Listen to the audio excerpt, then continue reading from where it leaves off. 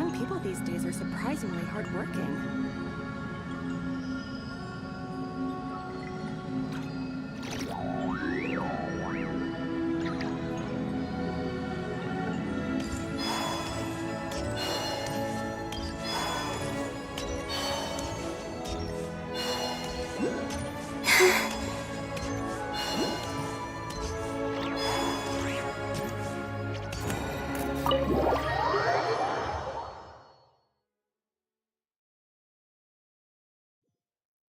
Dạ Thành. Ih, kesel anjir. Ya.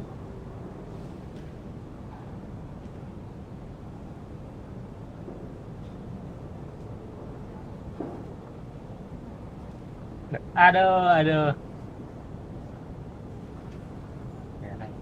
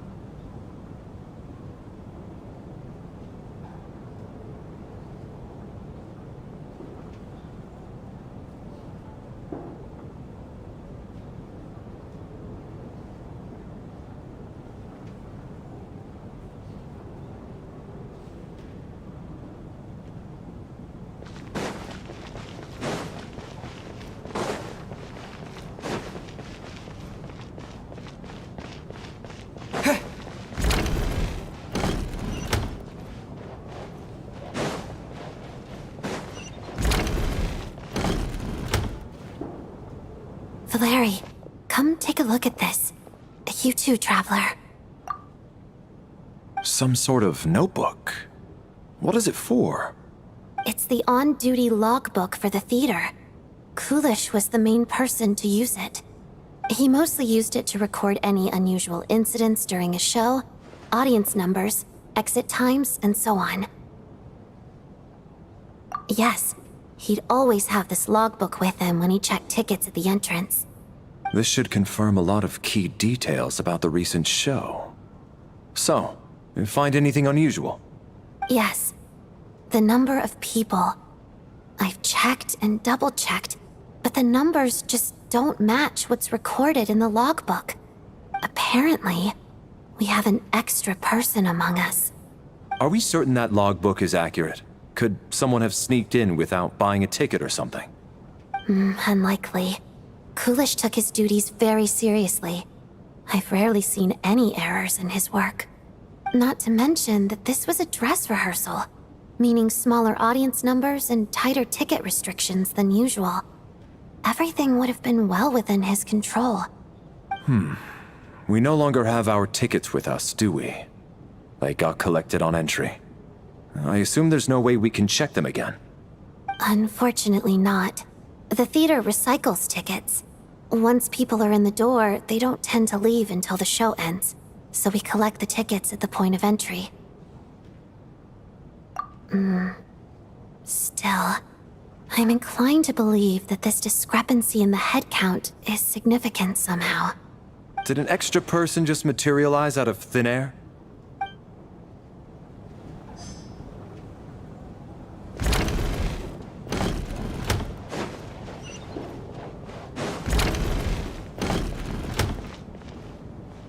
Tonya, did you find anything?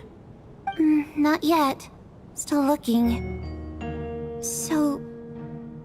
Are we supposed to be looking for something paranormal? I think I'd prefer teaming up with you than looking around on my own. This looks like somebody's notebook. Shall we read it together?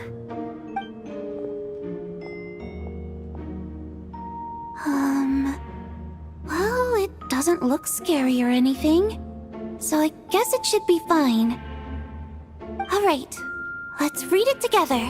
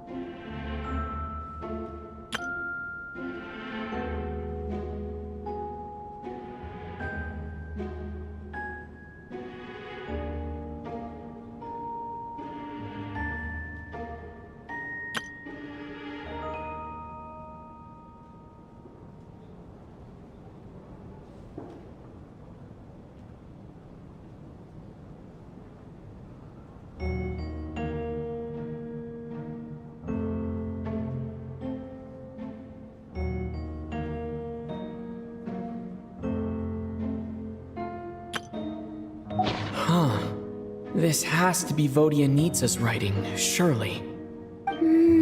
Maybe it's a little rude for us to peek at this.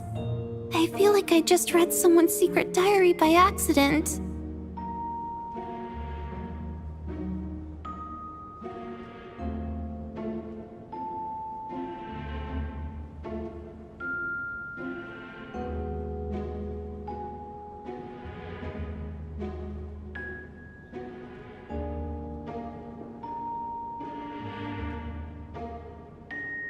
It sounds like she's writing this for her parents, right? I don't understand. Why put this stuff in a notebook instead of mailing it in a letter? Because her water imp parents belonged to the aristocracy, who were driven out of Snezhnaya by the Tsaritsa long ago. And now they live somewhere new, where the postman can't get to.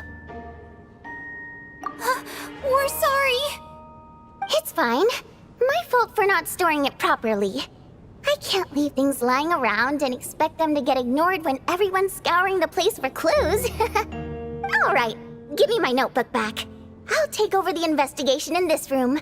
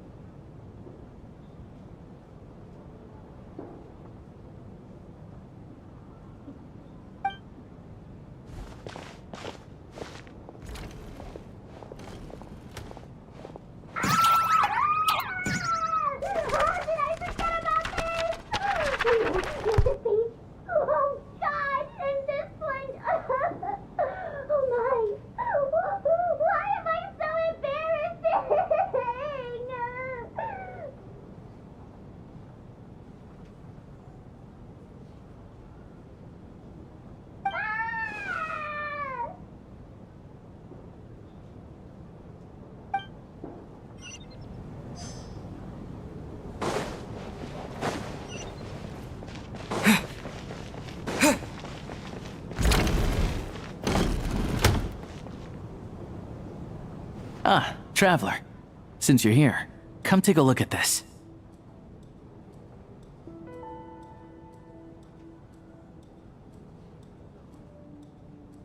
Alosha found it. We're both curious to hear your perspective.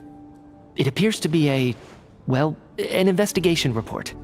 And the focus of the investigation was the rumors of haunting we heard about earlier.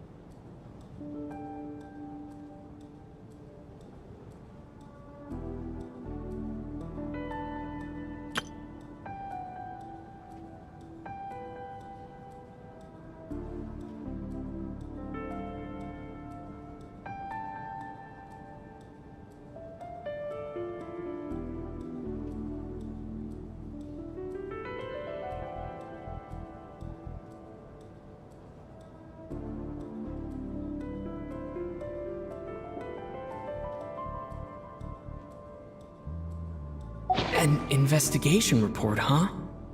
Looks quite old. This person's name looks to be of Sumeru origin to me. Was the investigator from Sumeru? The theater manager must have hired an investigator once specifically to look into this issue. But it doesn't look like anyone ever looked at the report.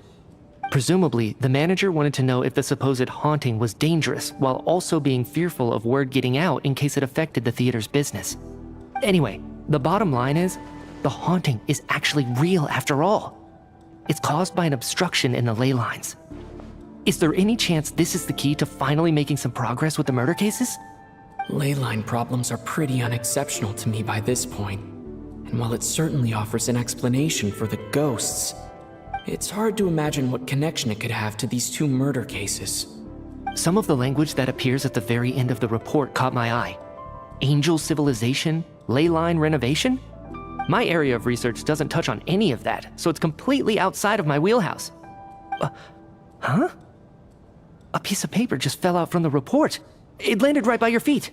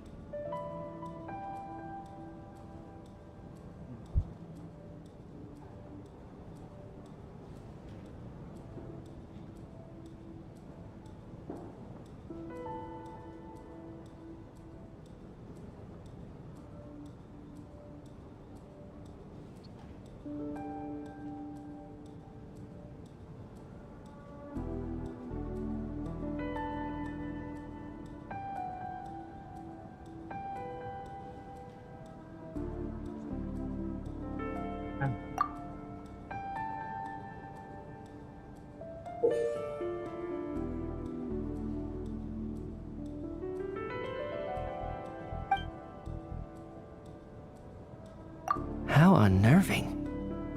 It was tucked inside the report, so it must be a note left by the author. Death is near. Is that supposed to be what's going on here? With us in the theater? But if so, how did the author foresee it? Could he predict the future somehow? Maybe things are more complicated than we thought. No, wait a second. If we take the report and the note at face value, they completely contradict one another. The report definitively concludes that the hauntings in the theater are harmless and cannot affect the real world. But the note seems to be warning of potential danger. The question is, what exactly does the note mean by death?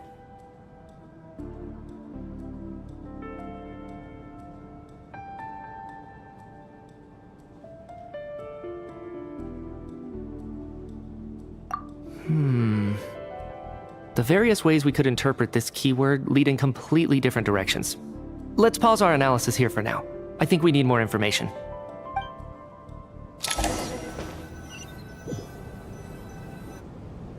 If we take all this together, it's not impossible, is it? If anything, it's the natural conclusion. Oh, I beg to differ. This sounds to me like a product of a researcher's vivid imagination. And perhaps it's because I'm still viewing this through the lens of a typical murder investigation. But still, I'm struggling to be persuaded by your theory. Does it really sound that far-fetched? Alright, well, let's treat that as speculation for now. I do agree with what you've said, so let's go with your idea for now. Good.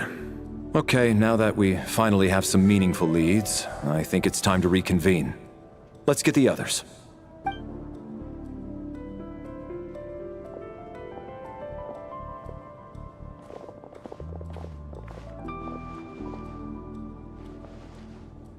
So, that's about everything we've discovered so far. I'll share my theory first. Based on what we've learned from the logbook, I believe the extra person among us is most likely the killer. If the killer had simply bought a ticket, it would have greatly increased the risk of their identity being exposed. I expect he or she either hid in the theater ahead of time, or found a way to slip past the ticket inspection. They then blended in with the group and waited for an opportunity to strike. What about the note found in the investigation report? Any thoughts on how that fits in? The killer may have simply planted it there as some sort of sick joke. I've seen my fair share of psychopathic killers. They love playing cryptic mind games. So, it has nothing to do with the haunting of the theater after all. This theory makes sense to me. If we have an audience member unaccounted for, chances are they didn't come here to watch the show. Could it really be that simple?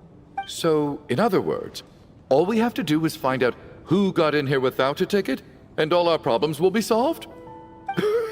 Then let me make one thing clear. All the theater staff should be well aware that I came here for the rehearsal legitimately, yes? There's no way I'm the one who didn't have a ticket. It's true.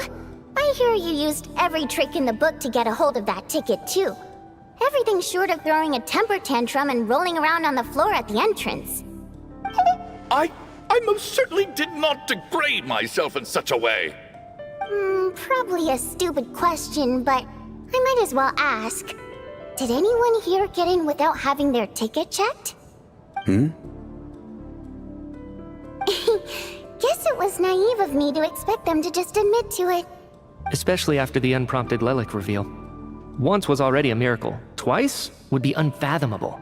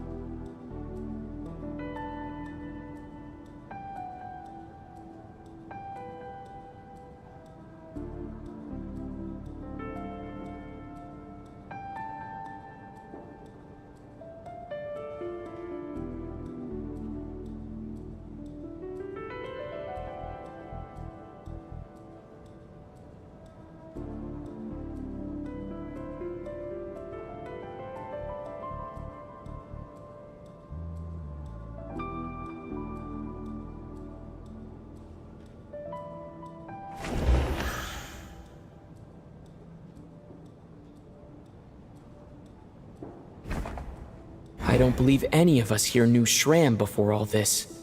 If no one can verify Shram's identity... Mr. Shram, did you really go through the ticket inspection to get in here? Huh? Me? Why am I being singled out, my friend? Do I seem that suspicious? It's not that you stand out as suspicious, more that everyone else has been ruled out as trustworthy. Okay. Well, we spent the best part of 2 days together now, so I'm sure you can all tell what kind of person I am. I'm a true gentleman. I never dream of doing something like sneaking to the theater without a ticket. Yeah, I have no doubt that you're a good person. But the problem is, none of us here actually know you, so no one can say for sure that you are who you claim to be. Although, actually, what was it you said last night? Yeah, you're friends with that water imp, which is why you understand our primary mode of expression. Last time I checked, there were barely any of us remaining in Snezhnaya, since most of the water imps left. Could you tell me a little bit more about your friend? There's a good chance I actually know her. And I suppose it's also kind of a way for everyone else to get to know you a little better.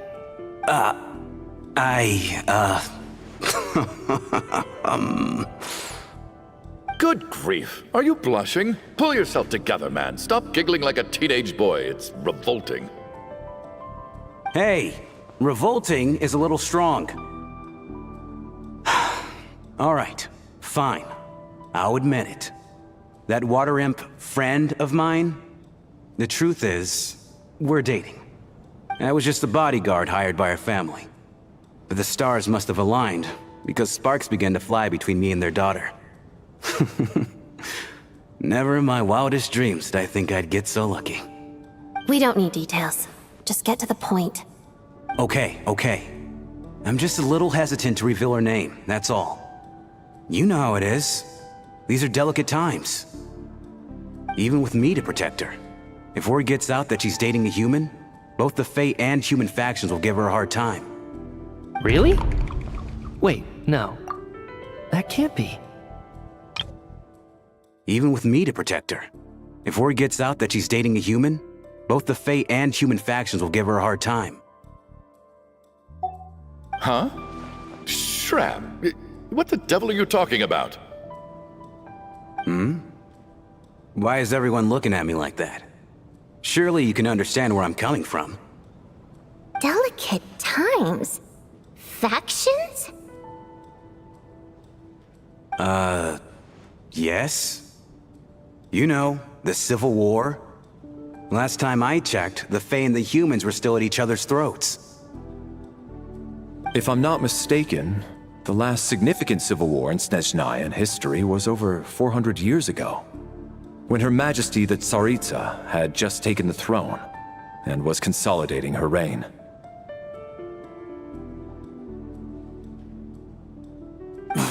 What do you mean, 400 years ago?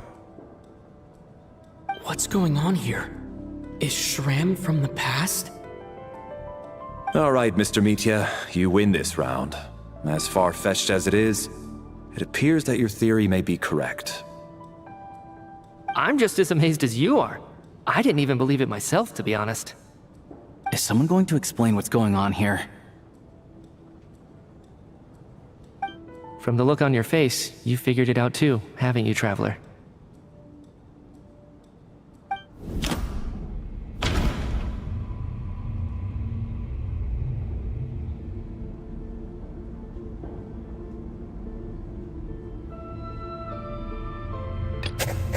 That seems to be the case. Shram's the extra person, but there's no way of learning his identity from this clue. The theater's ley lines have been modified to block souls within its grounds from returning to them. Some souls can even wander this place forever. Mr. Shram's statement proves he is from hundreds of years ago. And according to the investigation report on the theater hauntings, Mr. Shram is very likely a lost soul wandering the theater.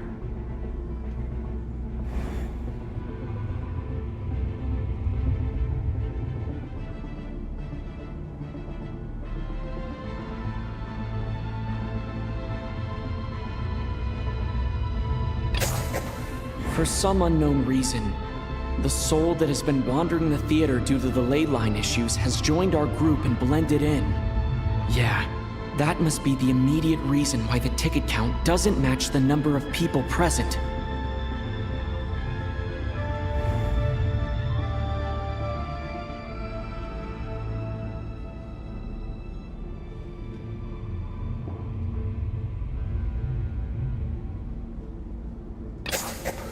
The contents of the investigation report have been verified. There are indeed leyline issues and wandering souls in the theater. Death likely symbolizes the deceased. Mr. Schramm, for instance. Death is near. That must mean that there's a dead person in our midst. That's the truth, isn't it?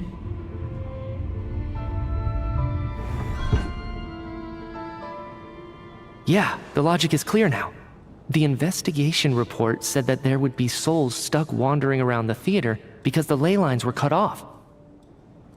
Mr. Schramm must be one such soul who died in the theater a long time ago. In which case, that also makes him our extra person.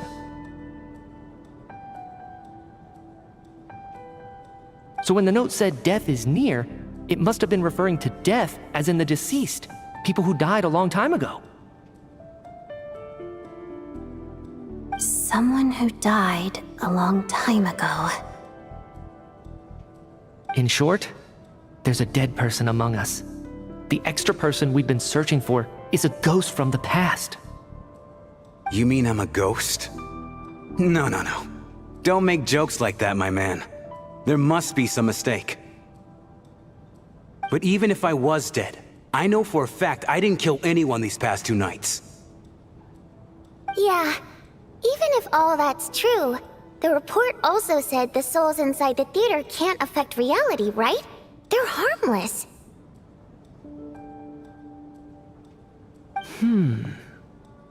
Then what if the problem isn't the souls at all, but the ley lines themselves? The ley lines have a powerful ability to attract and devour souls. Let's say that the ley lines are like a black hole, constantly seeking to engulf souls. But the souls that don't want to return are trying to avoid being sucked in.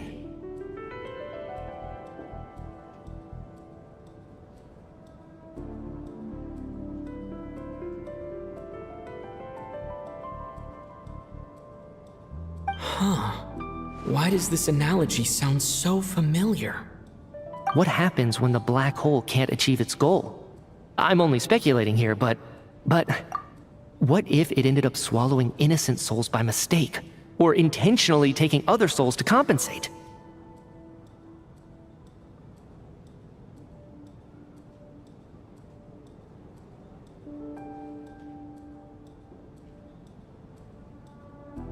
That could explain why we weren't able to determine a cause of death. If you're right, and their souls were devoured by the ley lines, it does make some sense. It does seem to explain a lot of the things we couldn't make sense of. Does that mean it's true? Except there's no concrete evidence. Mitya's relying on a lot of logical leaps.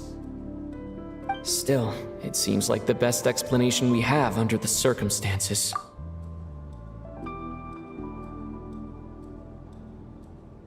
Alright, so how could Schramm not know that he's dead? Seems a little unlikely that he hasn't noticed anything unusual even after several days interacting with us. On the contrary, it's perfectly normal for a soul to wander the theater for centuries without questioning their existence or reason for being there. It's simply what's natural for them.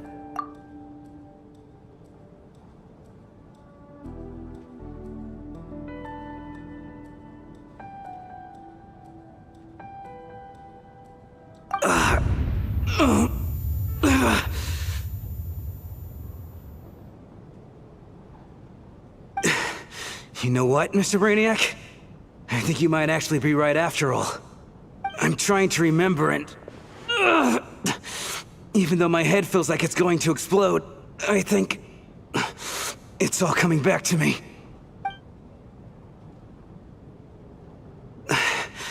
I was the one who didn't want to remember my own death, so I forced myself to forget.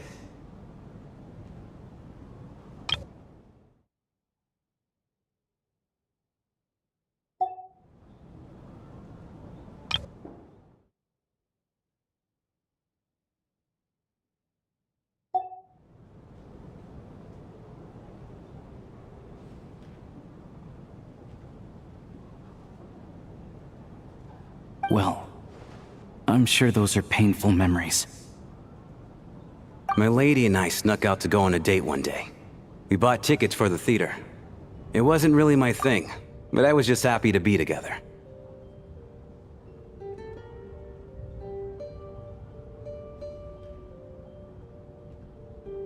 All of a sudden, a group of people burst into the theater, shouting for all the water imps to get out, performers and audience members included.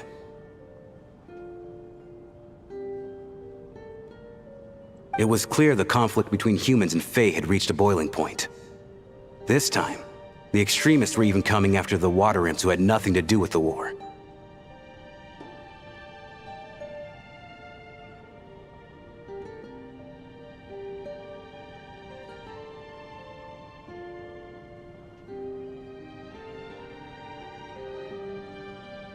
I thought I could pull one over on them, so I took off my jacket, draped it over my lady, and tried to sneak out amid the chaos.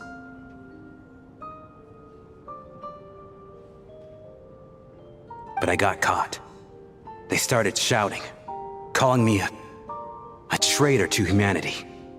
But I was going to do whatever it took to buy our chance to escape, no matter how many people stood in my way. I had to, both as their bodyguard and out of love.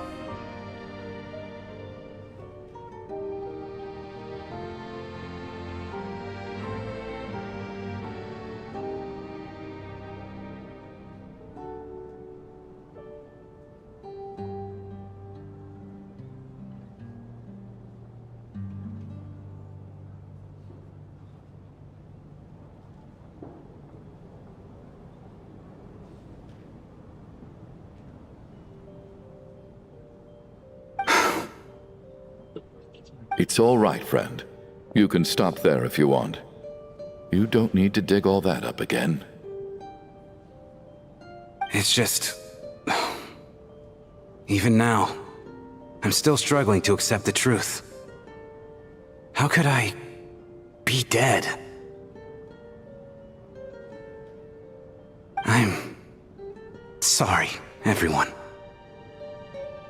If I'd known I was a dead man walking, I wouldn't have dragged you down with me. If I'm the cause of all this death, then punish me however you see fit.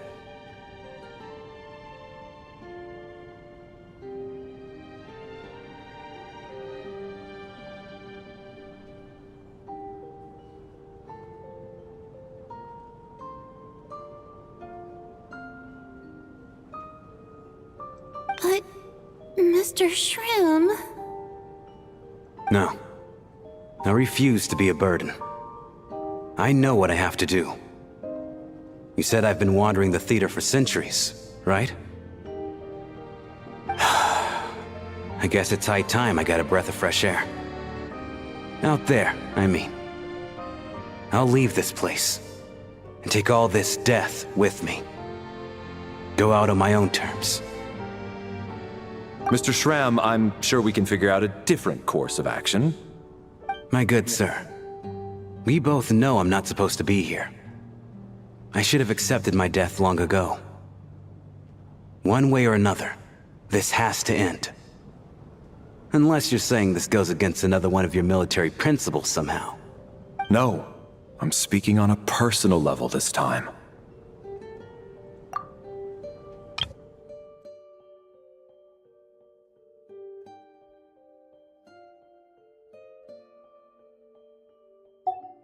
Let it go, man. Oh, wait. One last thing. Miss Waterimp.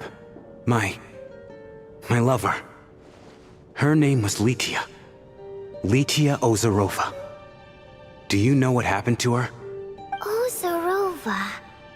Oh, Auntie Ozarova. That's what we all called her. I remember her as a very kind elder. She had a bunch of kids, too.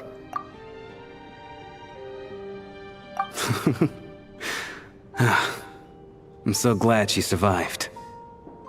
And she had lots of kids? Good. That's... good. I could hardly expect her to stay single just because of what happened to me, right? As long as she went on to be happy, that's all that matters. Besides, I'm dead. My soul's been wandering around here for so long because I was worried about her. But now, I can go without regret. There's no need to see me off, my friends. I've enjoyed our time together over these past few days. Perhaps we'll meet again in the next life.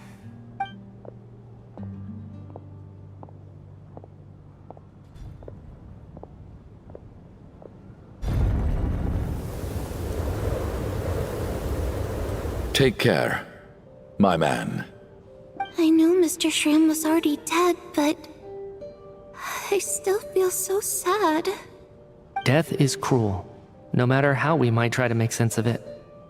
So, was the conflict between Fae and humans really that bad back then? I was only little, so I don't remember much. It's terrible to think that so many innocent people had their lives turned upside down. Even the historical records about that time period don't say much about it. All people know is that the Tsaritsa founded the Fatui, drove out most of the Fae aristocracy without explanation, then used her terrifying power to suppress the humans.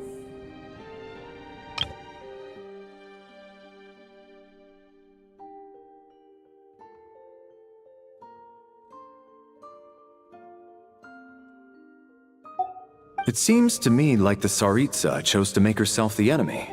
She downplayed the conflict, directing whatever animosity both sides had for each other at herself instead. That's also why, despite how brutal the conflict was at the time, there hasn't been much lingering tension between humans and Fae since. Things have been fairly harmonious for the past few centuries. So, the Tsaritsa banished the Fae to protect the Fae living in the city? She offered herself up to be hated in exchange for peace.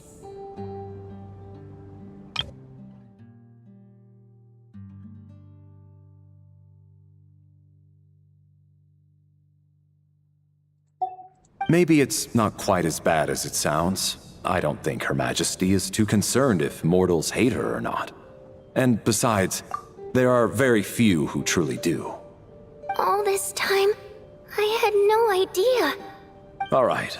If Mitya's theory is correct, then I think we can consider this matter settled. Let's all take a break.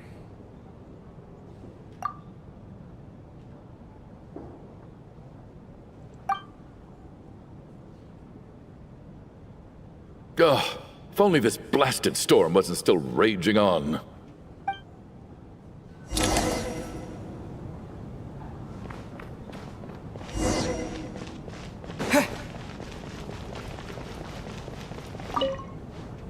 Even though Shram was already deceased, his decision to walk into the snowstorm was still a sacrifice, and a very brave one. This is one of the few times I don't feel at all happy to have my theory proven true.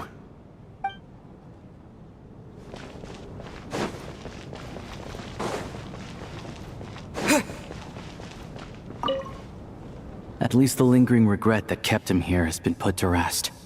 That's not necessarily a bad thing.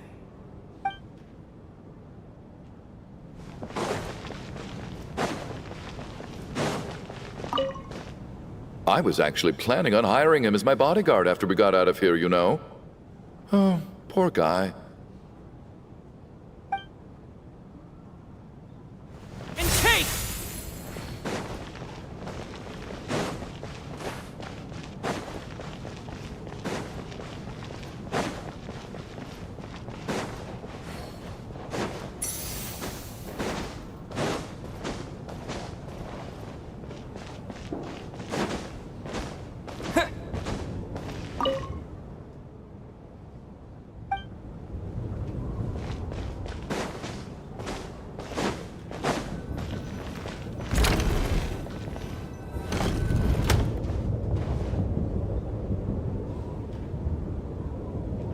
Looks like now we can just rest until the snowstorm stops. I still can't believe Shram turned out to be a ghost who'd been in the theater for hundreds of years. To think he was dead this whole time. What a strange turn of events. Knock knock. Huh? Knock knock. You know the door isn't closed, right? You don't have to knock. Think of it as a signal then. When I'm entering someone else's room and I knock, I'm here as Odette. If I don't knock, it's Lelik. Thanks. So, why did you come to find me? Is there something I can help with? Vodyanitsa said you knew about my secret identity from the start. But when everyone was discussing who Lelik could be, you were worried that revealing what you knew would be unfair to me, so you kept it to yourself, right? Yes, I'm extremely grateful for that. It's nothing. I mean, you didn't hold what happened with Signora against me, so I should thank you for that as well. Actually, there's something else as well. I found myself in a situation similar to the one you were in when you helped conceal my identity. So I thought I'd come and ask you for advice. It's about Mitya. Before all of this, the last time I saw him, he was dead. As I'm sure you know, my goal as Lelik was to stop Project Stuja. Well, when I found out the tech lead for the experiment behind Project Stuja was Mitya, I immediately started planning to track him down and threaten him to back out.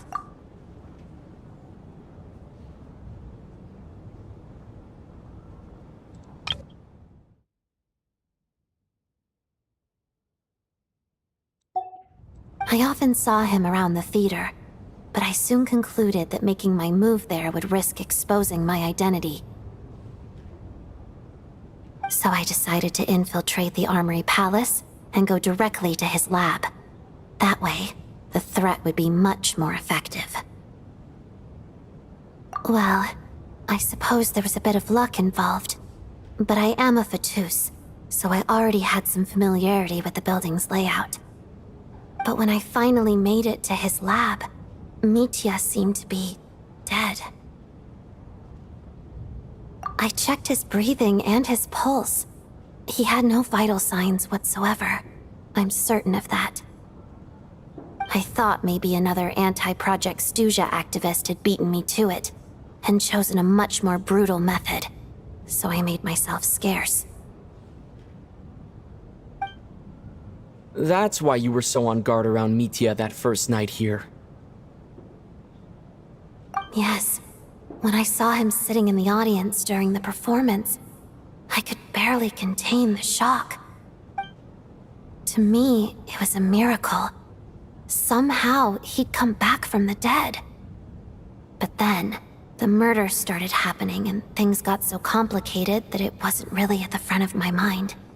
That is, until Mitya himself said there must be a dead person among us. Then I couldn't ignore it any longer. And yet, you thought that bringing it up right away would single Mitya out. Just like when everyone was suspecting Lelik. Exactly.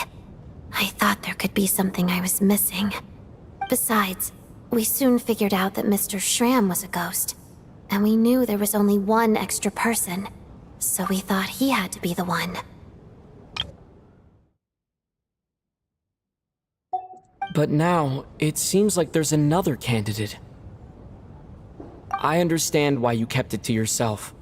There was so much information being thrown around during that discussion. Bringing up Mitya would have just introduced more confusion. So, what do you think we should do? Let me confirm one thing first. When was it that you found Mitya dead? Around a week ago. Sometime in the afternoon.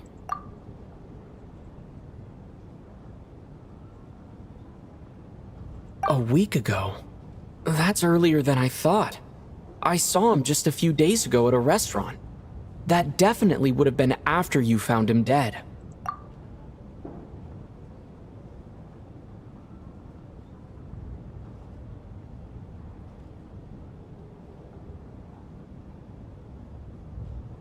He seemed completely normal to me, chatting with Vodyanitsa, trying to avoid Valeri. So he was definitely alive on that day. Huh. Well, all I can say is I know what I saw. Here's a thought. The reason we even suspected a dead person could be among us was because of the problem with the theater's ley lines. But Mitya's death happened inside the Armory Palace. The ley lines affecting the theater shouldn't reach that far. You're right. I guess he doesn't fit the profile of the person we were searching for.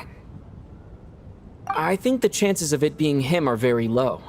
Surely he can't have died for real in the Armory Palace. Unless... Unless what?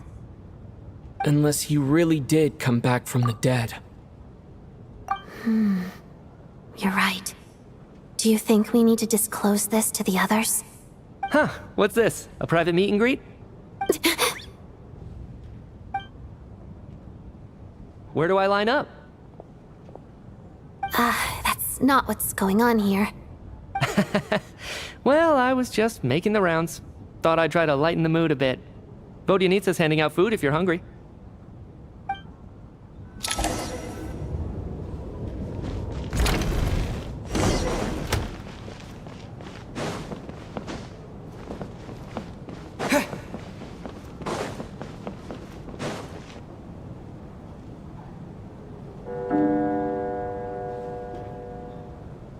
What is going on with this storm? Could it be connected to that monster that just arrived in Snezhnaya? I almost hope it is. Her Majesty the Tsaritsa left to vanquish that beast herself. We just need to wait for her triumphant return. Do you think people still feel the cold after they die? I'm wondering about Shram. Oh, maybe we should have given him a coat before he went out there.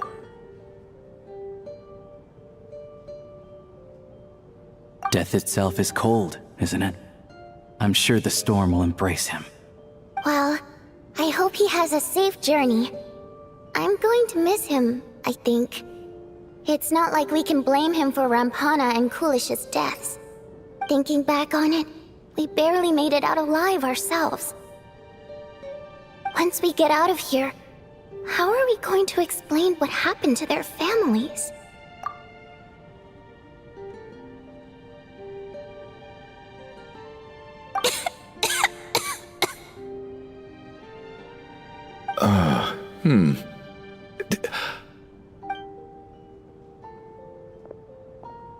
Are you okay? Here, take this. I've never used it.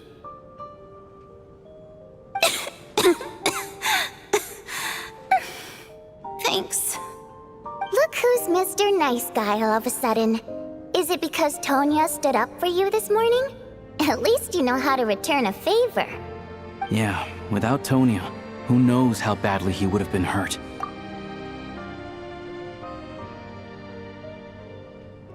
I told you already, I never intended to resort to violence.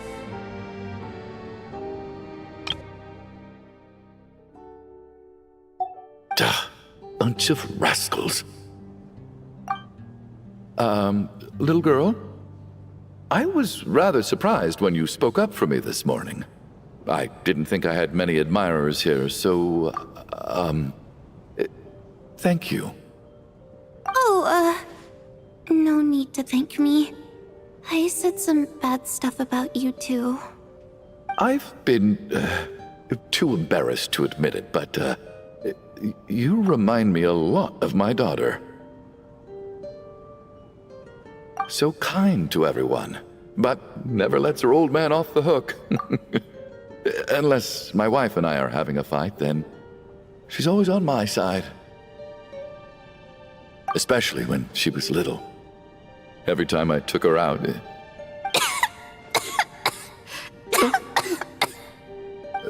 All right, easy now. How long have you had that cough, Tonya? I don't know. It's probably been a while. I'm fine. Are you taking anything for it? Yeah. I'll be fine once I see my brother. He's gonna pick some frost fairy flower leaves and brew a tonic for me. I'll feel much better once I drink that. I see. That's good to hear then. We should probably discuss arrangements for tonight. Now that the deceased has left our midst, there shouldn't be any more incidents. However, out of an abundance of caution, I'll keep watch. Shouldn't we take shifts? I can take one if needed. No need. I managed to get a nap in earlier, so I have plenty of energy right now.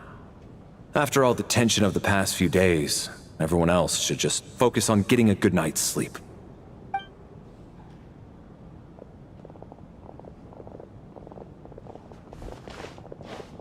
What a long day. This whole situation turned out to be way more complicated than I expected.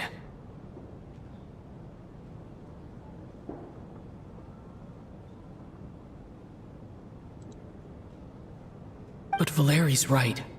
I should just try to calm down and get some rest. The last thing I want is to give myself nightmares.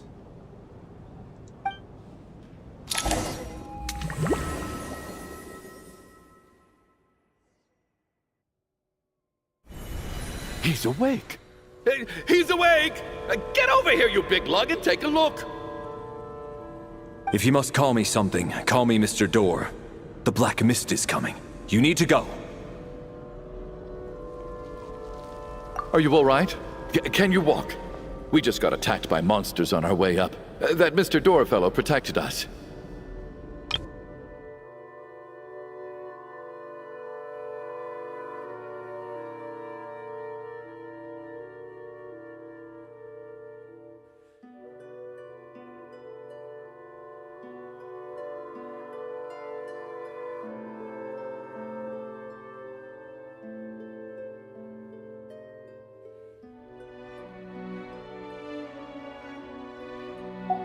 He just seemed to come out of nowhere.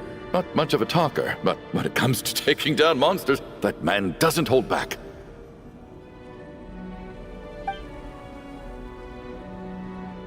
Curses! The Black Mist is catching up to us. We need to keep going. Mr. Door, I don't believe I've ever seen you around here before. Why is that? There's no need to try to get to know me. I'm just Mr. Door. I have to find the door that belongs to me. Mr. Door! Looking for trouble! Get rid of them! You just push these ones up. Oh. Well, anyway, we're lucky to have you here. Thanks for saving us earlier. No need to thank me. This is where my duty lies. You asked for it! Tak kiri, tembak.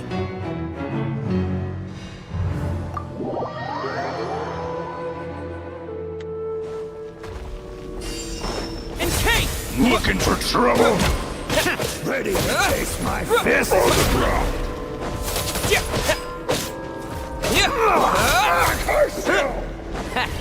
Having sex. You asked for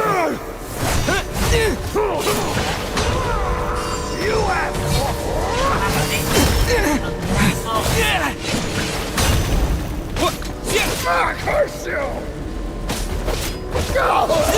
Curse you!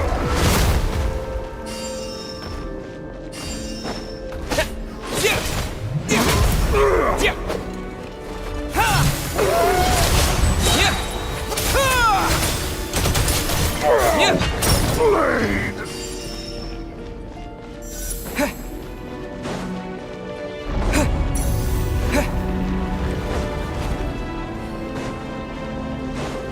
So we're doing this Who the goes hard there?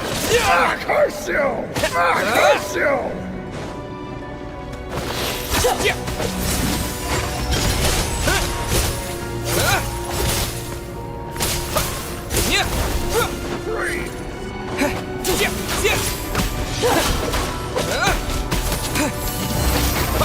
You win this one.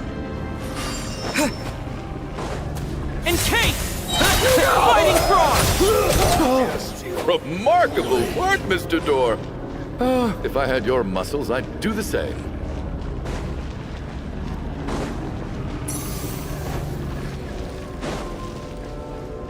Are none of these doors the one you're looking for?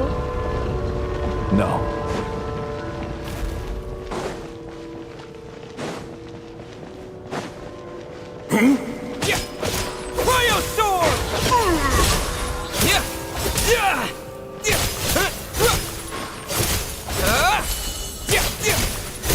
Come no closer. Impossible. Could this be?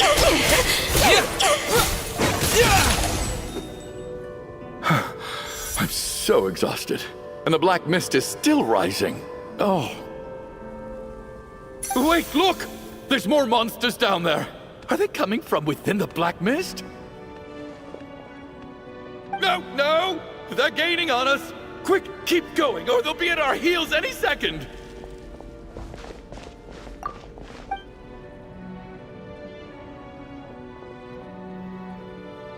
Mr. Door, what are you doing? We need to get out of here. They're coming! Found it. This is my door. What? You mean you're going to stay here? I am a door. This is where my duty lies. No! You saved us. We can't leave you behind. You must keep going. A door can only keep things out for so long. You must make haste. But...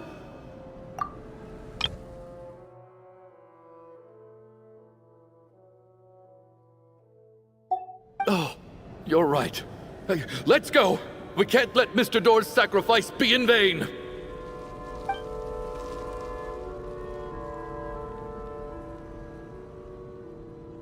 The black mist isn't moving anymore. Looks like both the monsters and Mr. Door are gone. I didn't just imagine all that, did I? Surely I wasn't so scared out of my mind that I hallucinated a door as a human being.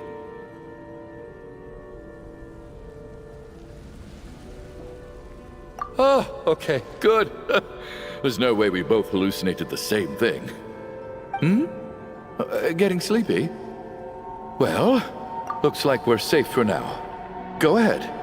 Let's get some rest.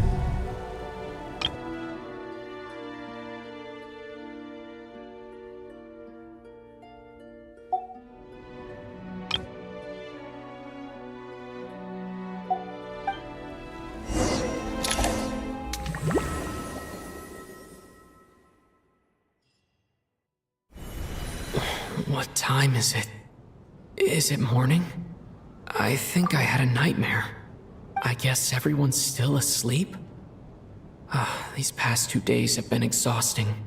Valeri's keeping watch though, so he's probably the only one awake.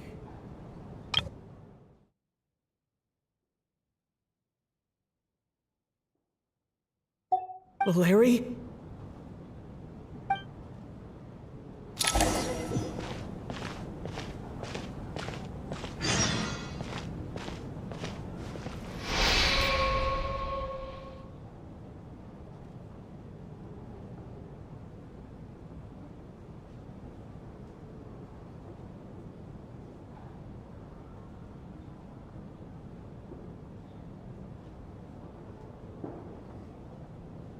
Wake up!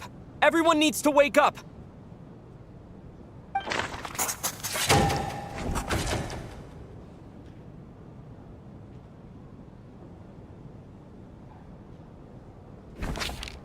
Just like the last 2 nights. No clear cause of death. I've been a real thorn in your side, haven't I, Mr. Valeri? Now you can rest in peace. But for me, life will be all the duller for not having to run away from you, my friend. How's Tonya? Is she okay? I just checked on her, and it doesn't seem like anything serious. She's just exhausted from the past couple of days, and she's still recovering from her illness. We should let her sleep a bit longer. That means Valeri was the only one who died last night. If Valeri was awake and keeping watch, it would have been impossible to kill him without waking everyone else up. That much is certain.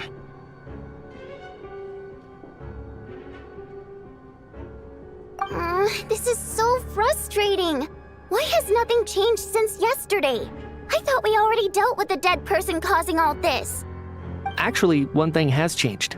There's only one victim this time, not 2. Does that mean...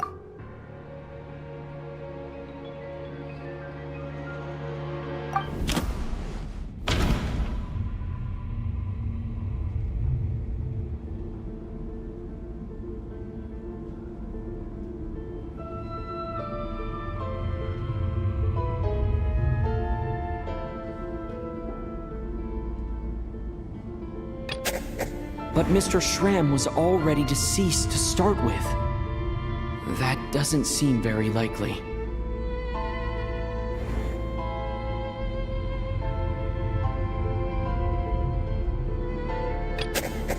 No similar cases have ever been confirmed, so this theory doesn't seem to hold up.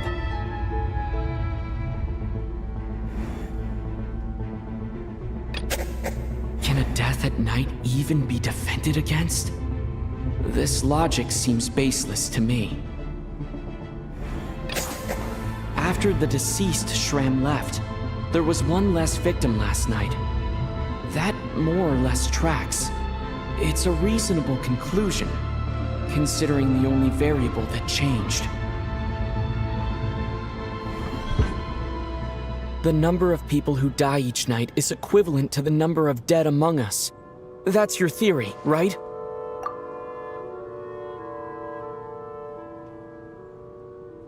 Exactly. We identified Mr. Schramm, and the night after he left, the death toll dropped from 2 to 1. By that logic, there must be one more dead person left among us. Another one? But there was only one person unaccounted for in the ticket checks, right?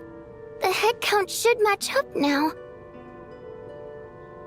Having an extra person was definitely a cause for alarm, but being one person short isn't nearly as unusual. Someone could have left in the middle of the show, or made it out before the storm hit.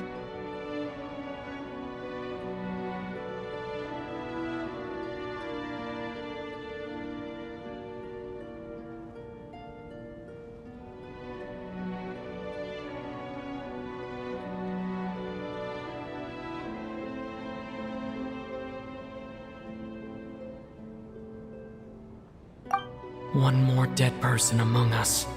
If Mitya's theory is right, then what Odette told me seems a lot more relevant. It's just, at the time, we had no reason to think there was more than one dead person.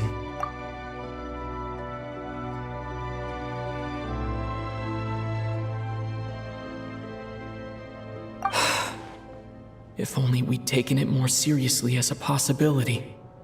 Maybe this could have been avoided. I'm sorry. This is my fault. I had information that could have been helpful, but I held back. I should have brought it up right away. I'm partly to blame as well. I was too quick to dismiss Odette's concerns. What is this about? What have you two been getting up to behind my back? Sounds like there's some big news you've been keeping from the rest of us. Well, we're all ears.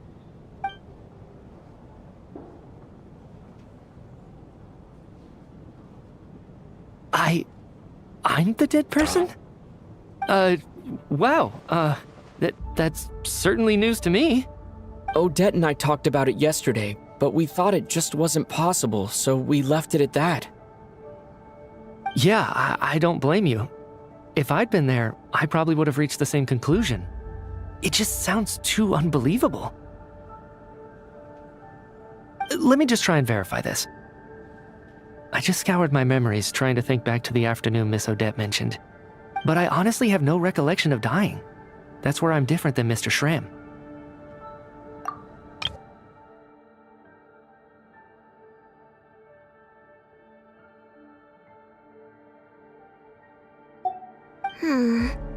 Having seen Mr. Mitya a few days ago myself, I also find it hard to believe he could be the other dead person among us. Well, if it isn't Mitya, then who? Do we vote on it? If you don't mind me asking, Traveler, I believe you mentioned that you know Tonya's brother. Had you ever met her before all this? No, never. Wait, are you saying... Now just 1 minute. I know where this is going. You can't just randomly point a finger at anyone you want. You're in the hot seat, and all of a sudden you want to divert our suspicions onto somebody else? Trying to pick a fight, Mr. Chuganov? Whenever you open your mouth, all you do is attack people, and I've had enough of it. If you don't want to engage in a civil discussion, you can shut up. You little brat! Did Mitya ask about Tonya because he suspects her? I suppose I only identified her by age, and nothing else. Could that mean... I'm just saying, you're going around casting suspicion on people for no reason. How could Tonya be dead? I can vouch for her, if nothing else. I've seen her before. She's the sister of that Harbinger, isn't she? The one called Child.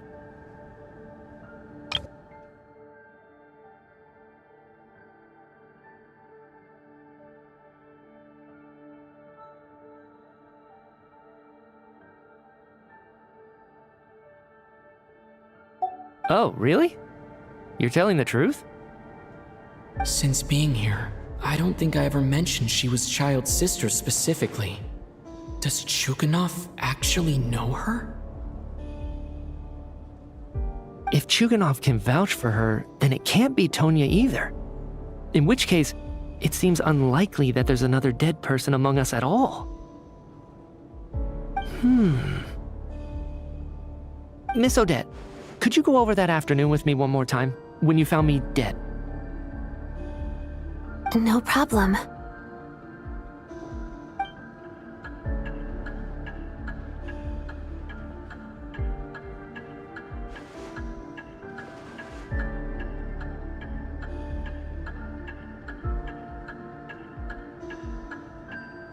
Huh.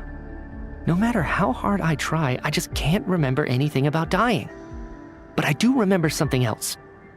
Miss Vojanitsa, during our last meal together, I told you how some of the researchers were suffering from temporary memory loss. Do you remember that? Oh, yeah. You said it was hindering the progress of your experiments.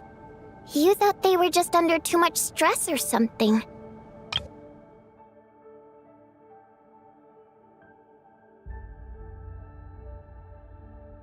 Right.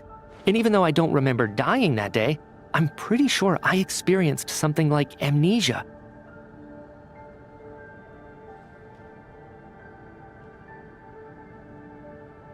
Some of my memories from that afternoon are missing. Are you suggesting you're missing the memory of your...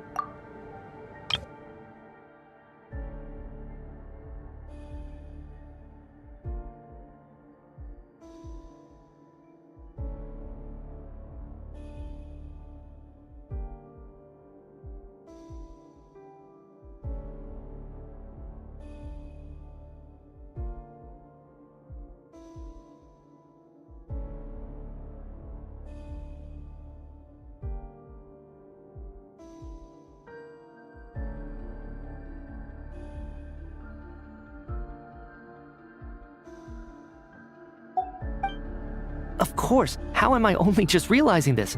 Humans aren't necessarily aware of their own death. You mean being silently assassinated, or dying in your sleep? Situations like that? The researcher's amnesia. Suddenly it all makes sense.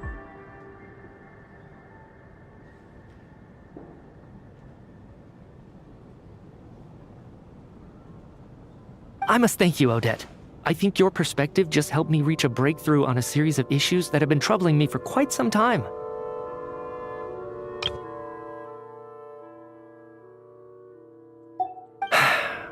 All right. It's decided then. I'll be the one to leave today. Oh, leave? Hey, wait a minute. Aren't you rushing into this? What if you're wrong? You'll pay with your life. Come on, kid. Aren't you gonna fight for your life? This seems like a rash decision. I have other reasons beyond what's been discussed. In fact, thinking back, I remember during Miss Odette's performance, while I was sitting in the audience stalls, a brilliant new idea for my research popped into my mind. But then, my train of thought suddenly cut off.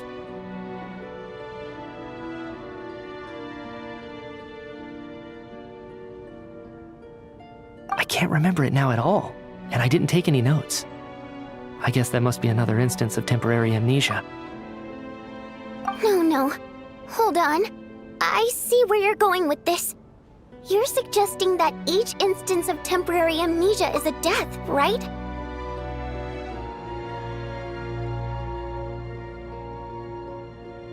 There's a glaringly obvious flaw in that idea, no? How can one person die so many times? I believe Miss Odette's account. During the period where my memory is blank, I must have been either dead or in a similar state.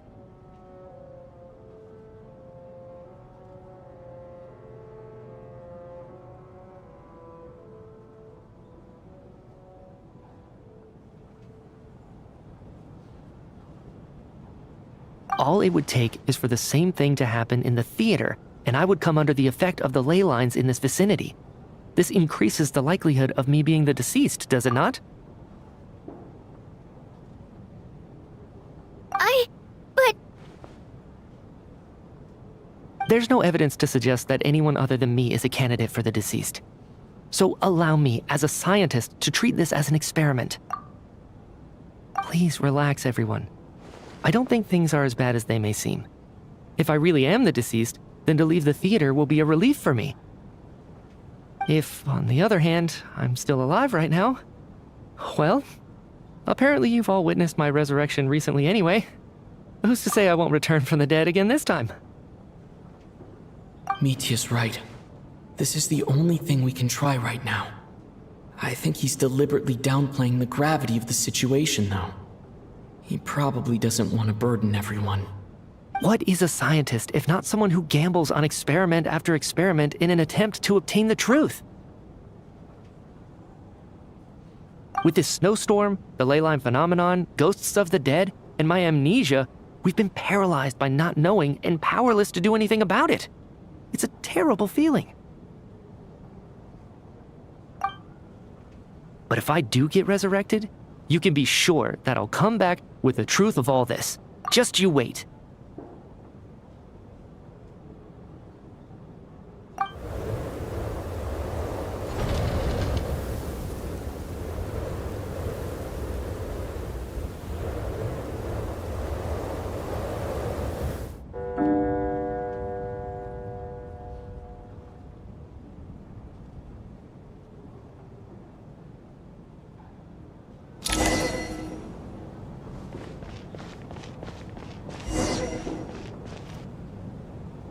Poor Mr. Mitya. I didn't even get to see him one last time. Maybe it's a good thing that you weren't there to see it. It was a hard thing to watch. I hate goodbyes. Why does it feel like everyone around me is slowly disappearing? Not just in here, I mean. In the outside world, too.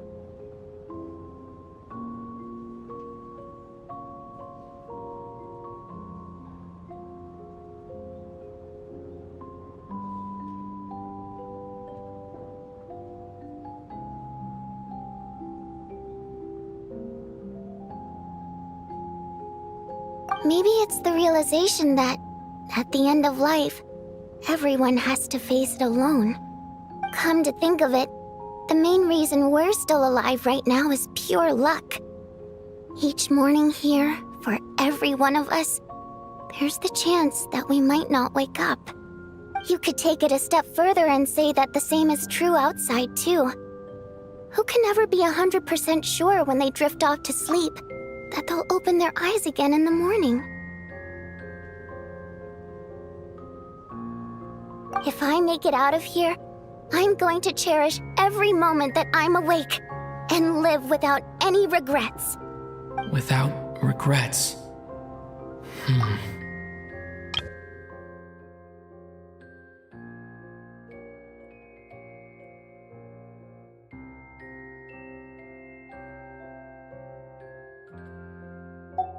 I feel like a strange sense of anxiety has been quietly growing inside me over the last 2 days.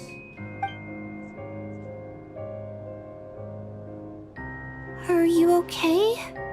You look really glum. If something's bugging you, let's talk about it. There's only a few of us left here now. After everything we've been through, what's the point in keeping things bottled up? I have a travel companion named Paimon. Alosha and Odette have met her before. She's been feeling unwell recently. You're worried about her, aren't you? That makes sense. We've been trapped in here for days. To be honest, I used to feel like I was just a spectator in this world, watching everything that happens from the sidelines. Maybe it's because I'm a descender.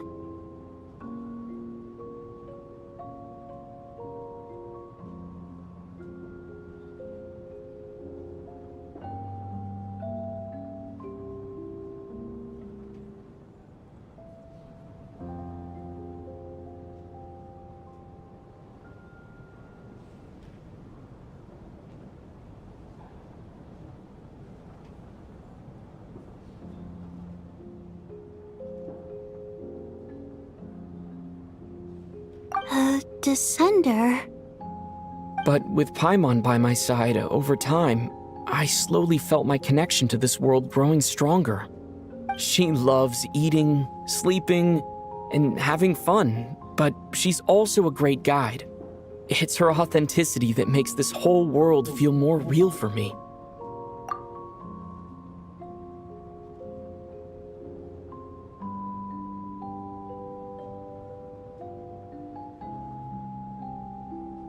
Over the last few days that we've been apart, I've often caught myself wondering, what would Paimon say if she were here right now?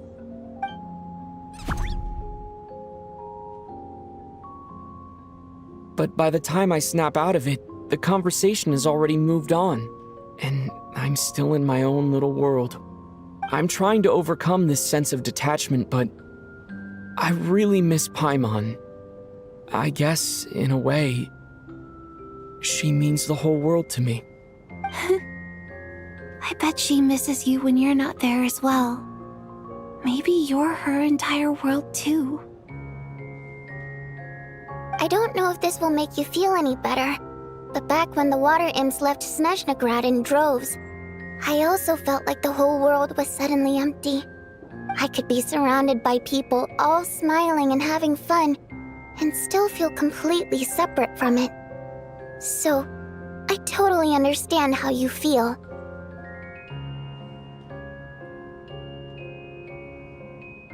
Later on, I started to think, maybe accepting the fact that our loved ones won't always be with us is something that takes a lifetime.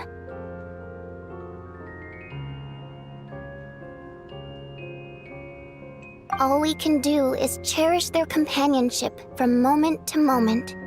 So, once we get out of here, you better hurry back to our side as fast as you can.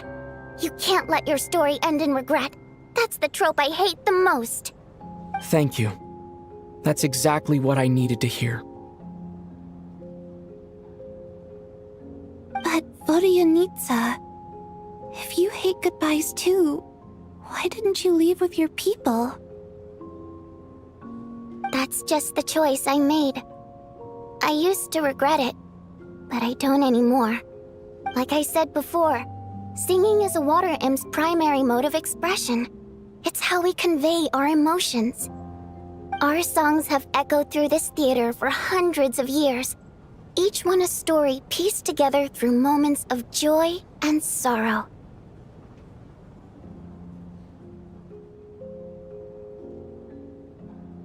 But does a story exist without someone to read it? To me, the answer is no.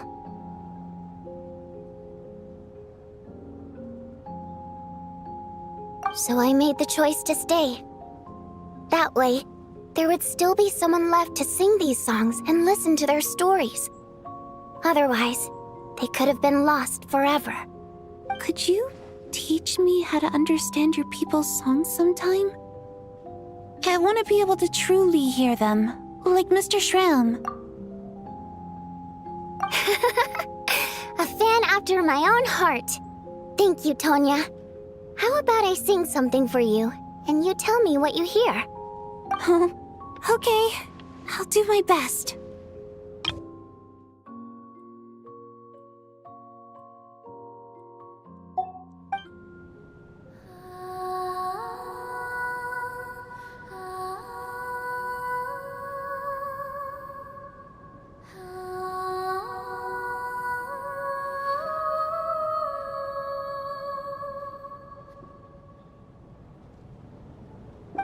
never heard that one before.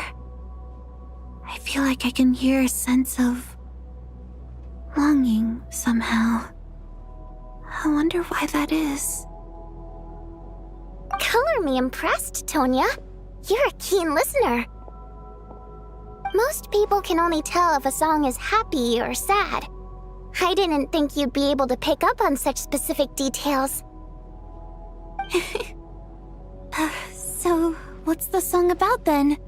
Come on, tell me! I've actually never performed this song in the theater before, because it has more of a ceremonial purpose for our people. It's not meant for the stage.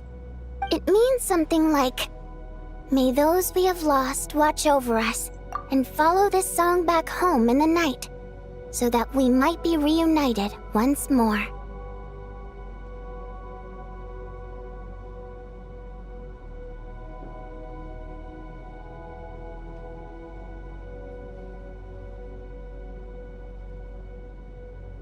No wonder I could hear that sense of longing.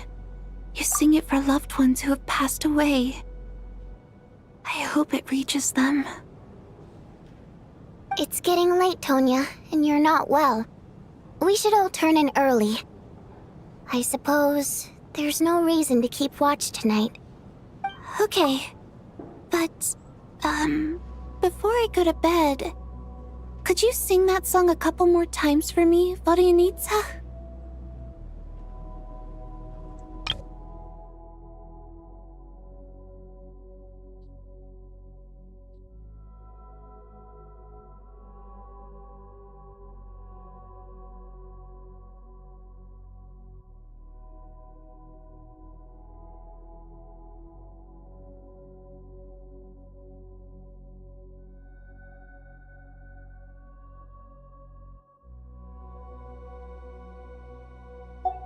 Of course!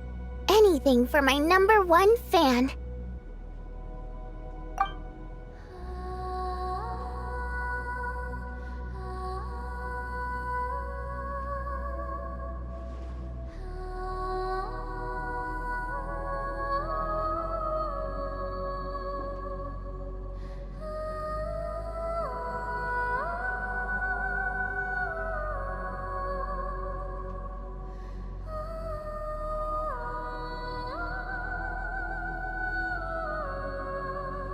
Once I get out of here, I definitely don't plan on ever coming back.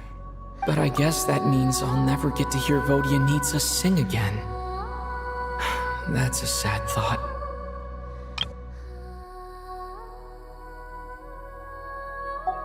Before I fall asleep, I should cherish this moment of companionship while it lasts.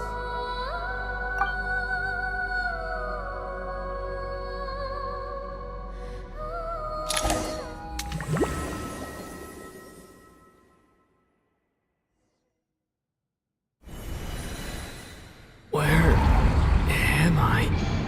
It's so dark in here, and I feel kind of dizzy. Am I alone?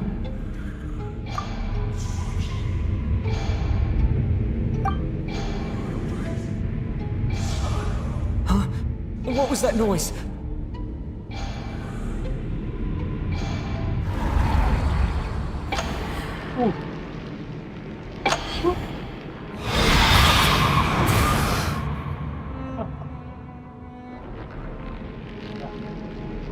Return, O spirits. Fulfill your oath of protection.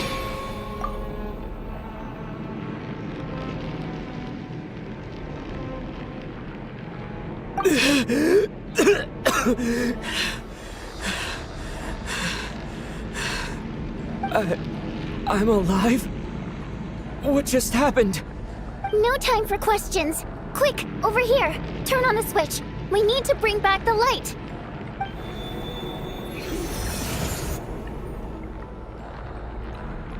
All right, we're safe. The spirit just now is called Night Prayer. The light subdues her, but she'll attack without a second thought in the dark. Sort of. I know it's hard, but you can't let this place go dark, or she'll kill you again. Yep. Luckily, I was here to resurrect you. Otherwise, that'd have been a real bummer.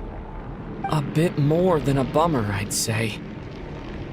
Wait, so you have the ability to resurrect people?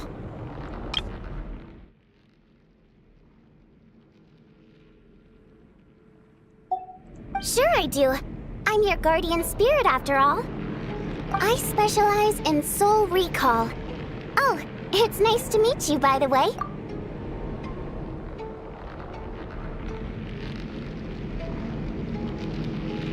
Thanks. It's nice to meet you too. Alright, there's no time to waste. The black mist is already catching up. We need to avoid it at night prayer at all costs. Come on, let's go. We need to reach the next switch before the place gets too dark. If we bring the light back, night prayer won't be able to get to us. Sweet, sweet light! It's back! Now that's a sight for sore eyes. Shh! It's night prayer. We need to move quick, but don't let her notice you. Look out! Oh shit. Ah!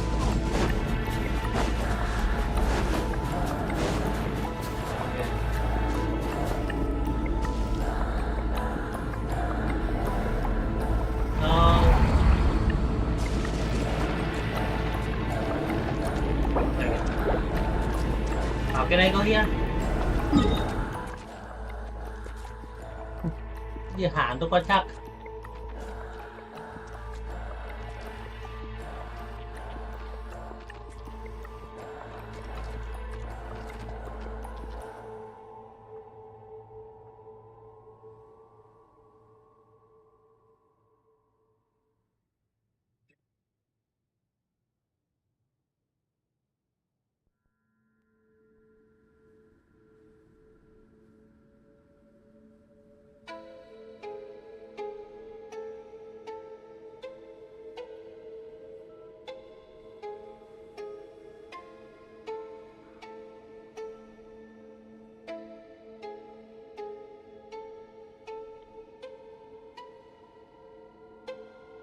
How come this is so scary, man?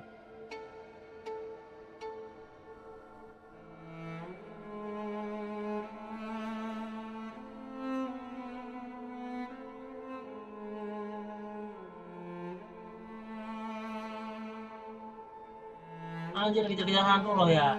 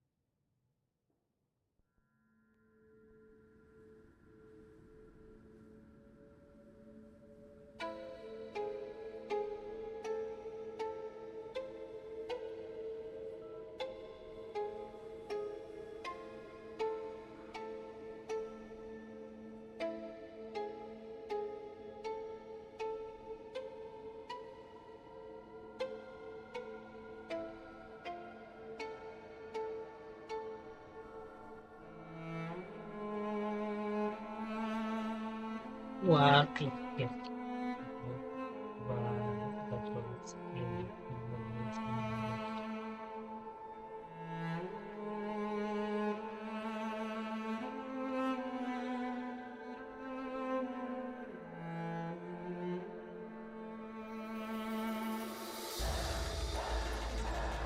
kocak.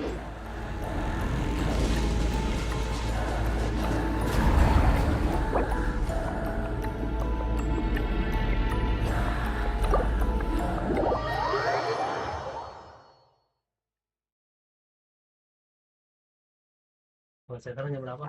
Kalau semua, ayo saat dulu. Anjir. Game.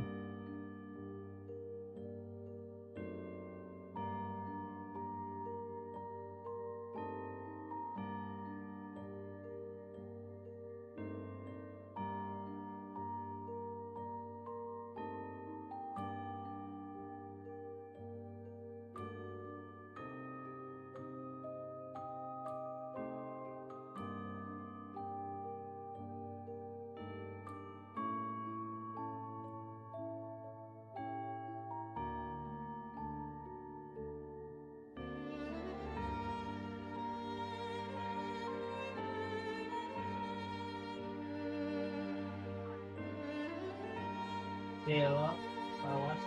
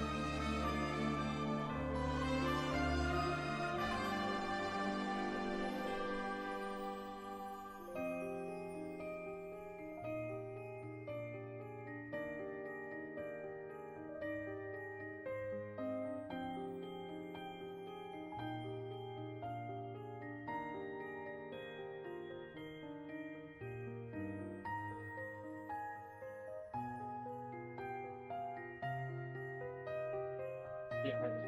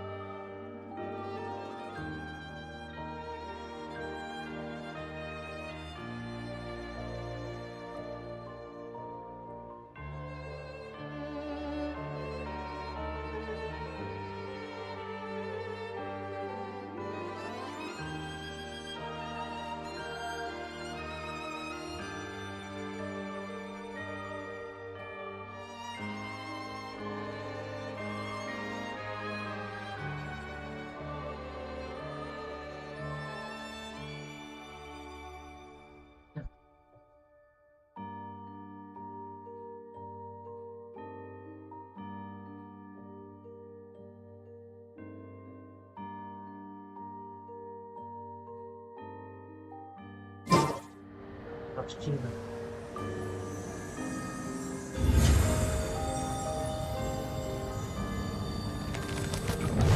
Oke. Kita push.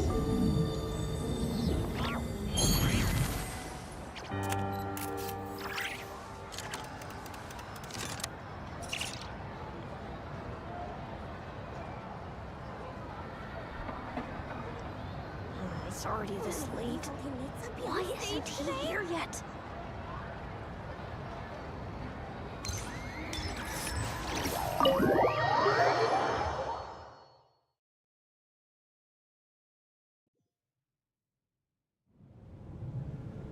Where am I? It's so... Ini loh ya. Huh? Nah, gitu loh ya.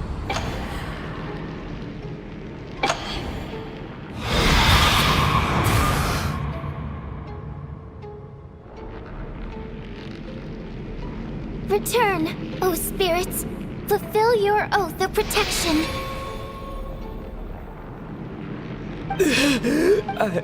No time for questions.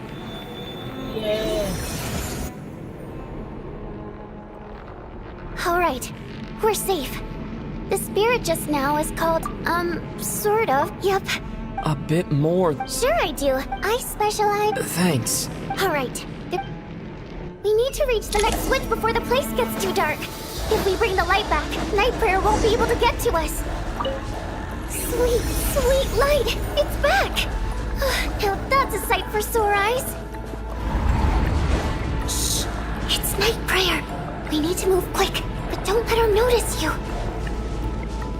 Look out! Wow! Bye-bye! Bye! Tidak kocak, anjir!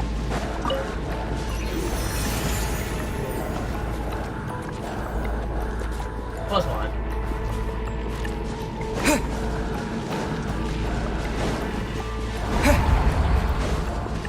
The next switch is over there.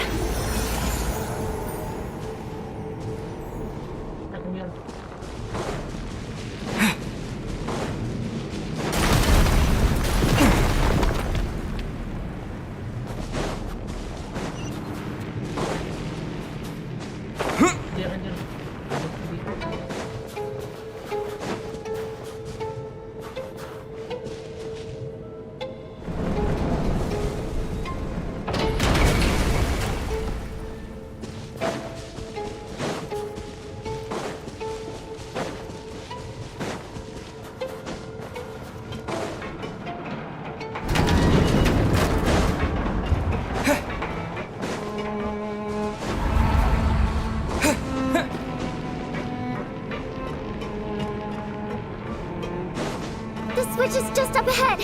Hurry! Run. It's too dark. We're not gonna make it. Come on, faster!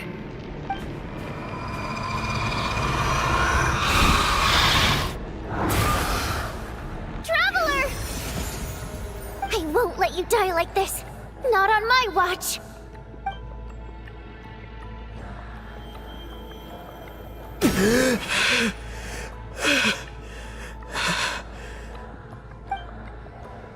Even though it's not permanent, dying is definitely not a pleasant experience. Great. You're back. Yeah, thanks to you. Time for you to get out of here. Quick, before the light runs out. What about you? You're not coming with me? I can't. I've already been used up. A guardian spirit's skills are finite. I can only resurrect someone so many times. I might not look any different, but my essence has been exhausted. Now, I will slowly start to fade away. I can go no further. The black mist is where I belong. It's okay. Why didn't you tell me sooner? Because it wouldn't have changed anything. That knowledge would have just burdened you.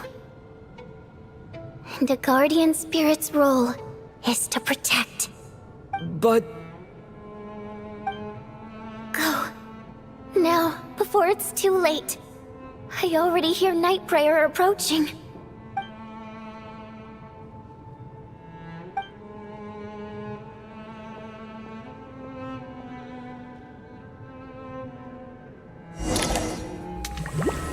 Yes, sir. I'm doing it right.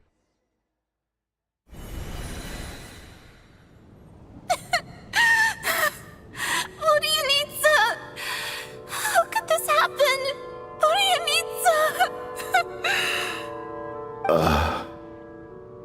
Well, I guess there's no need to inspect the body.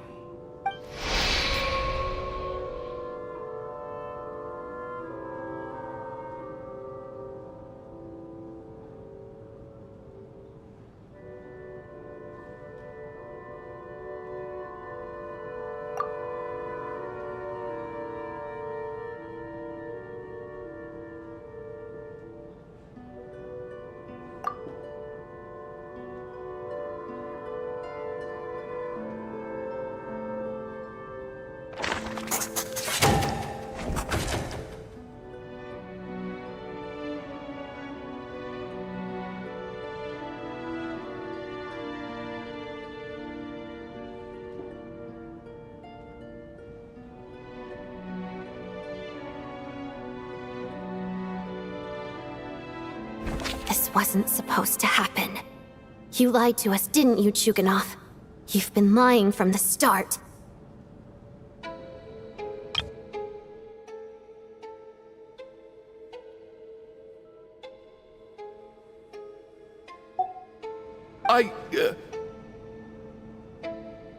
Take a long, hard look at yourself before you go around accusing other people. I suspected you on day one, Lelik, and now look where we are. By some strange coincidence, you've never been targeted. You just happen to have survived this long? No, you should be the prime suspect.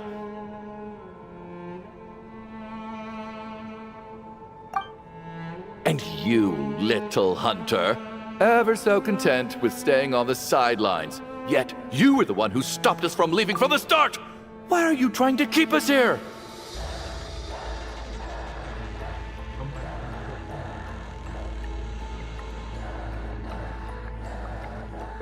Now you're just lashing out indiscriminately. That's either a sign of anxiety or a guilty conscience. Where was all this passion and bravado before? Decided to fight until the bitter end. Is that it? Is that a threat? Fine, bring it on. You think I'm afraid to die after all this? You want to kill me? Go ahead. I'd like to see you try.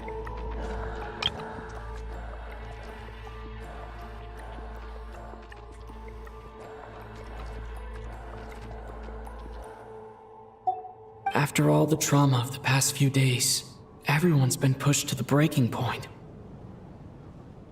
Valeria and Mitya aren't here anymore. Someone else needs to step up and take charge. But first, I need to think this through. Considering everyone left, who's the most likely candidate for the deceased?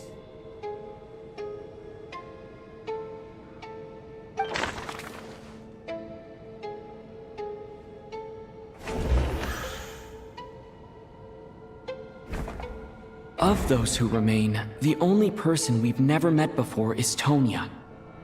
There is room to doubt her true identity. People are easily misled by first impressions.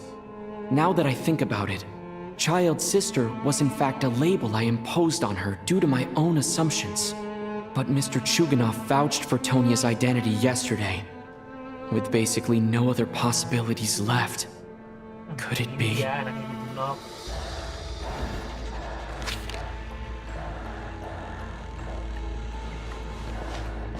Tonya, how's Tusser been lately? Tusser? Your brother Ajax must have mentioned me in his letters home, right? Did he say anything about a blonde traveler?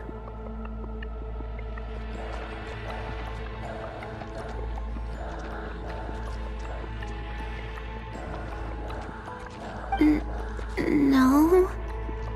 And my brother's name is Razik. Not Ajax.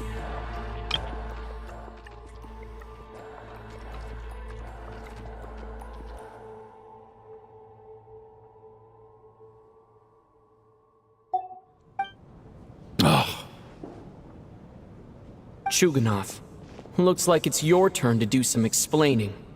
Yesterday, you said you could vouch for Tonya. Why did you give us a false testimony? I knew you were behind this, Chuganov. You've been lying through your teeth from the start.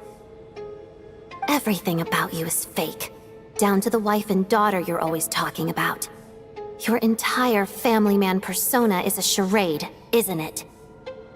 That night, when I infiltrated your place as Lelik, I noticed you were home alone. Didn't think much of it at the time. Just thought everyone else was out.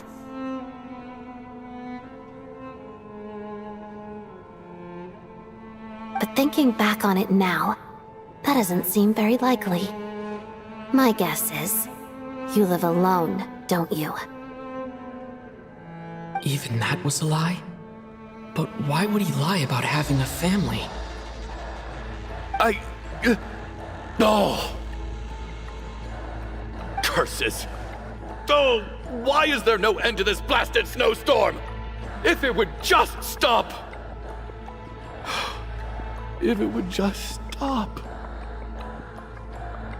I think I remember now. I know how I ended up here. It feels like a distant memory. But at the same time, it's just like it was yesterday.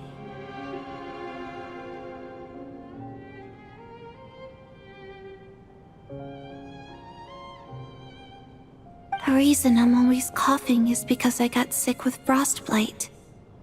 The locals usually call it the snow cough. It's not a very common illness. It's partly genetic and partly caused by the cold climate, but it can be fatal. They sent me to the hospital as soon as they found out I had it, and I spent so long lying there in that hospital bed. After a while, I felt myself growing weaker and weaker. Nothing seemed to be working anymore. Neither the treatment that the doctors were giving me, nor the medicine my brother was brewing from frost fairy flower leaves.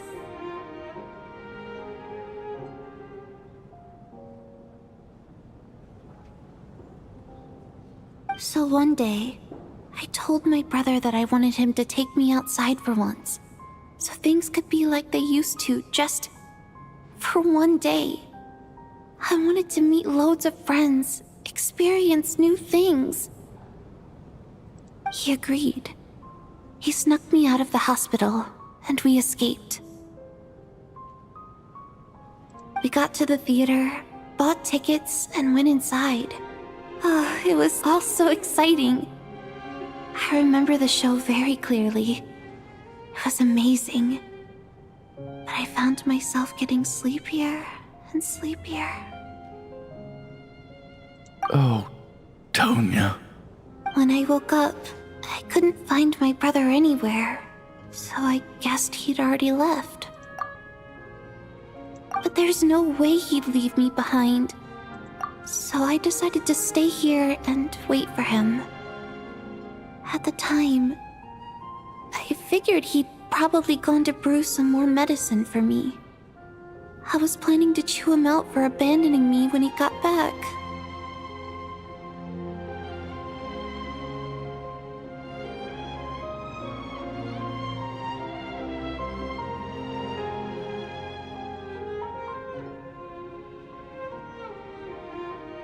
Tonya, it sounds like by then you'd already... Yeah, I know. I understand now. Dead, aren't I? This cough and the feeling weak, it's probably just my body's memory. After all of that, it turns out I can't blame my brother after all. I was the one who abandoned him. I'm sorry, everyone. I realized this much too late. seems like death skewed my perception. And now I've dragged you all into this mess. Your name probably isn't even Tonya, is it? Didn't that ever strike you as odd over the last few days? Well, when I was little, my brother and I read a storybook, and Tonya is the name of one of the characters.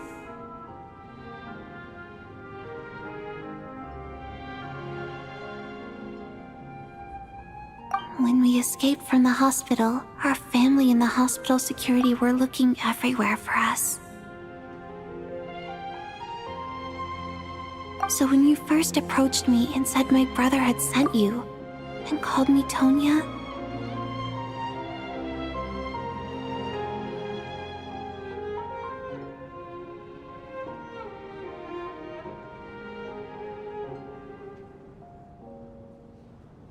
I thought he must have chosen a fake name that only the two of us would know. Because he was afraid of getting caught. No. It seems like that was just wishful thinking.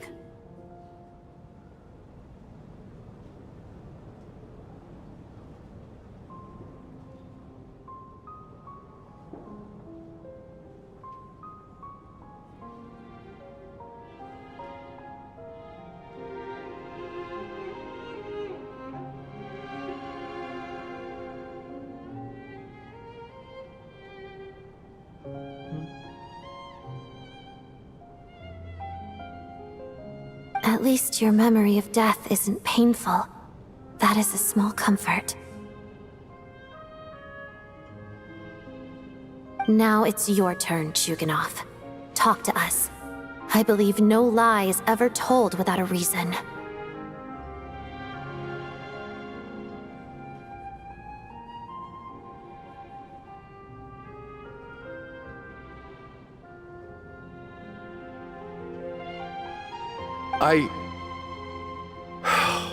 You're right. I was lying. I happen to know that the Harbinger child and his sister Tonya managed to get tickets, so I lied to you and pretended I knew them.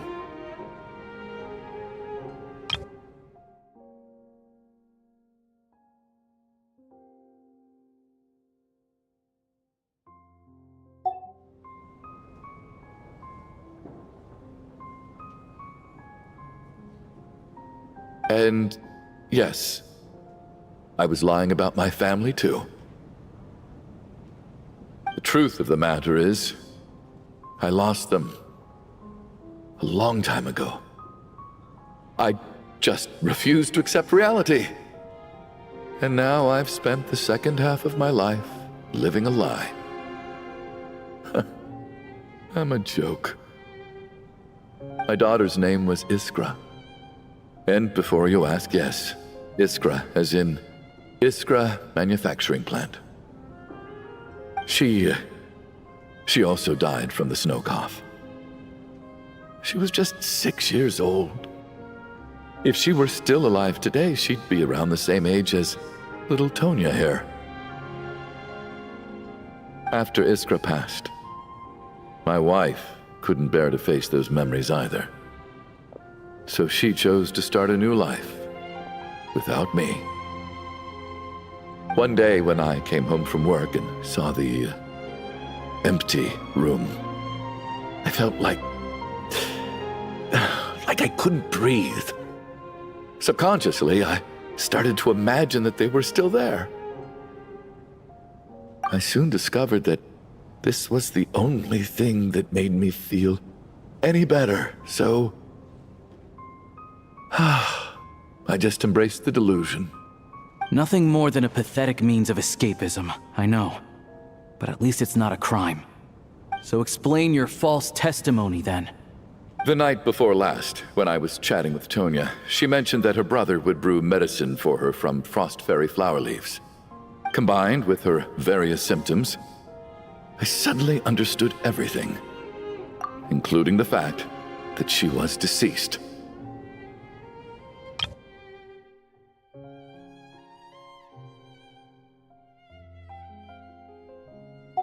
The snow cough used to be an incurable illness. I would pick frost fairy flower leaves to brew medicine for Iskra too. It took hours and hours on the stove. But the year after my daughter passed away, the jester of the Fatui announced that a cure for frost blight, also known as the snow cough, had finally been developed.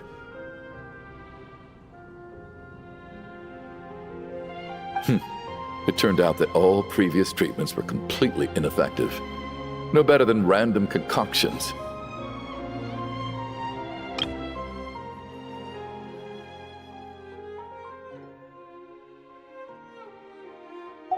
That was the final straw for me. I just couldn't take it anymore. Just one more year. One more year, and everything would have been okay. So, more than anyone, I know full well that in this day and age, no one in their right mind would still be using frost flower leaves to brew medicine for the snow cough. Poor Miss Tonya, therefore, had to have been from an era when snow cough was still a terminal illness. So, you projected your daughter onto her? Even though you knew she was one of the dead? That doesn't make any sense. You knew she was already dead. What did you hope to achieve by protecting her?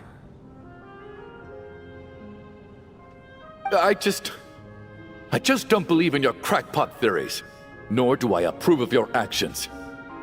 How can you just declare a living person dead and throw them out into that snowstorm?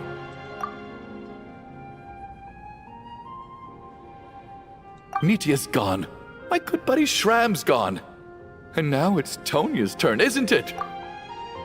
The others I can make my peace with, but little Miss Tonya, here she is, standing right in front of us, alive and breathing, and fighting her own battles.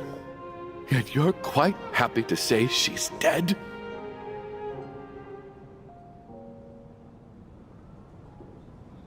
I just want her to live. Once this snowstorm is over, the very moment it stops, I'm going to march out that door and find someone who can fetch the very best medicine for her snow cough.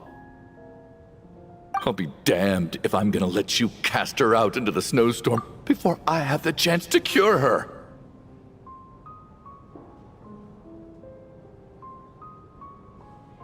Not again! Not this time! Not when the cure is right within our grasp! I'd never be able to forgive myself.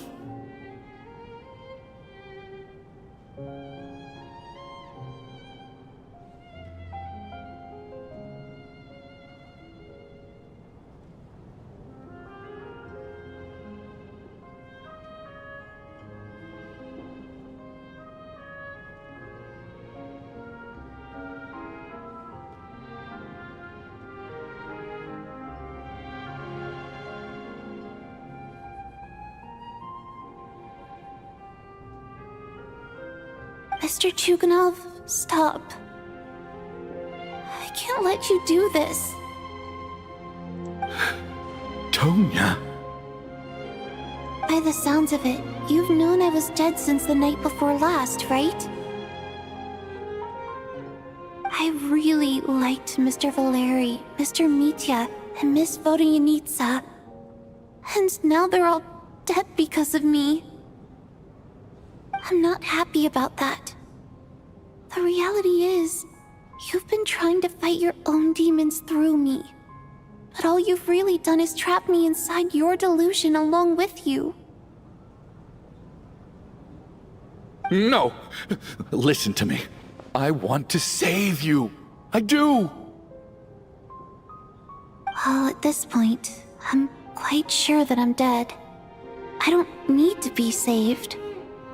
The time I got to spend with all of you is more than enough for me. Despite all the bad things that kept happening, I got to meet so many interesting people and spend so many days and nights by your side. Since the day I escaped that hospital until now, this has been an adventure I never even dared to dream of. I'm very fond of you all. If it were only possible, I'd trade my soul to bring back the ones who died. If it meant things didn't have to end like this. And that's why I'm not fond of you at all, Mr. Chuganov. I'm sorry. It's them that you owe an apology to, sir. Not me.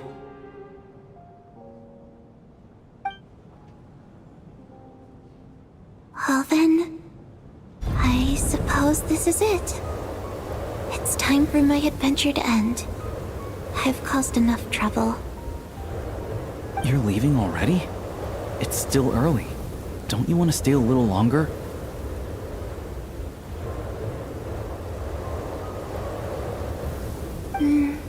No thank you. Oh, and by the way, my name is Patashka. It was nice meeting you all.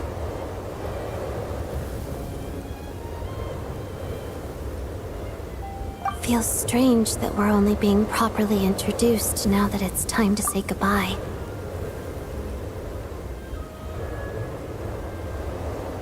Tashka.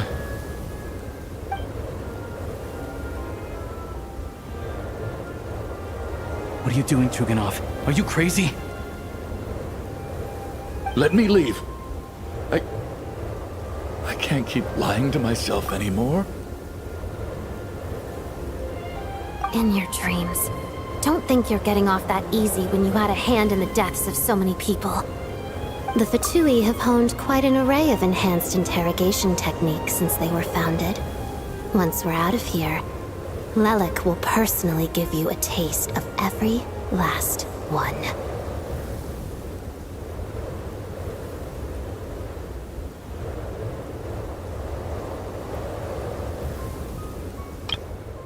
The Fatui have honed quite an array of enhanced interrogation techniques since they were founded.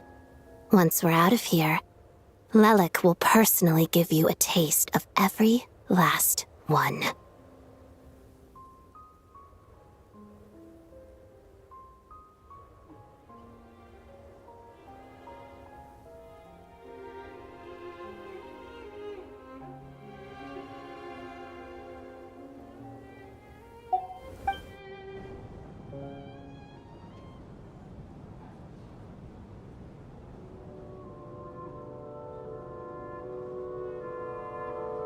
I think we should leave. I doubt this snowstorm is ever going to stop. For all we know, this storm might have destroyed all of Snezhnaya by now. Maybe even the whole world.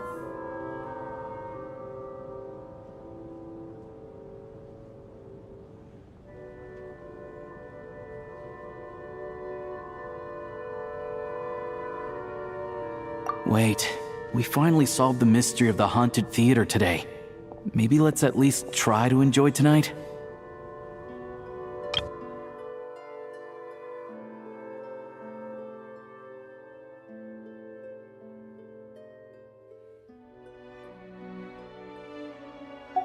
Fair enough.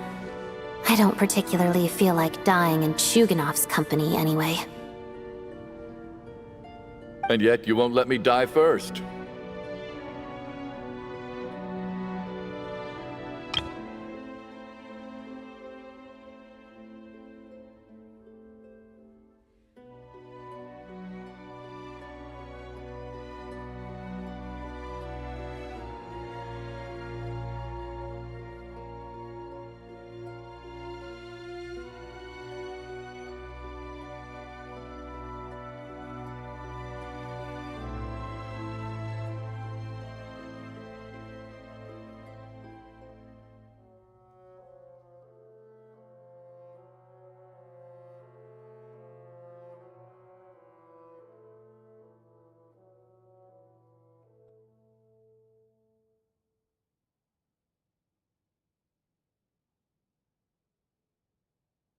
Hey, Chuganov, on a serious note, if we do make it out of here, you should close down that factory of yours. A lot of people are freezing thanks to you. Jadi berantem ya guys ya udah sama Chugunov ini.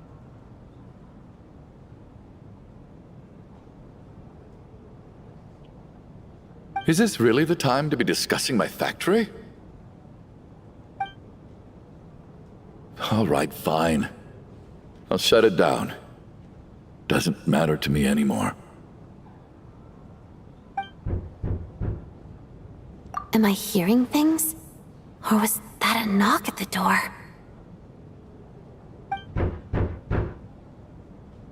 There it is again. But I don't understand. The snowstorm hasn't stopped, has it? Should we open the door? Is this it? Is this nightmare finally over? If the last few days are anything to go by, I probably shouldn't be getting my hopes up.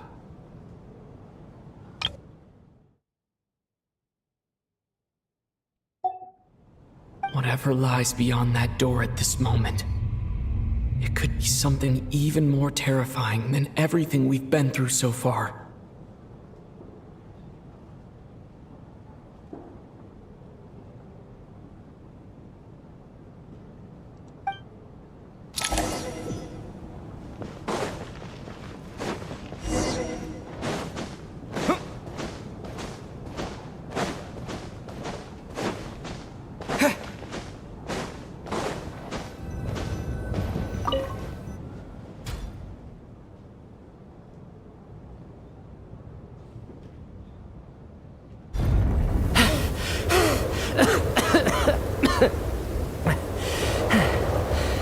Hey everyone. I'm back. How are you doing? Feeling any better? Much better, thanks. Whew, it is so good to have you guys here. I was a little worried that the theater would be empty by the time I got back. Let me see. Tonya and Vodyanitsa are missing, which means Vodyanitsa died last night. And then you discovered that Tonya was the other dead person. Am I right? Not Tonya. Pitashka. First, tell us how you made it back here. Given the conditions outside, no one should be able to return alive.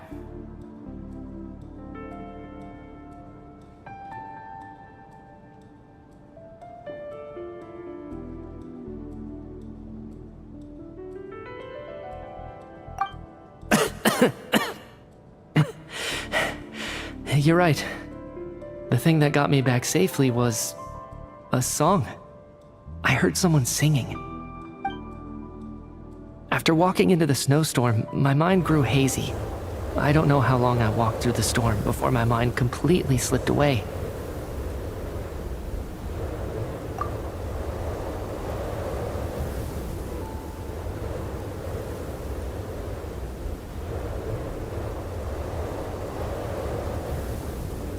Then, suddenly, I heard the sound of singing. The voice instantly brought me back to my senses, and I regained consciousness.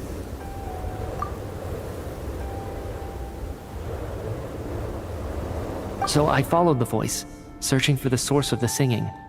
I searched and searched, until finally, just a few moments ago, there was the entrance to the theater, right in front of me.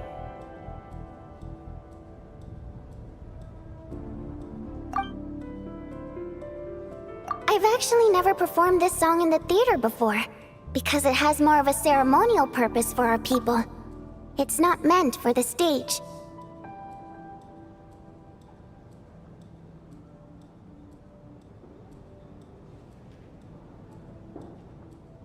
It means something like, "May those we have lost watch over us, and follow this song back home in the night, so that we might be reunited once more."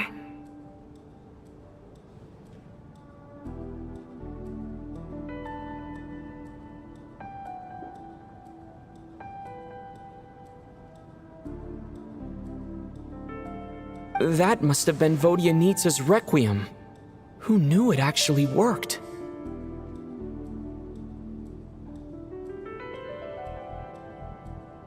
That song is meant to guide the souls of the dead. Mitya, that must mean that you...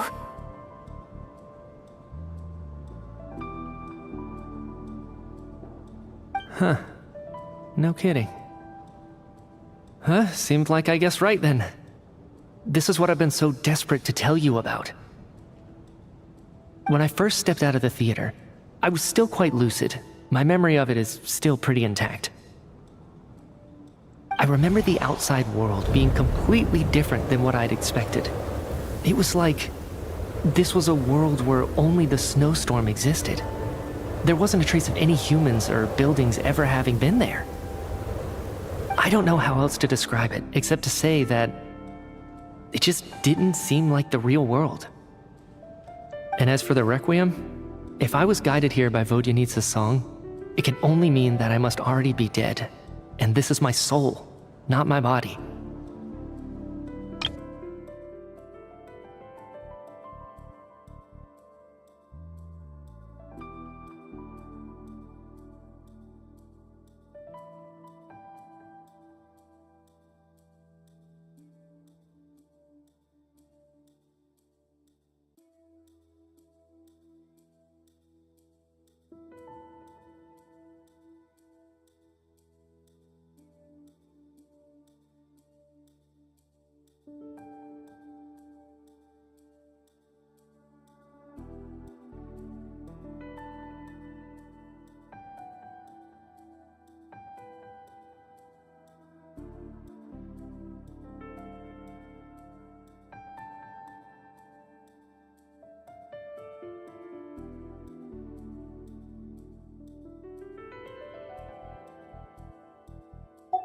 But I didn't experience a clear moment of death while I was out there.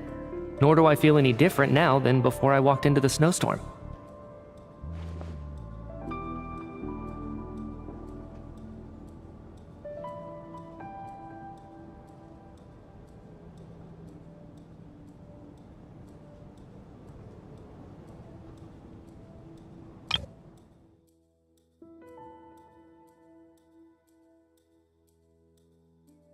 You don't seem any different to me either.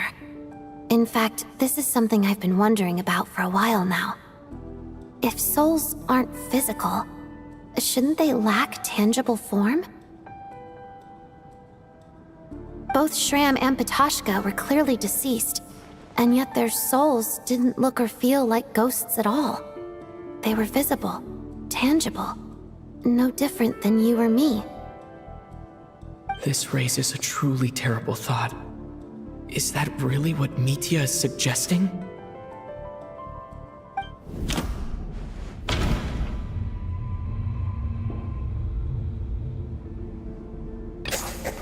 Mitya's soul was summoned back by the Requiem, confirming that he is indeed already dead. And yet, he looks no different from us. Of course. If even the long-deceased like Mr. Shram can blend in with us undetected, then maybe we've all been dead from the very start. And all of us are now souls wandering the theater.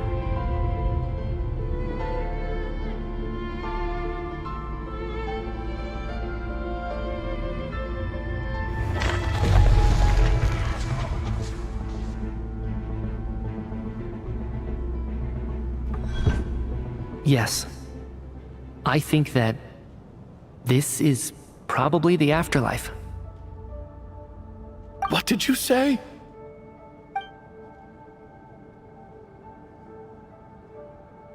You heard me.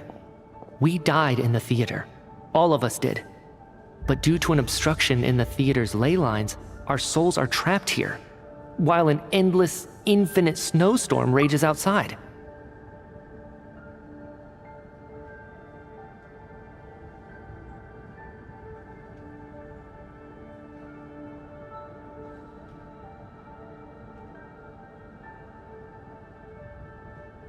It's ironic, really. All that time, we were working so hard to figure out who the deceased among us were, when the truth was, we were all deceased. The only difference being some of us died more recently than others. Do you remember that note, "Death is near"? Seems like we misunderstood what it meant after all. Death was nearer than we wanted to think all along. The note simply meant that all of us were already dead.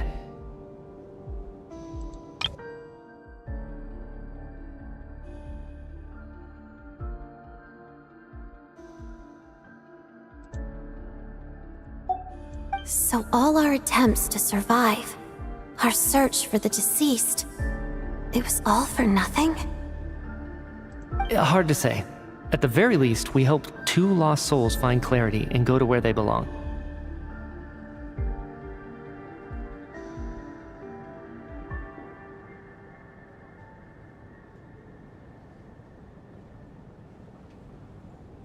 The presence of those 2 is probably what caused our souls to be drawn in by the ley lines.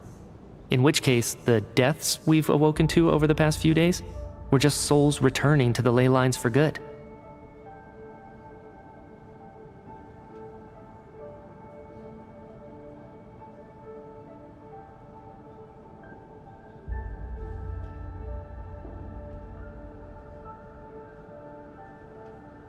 If what you're saying is true, doesn't that make us the lost souls now?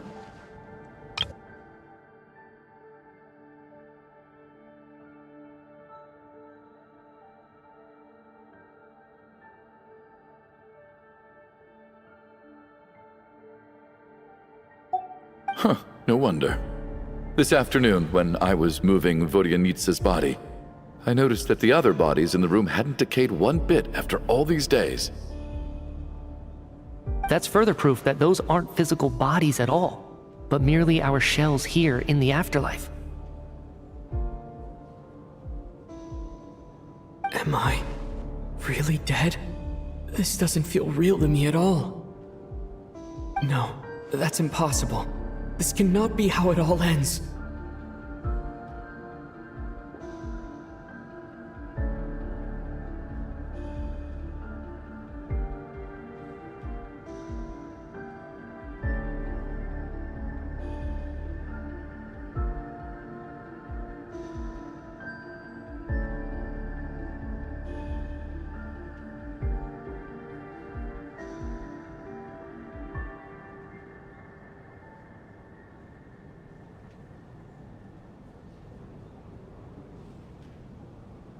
I still find it hard to believe that all of us are dead. How exactly did we die in the real world? None of us have any memories of dying, right?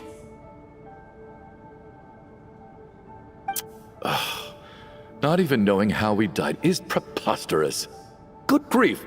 Surely there has to be some reason. Exactly. It's hard to rest in peace when you don't even know how you died. It gave me lots to think about as I strode out into the snowstorm.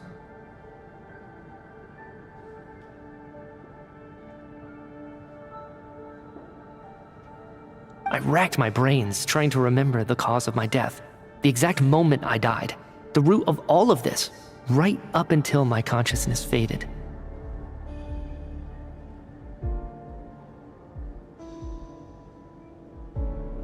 Wait. Hold on. Right before I lost consciousness, I think I saw something. I can't remember. And I think I lost my notebook and pen. Mitya, your hand. Is that blood on your fingers? Huh? You're right. There's blood on the fingertips of my right hand. Looks like it's already dried. When did that happen?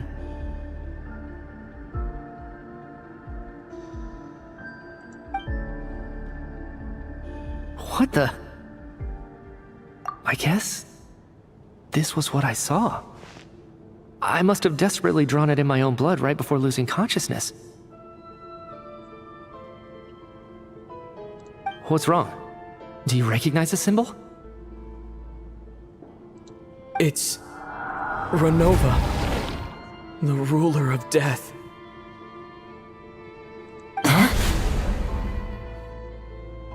Alosha, do you still remember that Snezhnayan folktale you told me about? It was about the Grim Reaper. When someone's about to die, he appears as an incarnation of someone familiar to guide their soul into the afterlife.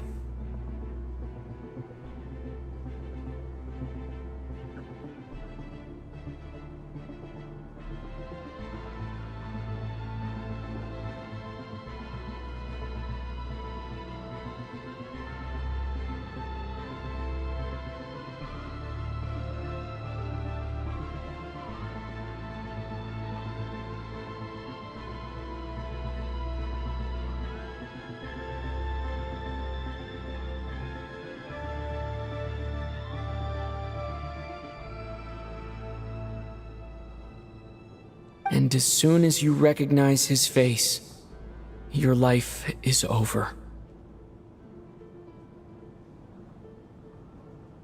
I heard a similar tale when I was little. You think the Grim Reaper in this story refers to the ruler of death you mentioned?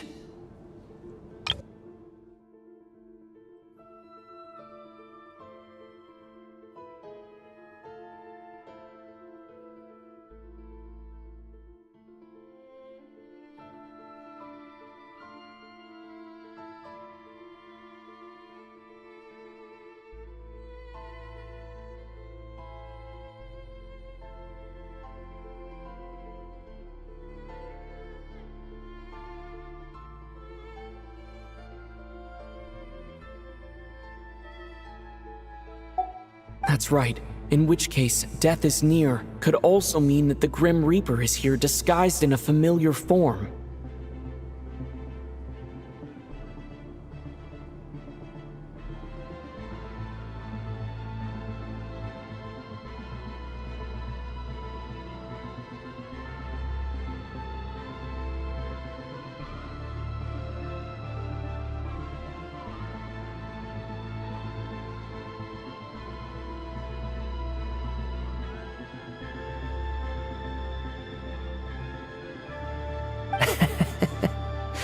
Death, the deceased, and the Grim Reaper?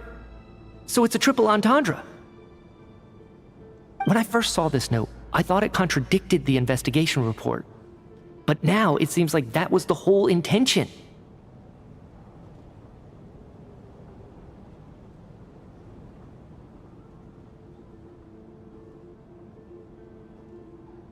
So the Grim Reaper deliberately misled us.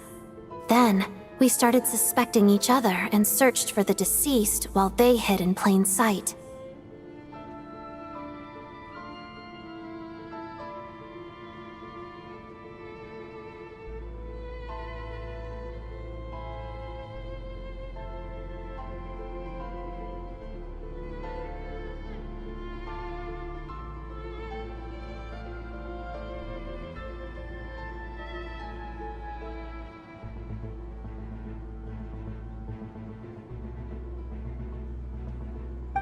By that logic, the one person most likely to be the Grim Reaper incarnate is...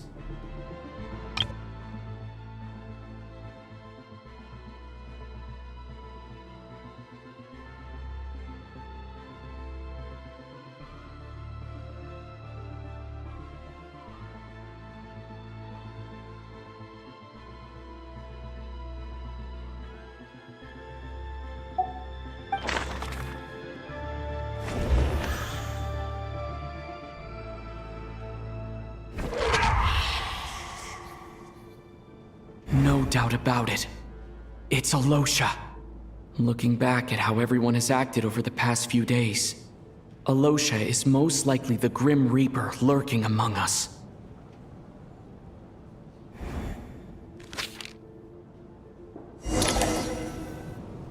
Is it you, Alosha? You were the first to discover the investigation report, and you had plenty of time to slip the note inside to mislead us. So? Surely you can't suspect me based on that alone. What if someone else found the investigation report first, slipped the note inside, and then put it back without telling anyone? There's no denying it. The note could easily have been slipped in much earlier than it was discovered. That's not all. I've also noticed that although on the surface, Valeri, Mitya, and sometimes I were the ones taking charge of the situation,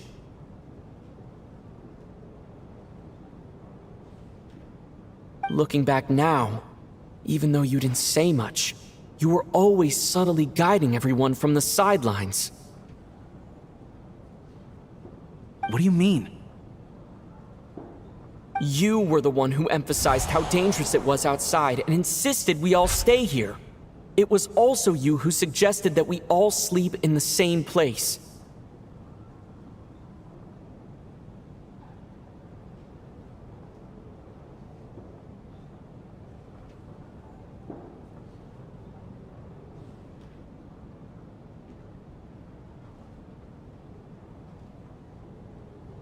And earlier today, you tried to convince Patashka to stay. I don't understand why, but it was out of character.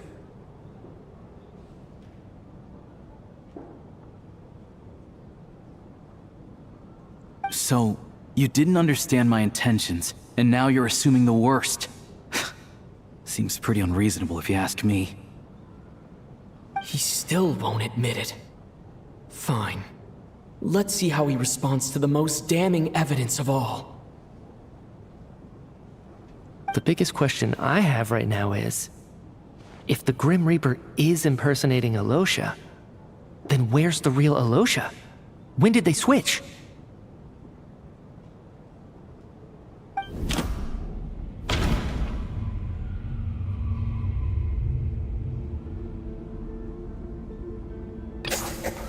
That's right. This was the moment. Right at the start, before any victims had even emerged, Alosha was switched with the Ruler of Death while everyone's guard was still down.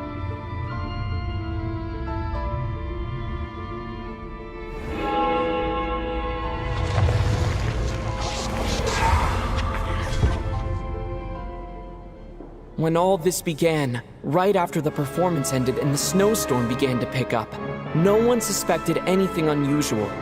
We just assumed we were snowed in. It wasn't until we discovered the bodies the morning after that we realized something out of the ordinary was going on. But it's clear now that the oddities actually started earlier than that, when Dimov walked into the snowstorm and never came back.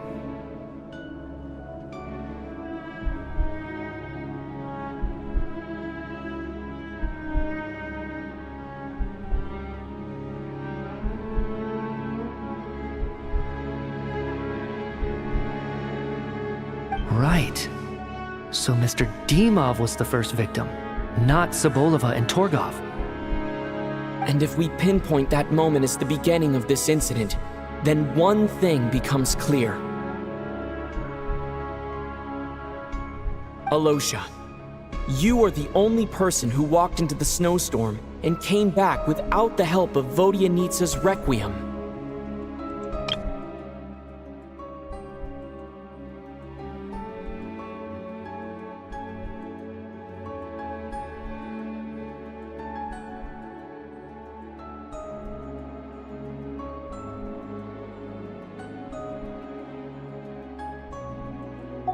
More precisely, Alosha never came back at all.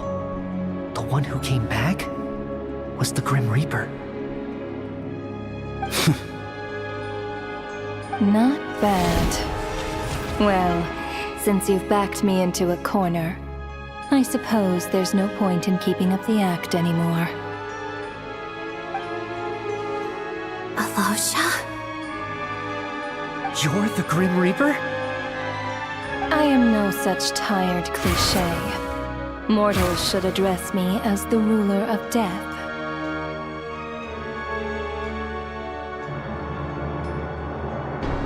Before being wiped out for good, you identified the two deceased, and even sensed my presence. A commendable achievement, far beyond what I expected.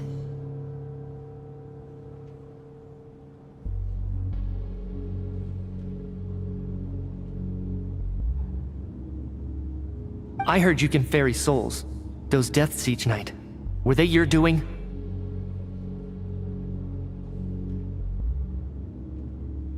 Your initial conclusion was correct. Due to the existence of the two deceased, the ley lines yearned to reclaim those long-lost souls.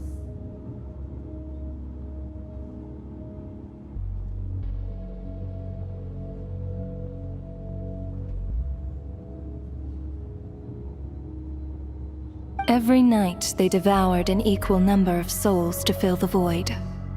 This required no intervention from me. Though, of course, ferrying souls is indeed my authority.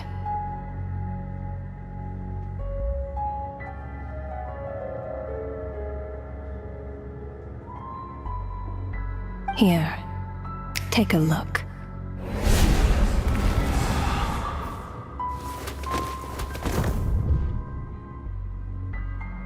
What are you doing?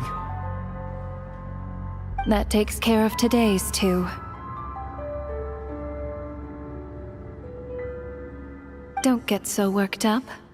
You are already dead, and your souls must return to the ley lines.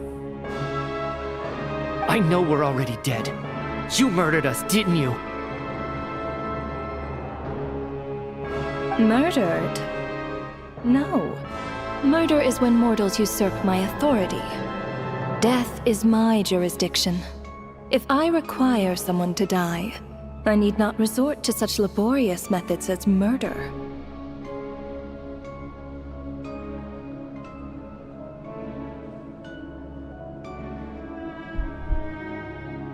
You simply met the criteria to trigger my curse of death.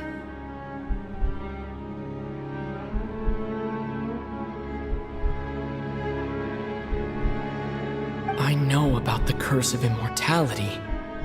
So there's another death-related curse too?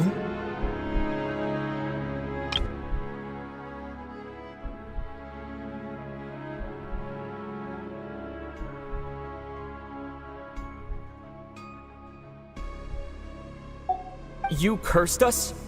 When? And why would you do such a thing? So often, humans pray to me, begging to know when their death will come, and what form it will take.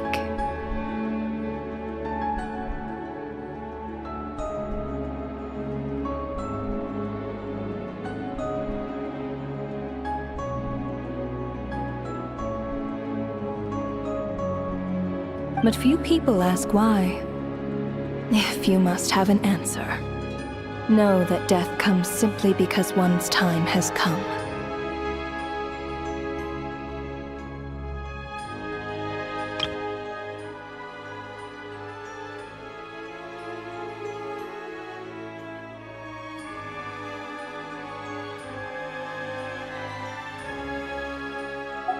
So you're not gonna tell us the truth?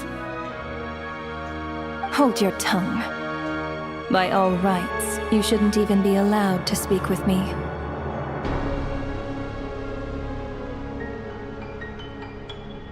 Those angels from the past are to blame for the reckless renovation of the ley lines here. It's made my work on this occasion infuriatingly complicated.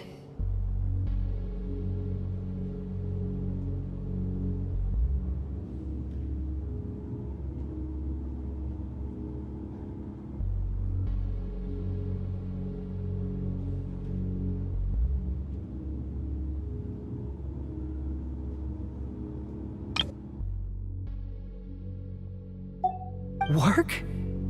So trapping us here, making us watch our friends die, that's just another day at work for you?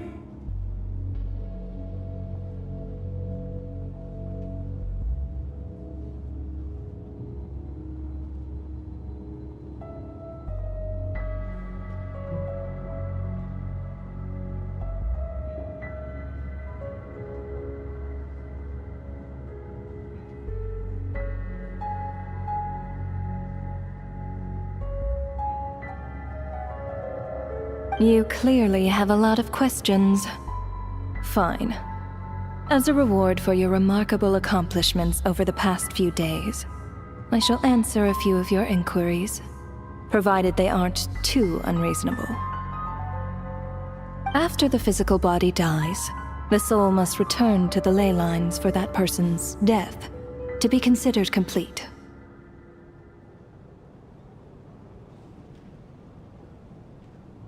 My work encompasses the entire process of death, including, naturally, the guiding of souls into the ley lines, with which you are now so familiar.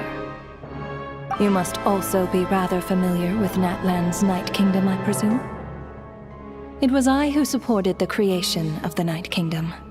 It provided a convenient means of guiding the souls of Natlan.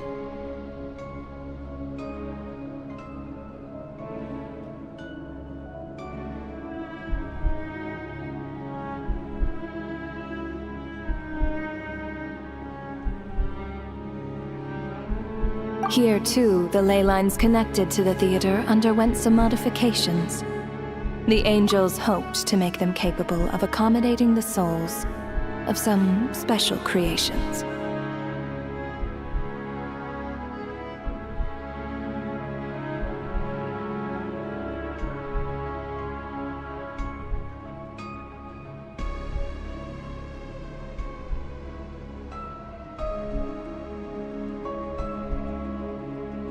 But this actually hindered their ability to accept ordinary souls to some degree.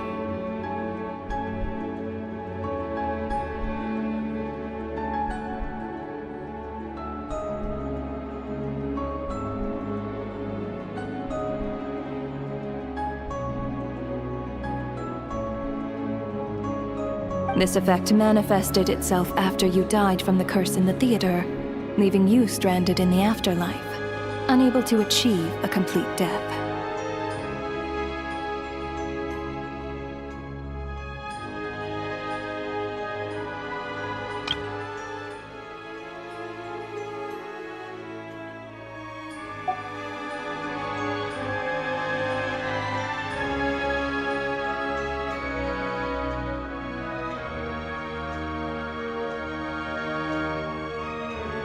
But if souls who die from the curse of death fail to return to the ley lines within a short window of time, they will miss their chance for good.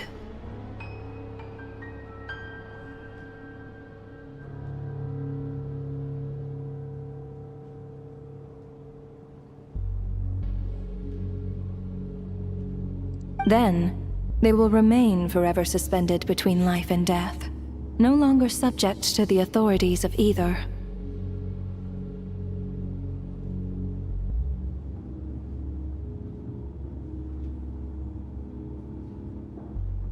So if you don't resolve this matter soon, and see all our souls return to the ley lines before long, we'll escape your control.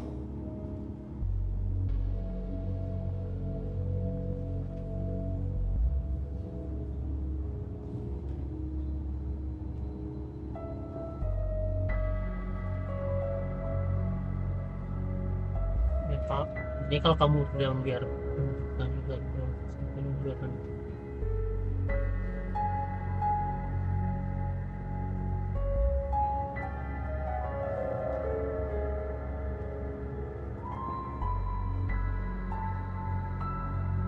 Mitya sharp. This must be what Renova was worried might happen, and the reason she got involved to begin with. But if you have the authority to guide souls, why didn't you just show yourself and get it over with? Why hide among us in the form of Alosha? You seek to understand the mind of a god? Very well. I'll tell you. This is a theater, and I decided I wanted to watch a show about death. That's why I encouraged you to take the events to the stage. I found myself getting quite immersed. I suppose the entertainment you provided makes up for all the trouble you've caused me by being so defiant in the face of death. There. Are you happy with my answer?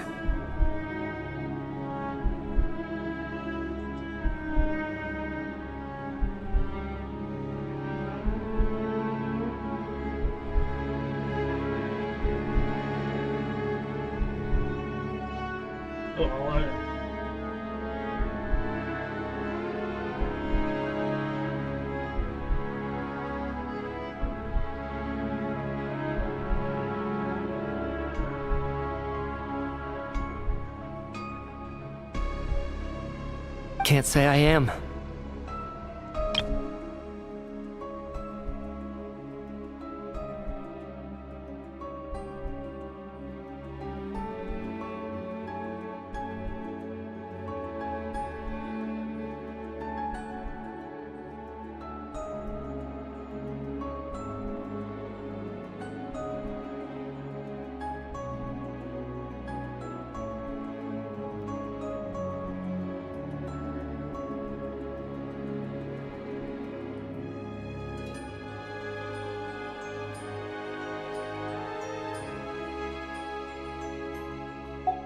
Really?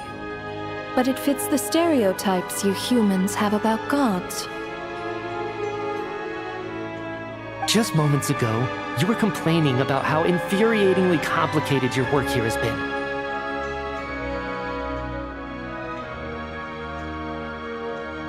Work is work, I get it.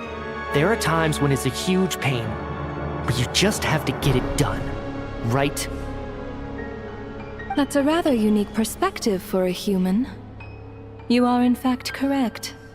There is a pain point in this case. Due to the obstruction in the theater's ley lines, there is a hard limit on the number of souls they can receive each day, making it impossible for me to ferry all your souls at once.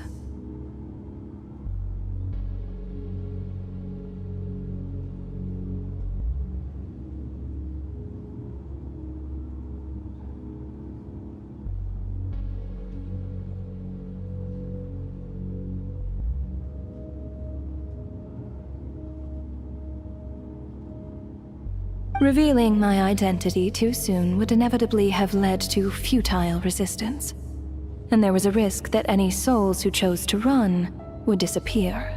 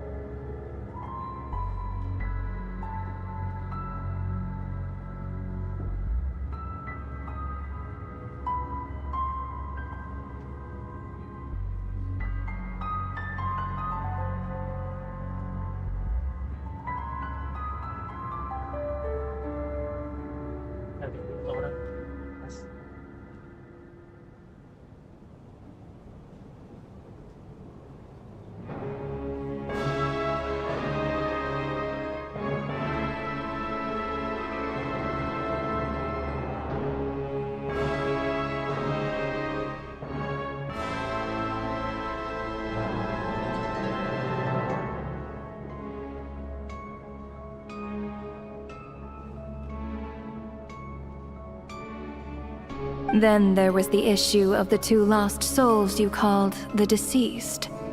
The way you resolved that quandary was all part of my design. That's what I don't understand. If all of us were souls of the dead, what made their presence among us special? For centuries, they have refused to return to the ley lines, exploiting the issues created by the angel civilization to resist being drawn in. Centuries of obsession accumulated during this process. You may think of this obsession as the resentment of the dead, and in this quantity, it was a bomb that could have detonated at any moment.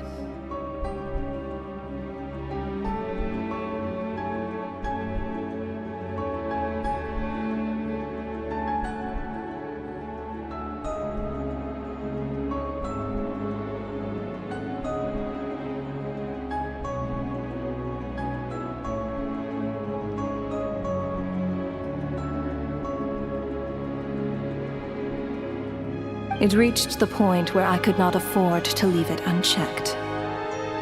But the only way to fix it was to help them acknowledge their own deaths, make peace with their regrets, and willingly walk into the snowstorm.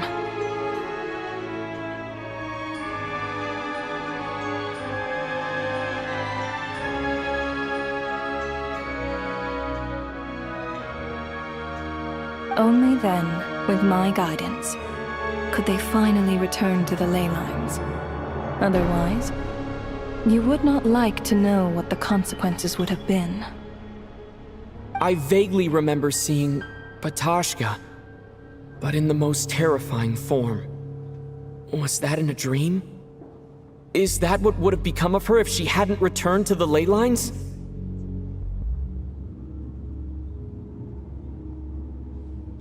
I see your dreams brought you many revelations. So you see, death in fact grants wisdom to mortals. Souls connect to all things in the world and see the chain of cause and effect between them. It's nothing unusual.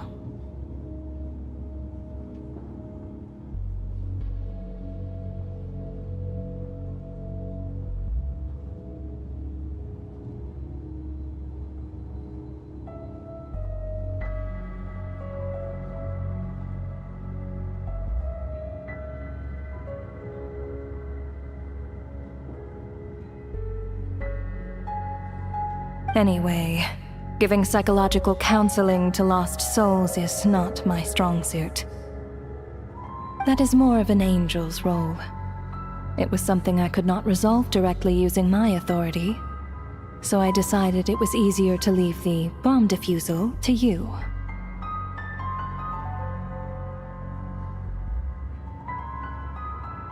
Meanwhile, of course, their presence caused the souls of other members of your party to return to the ley lines each night.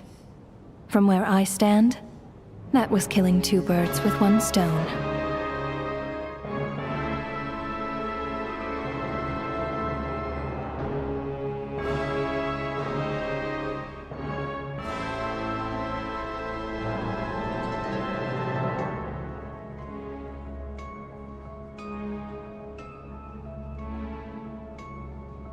As both issues slowly resolved one another without me having to lift a finger, all I had to do was stay close by and keep the situation under control.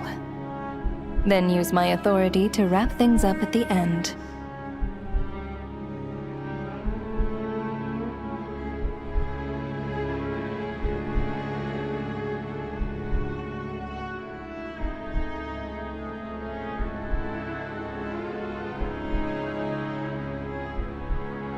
And, of course, while I was at it, I thoroughly enjoyed watching this drama, dealing with death from a mortal perspective, play out on the stage.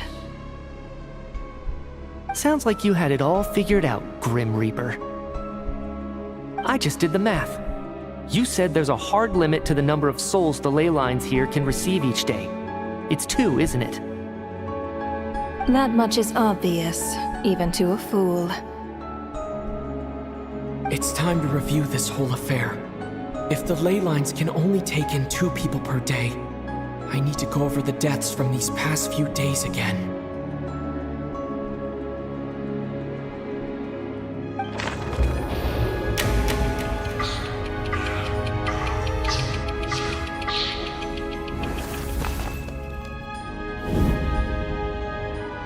Looking back now, none of us had the faintest idea at the time. From the moment that staff member named Dimov walked into the snowstorm, the incident had already begun.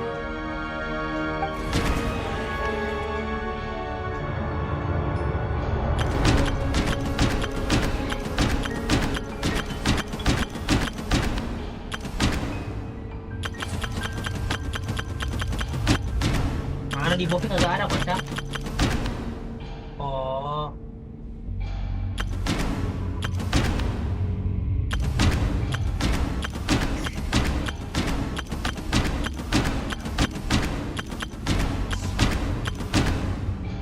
Ya ini.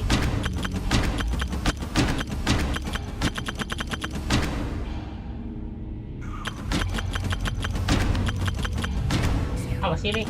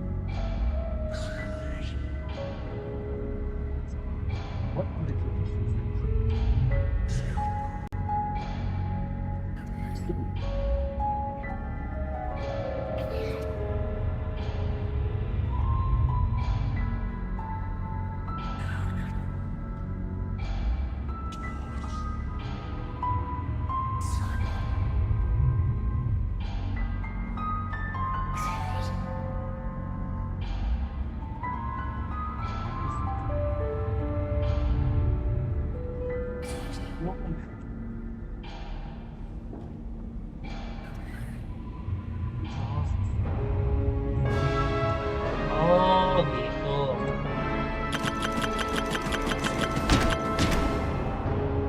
Inilah. Alosha was the second to walk into the snowstorm after Dimov to investigate. During this process, the ruler of death assumed his identity, making him one of the victims.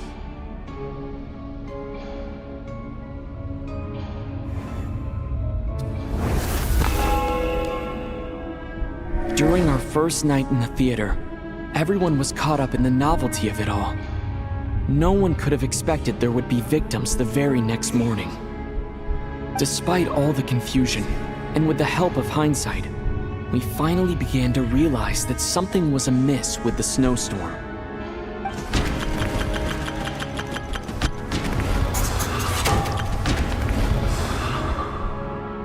The ley lines devoured Torgov and Sobolova on the first night. At the time, we thought this might be a murder case connected to Lelik.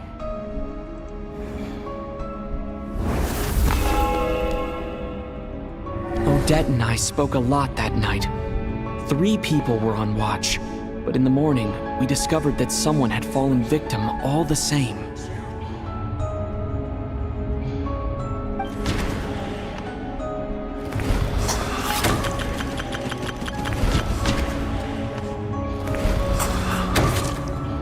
The deaths of Kulish and Rampana caused everyone to stop suspecting Lelik. Unexplainable phenomena occurred one after another, leading Mitya to suspect that we were caught up in a supernatural event.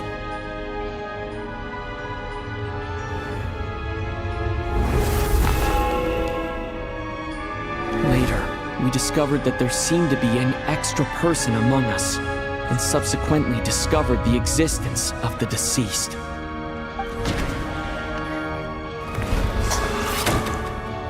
Mr. Schramm realized he was the deceased and walked into the snowstorm to return to the ley lines of his own accord. It turns out there really was a dead person among us.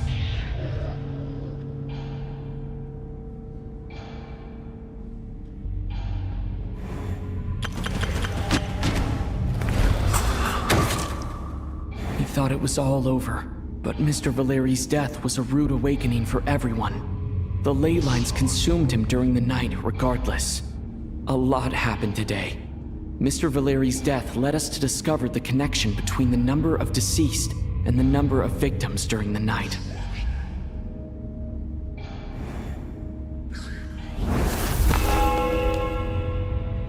The fact that there was more than one deceased seemed to bring us back to square one. Odette revealed some information she had been keeping to herself.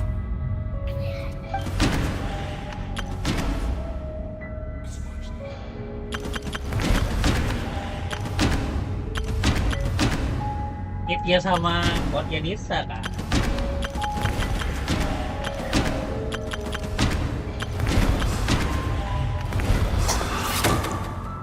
Vodyanitsa was swallowed by the ley lines in her sleep, but the requiem she sang before falling asleep was quite a game changer.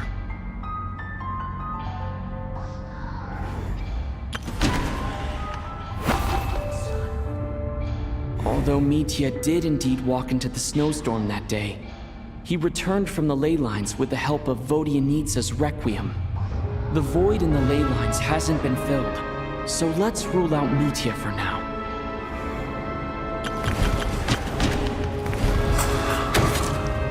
As it happened, Patashka filled the void left by Mitya's return from the ley lines by walking into the snowstorm this morning. The girl I thought was child sister Tonya turned out to be another of the theater's deceased. Come to think of it, Patashka was about to walk into the snowstorm at that time. And Renova, unaware that Mitya would return, was concerned that her soul would overflow from the ley lines. That's why she used Alosha's voice to try and persuade her to stay behind. Looking back, I suppose that was an early slip-up on her part.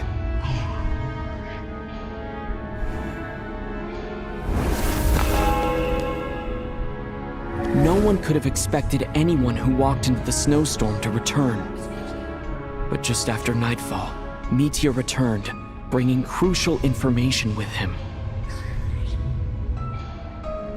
Various truths began to surface, including that all of us were already dead and that the ruler of death was here among us. Then, after revealing her true form, Renova callously claimed 2 souls.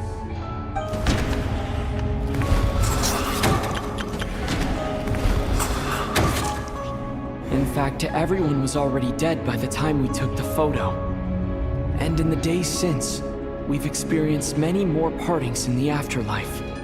Now, only Mitya and I remain, and the true culprit behind everything still stands before us. In Mitya's eyes, I see the same anger and frustration that I feel.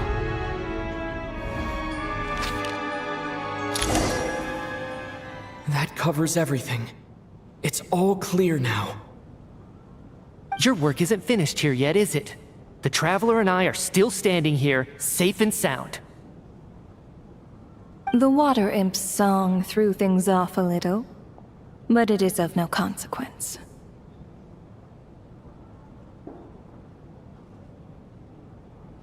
The ley lines have already anchored your soul, and the first ray of light tomorrow morning will take you back. I, meanwhile, need to review my attitude towards the water imp race.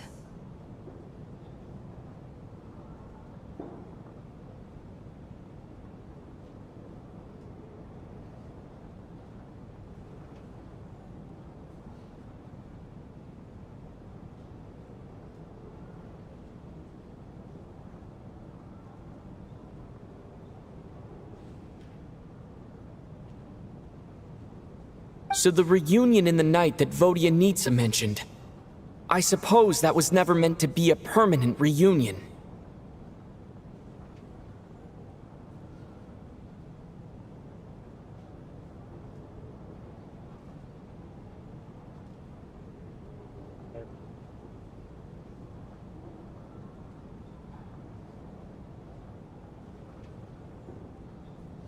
That just leaves you, Traveler. My power only allows me to temporarily separate your soul from your body. The ley lines of Tevat would not accept you.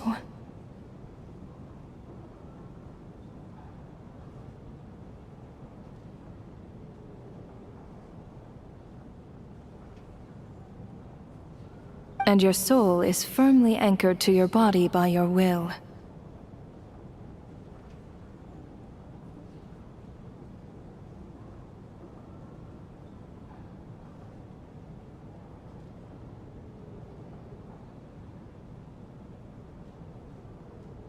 For a descender like you, who is not bound by Tevat's rules, your death can only be brought through the most violent of means, such as directly destroying either your body or soul.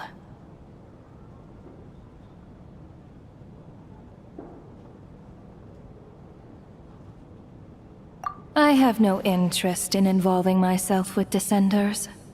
For now.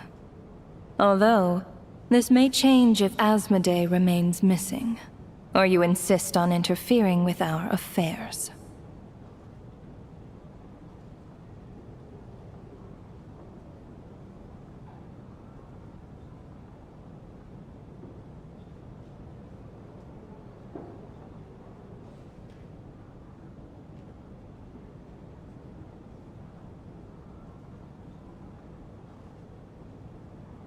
One last question then. All our struggles and sacrifices here, they were meaningless from the very beginning, weren't they? Death abides no reason. Besides, what you call sacrifice is merely a concept created by humanity.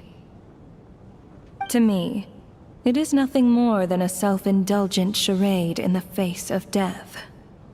Mere mortals fantasizing that their actions could reclaim something from my grasp.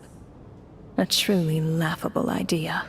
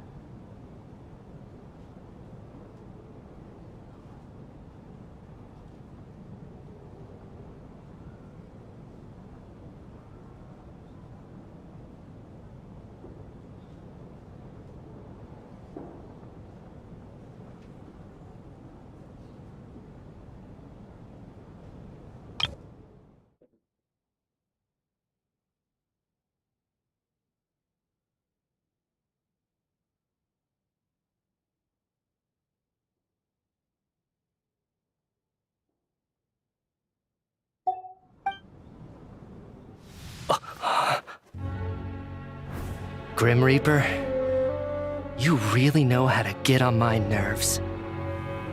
I'm not here to ingratiate myself with you. I kill merely because your deaths are necessary. Oh, you've made that quite clear. But humans don't take well to being scorned. Not even by the gods.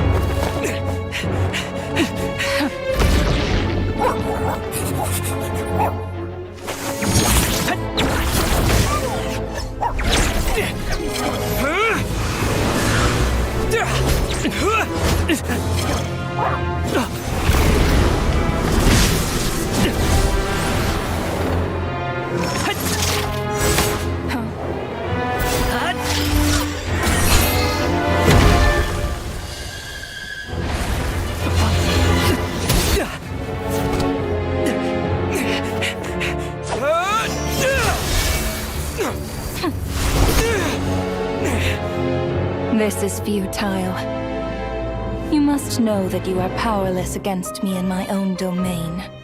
I suggest that you save your strength. For what? Maybe we can't change anything. But if nothing else, we can at least teach you to have some respect for the dead. Audacious.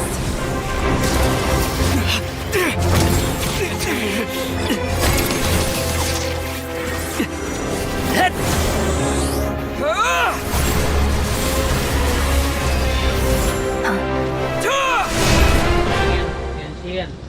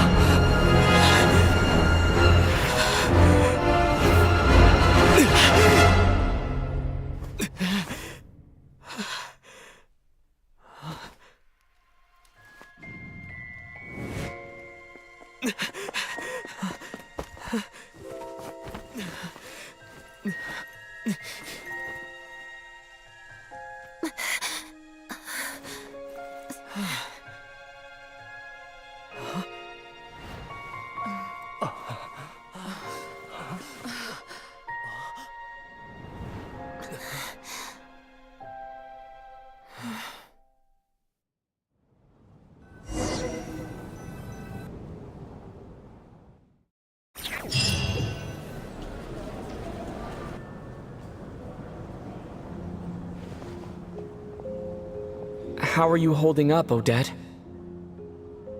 What happened to me? How much do you remember? What do you mean? Is the performance over? I can't seem to recall what happened.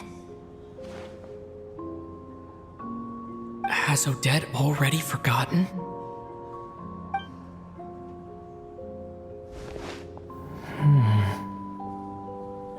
Mitya? Oh, I'm sorry. I guess I spaced out there for a second. Remind me who you are? Don't you remember anything?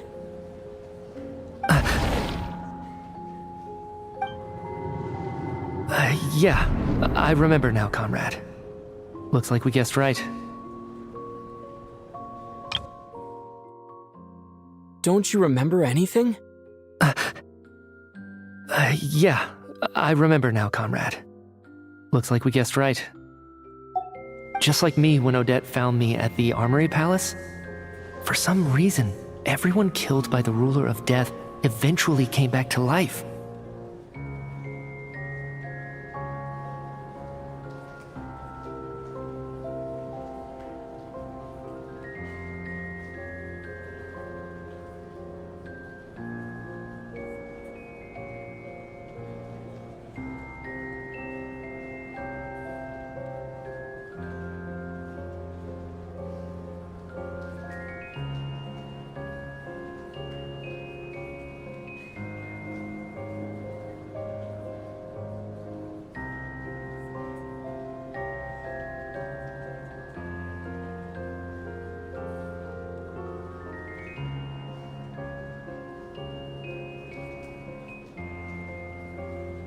just with one catch. They forgot what happened while they were dead. Odette and the others have already forgotten everything. Why were you able to remember this time? Could this be the reason? You said this is the ruler of death's symbol, right? I don't see anything there. You don't? Huh. Okay, I guess that makes sense. I carved this into my hand in the afterlife, so it's not visible in the physical world.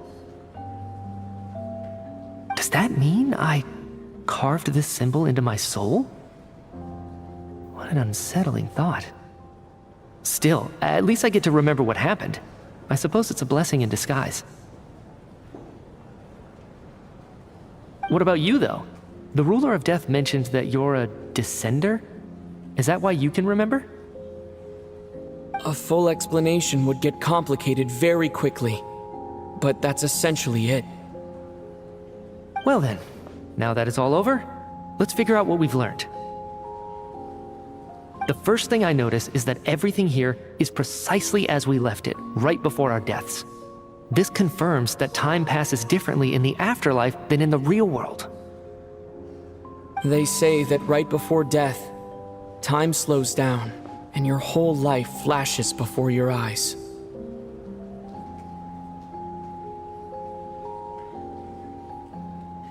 That must be how you know you have one foot in the afterlife by that point. Anyway, clearly the few days we spend in the afterlife probably only amounted to a few short minutes in the real world.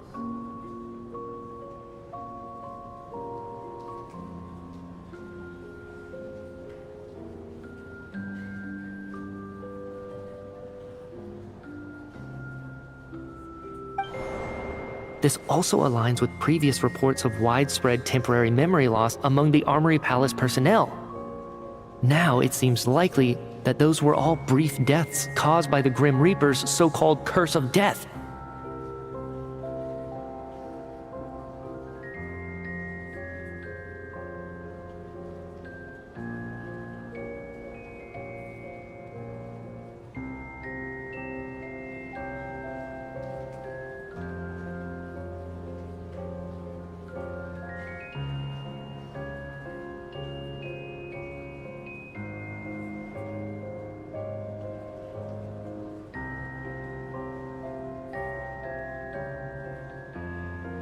To those unaware of the truth, dying and coming back to life must feel similar to a short bout of catatonia. This leaves me with a couple big questions. What are the conditions that trigger this so-called curse of death? And why are we resurrected after we die?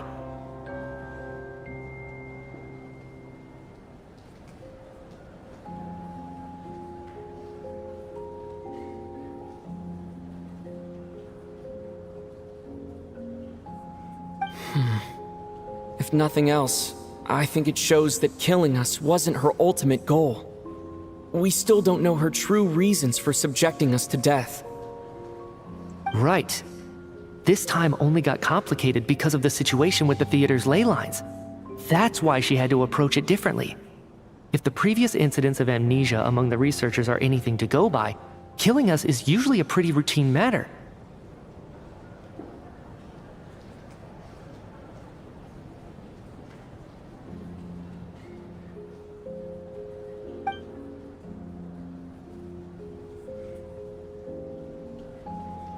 Come to think of it, wasn't I about to note something down before I died?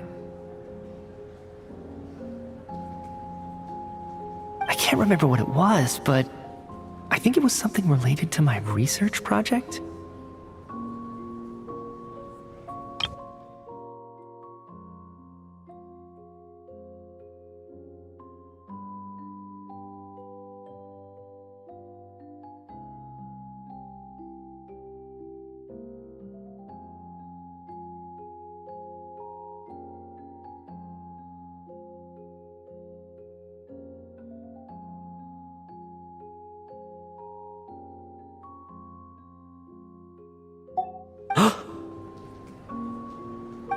Sorry, Traveler. I'll catch up with you again later.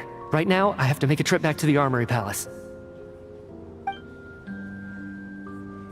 Sir, if I may, no one of your description has ever shown up in my investigations into Mr. Mitya's friends.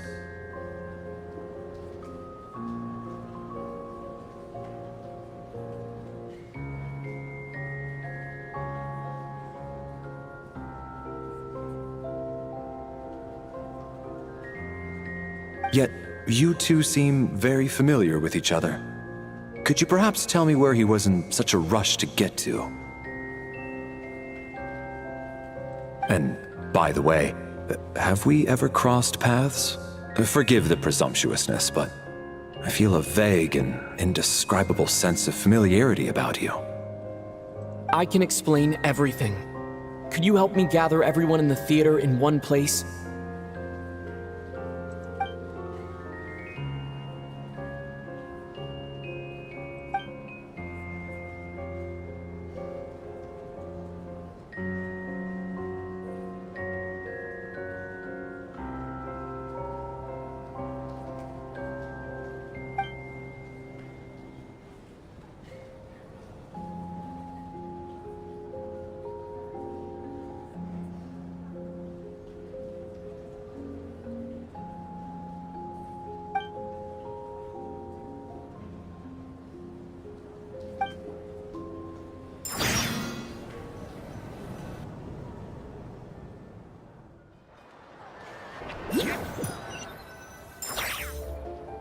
So Chuganov really is going to shut down the factory.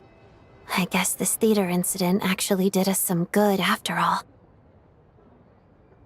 So, you said I promised to take you to the Armory Palace while we were in the afterlife, yes? I believe you. I think I even have a vague memory of it. Agreed. Let's check in on her first. The whole reason for our trip to the Armory Palace anyway is to figure out what's going on with her health.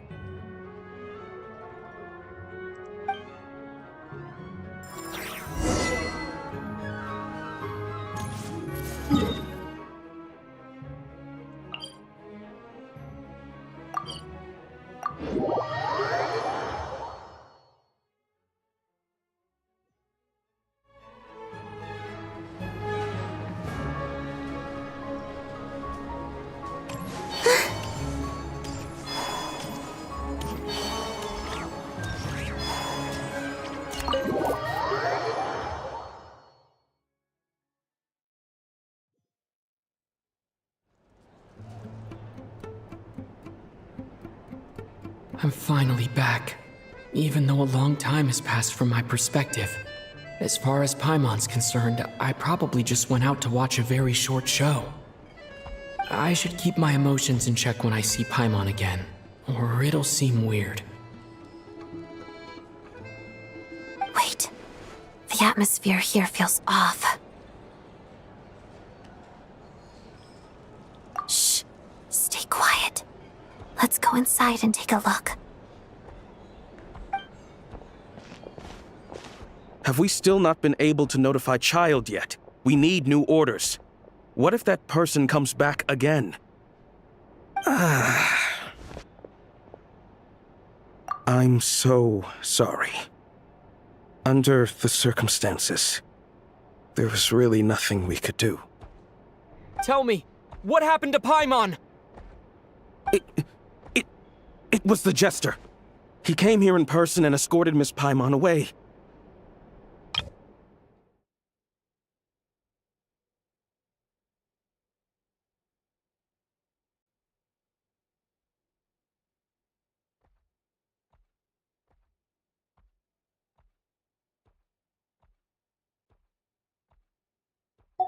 He's the director of the Fatui. His authority supersedes all others and cannot be questioned. There was nothing we could do.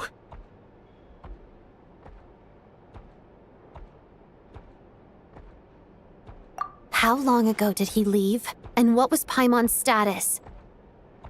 It was about an hour ago. Miss Paimon was fast asleep at the time. The Jester simply walked off with her as if it was only natural. I assure you, he absolutely did not use any force. Do you know where they went? The Armory Palace, most likely. Lord Piero, the Jester, has been overseeing the experiments there lately, keeping a close eye on their progress. Everyone in the Fatui has heard about it by now.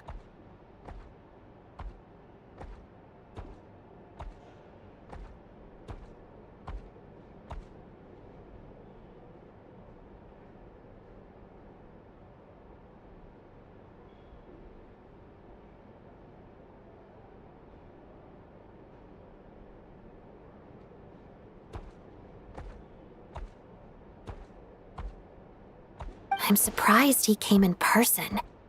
Whatever his reason for taking Paimon, he'll most likely return to the Armory Palace first, which is exactly where we were headed anyway.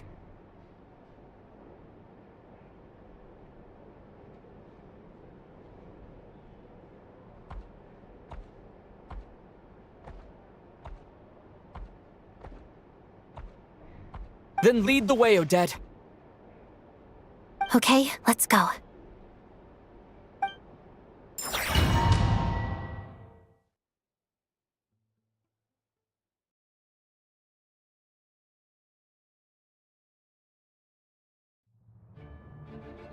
It's just up ahead. Quick, let's get inside. No, I'll go alone. You know I'm planning to force my way in. You're with the Fatui, so you should stay outside.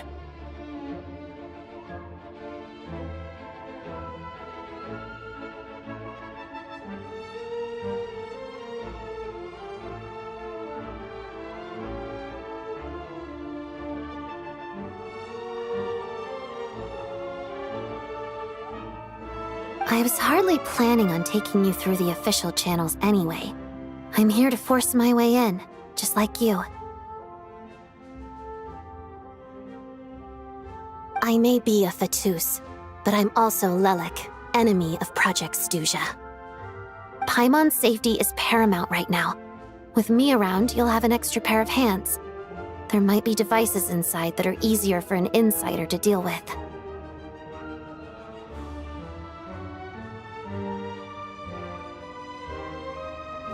If you say so. Let's go. There's no time to hesitate.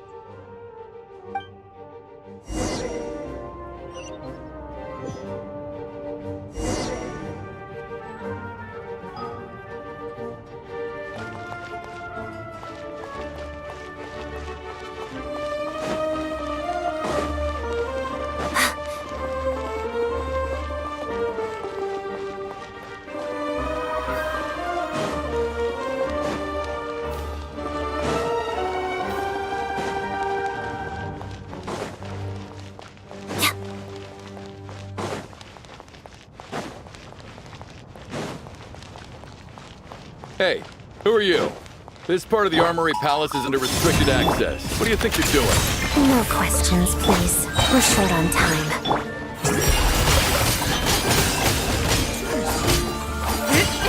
Mission over. I'll make short work of this mission. So Wait. You got this. Go, Lumi! Like the dust!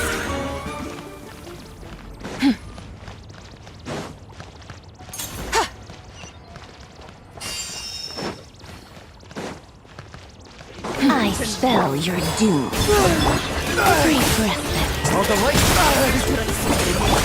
Shine like a gemstone! Stone, Lumi! Be cleansed.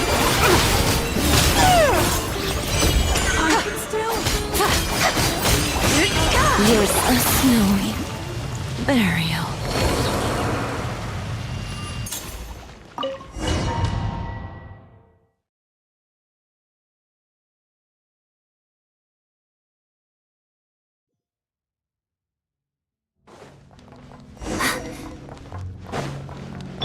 Do you have a pass? Where are you coming from? So, you're intruders, huh?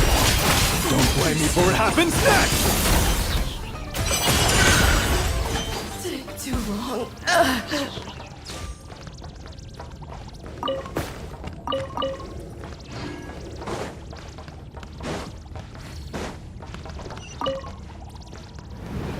The Armory Palace is hidden this deep in? This place is much bigger than I imagined. They're conducting top-secret research after all. The deeper it's hidden, the better, is standard Fatui logic.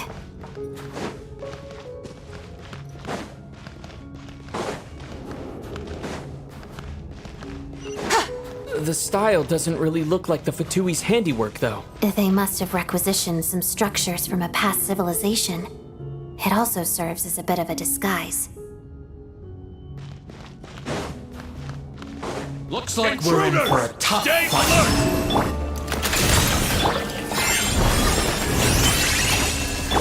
Without further ado!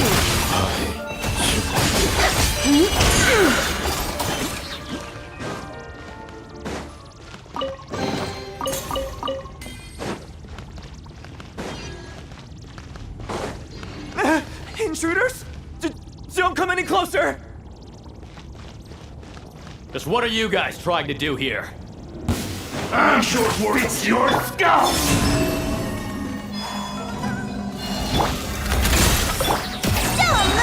Time! Listen!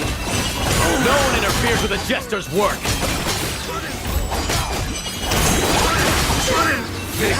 Fix it!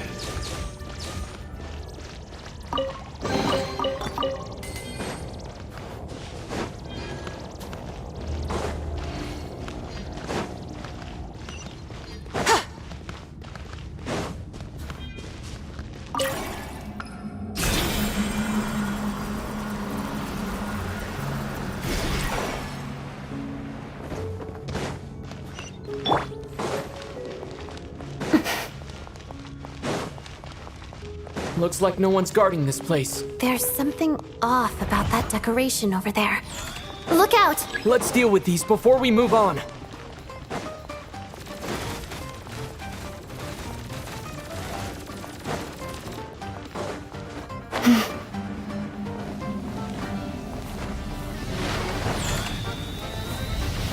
Shadow me. You got this!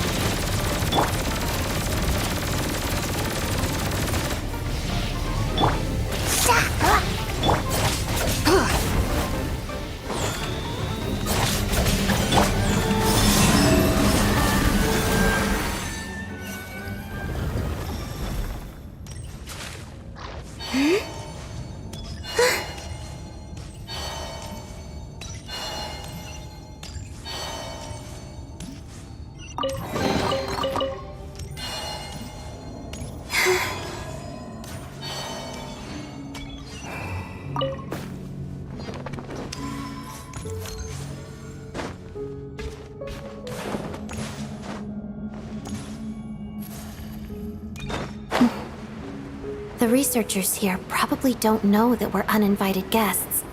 Let's try not to hurt them. What's the big star from the theater doing here? That's Miss Odette.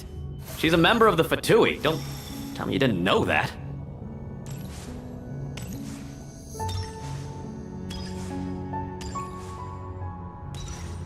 Was the whole reason for Project Snezhnaya to support the research here at the Armory Palace? Just what are the Fatui and the Tsaritsa planning?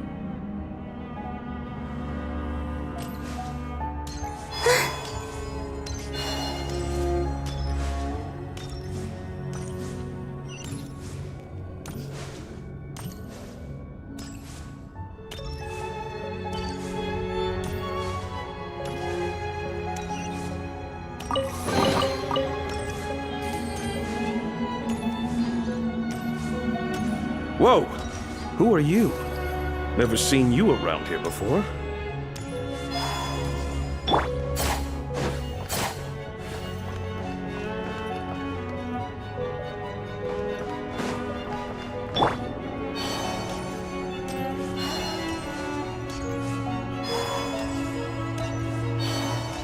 Looks like there's no way through here. Maybe using the power of this prism could help?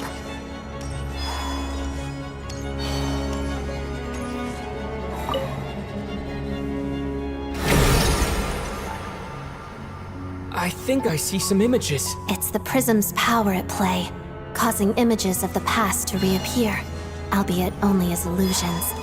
Let's make a... Paimon. And the Jester. Is this another scene from the past? Yes. It looks quite old, though. I don't think it happened in the recent past.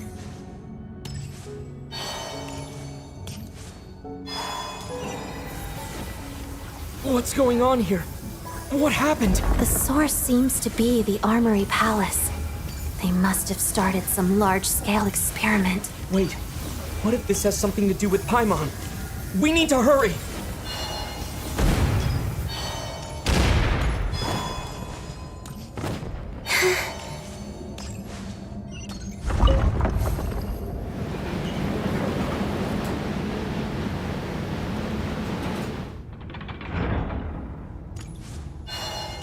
We're almost there. The Armory Palace is just up ahead. Paimon, please be okay.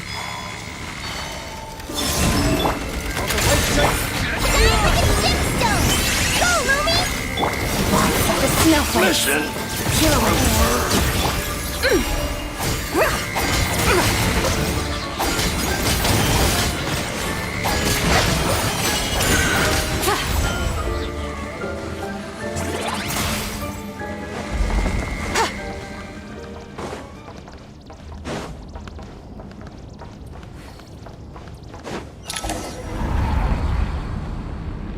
What's going on? Wait, I remember this feeling.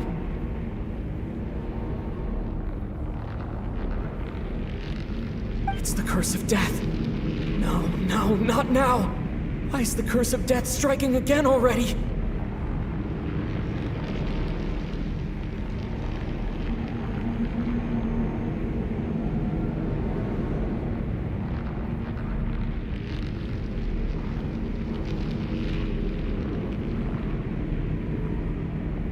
Odette.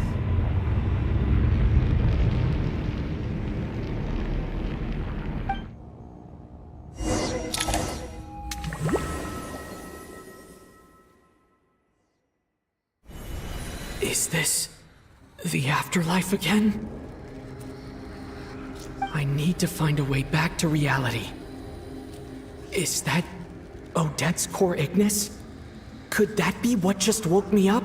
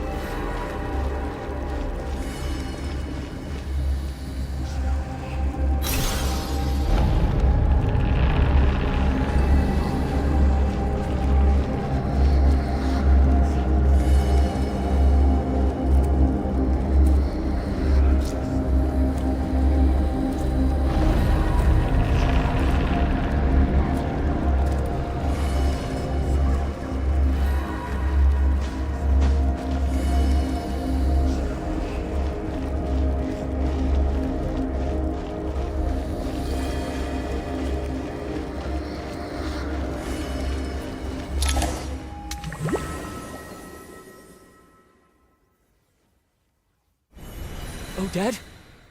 Odette! No signs of life. But past experience says that she should be resurrected before too long. Right? Did Odette intentionally use her core Ignis to guide my soul? I feel like something similar happened in a dream I had before.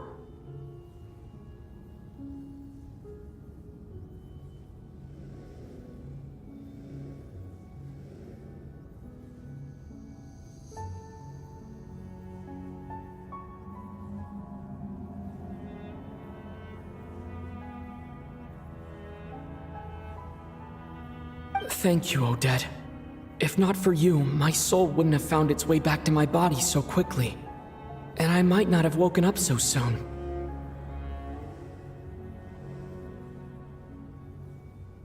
But I'm sorry. I don't have time to protect you. I have to use the time you bought me to get Paimon back.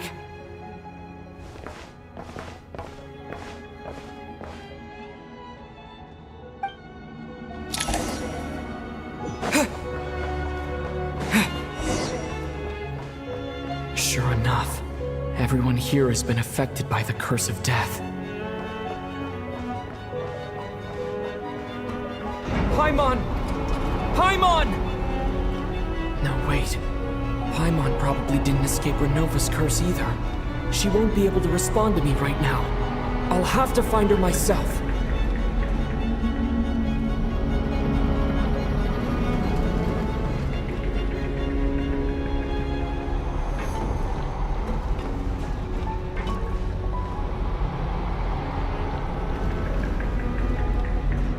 Mitya!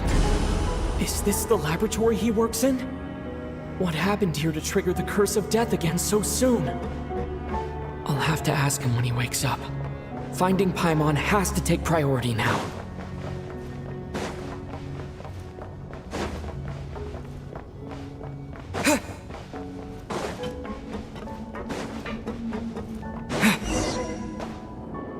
Found her!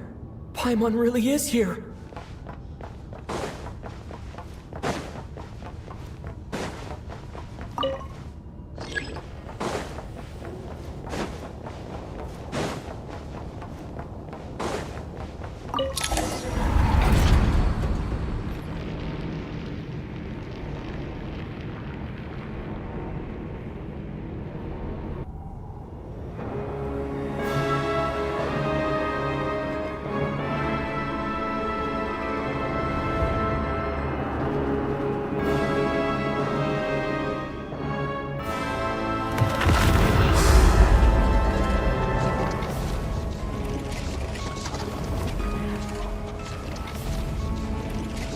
You don't learn, do you?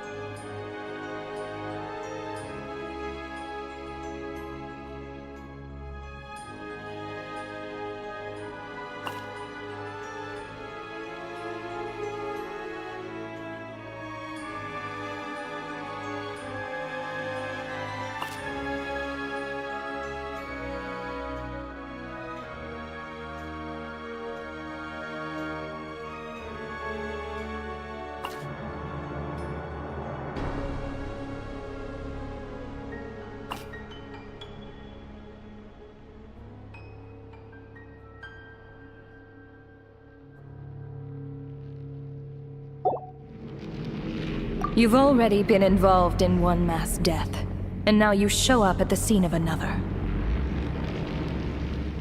This might have passed for a coincidence the first time, but a second time?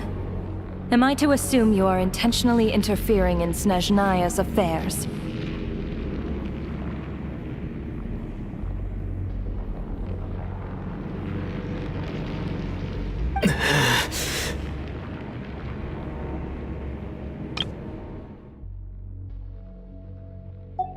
Judging by your expression, it seems that you understand little of what is going on here.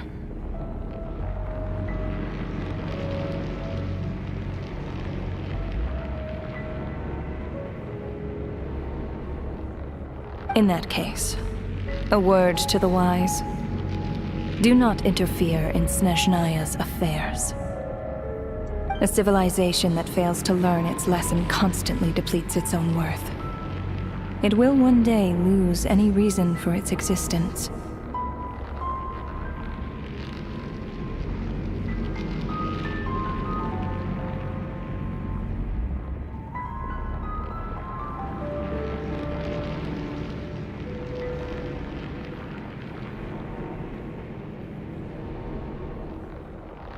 And as a descender, you are perfectly suited to be the lifeline to which a dying civilization might desperately cling.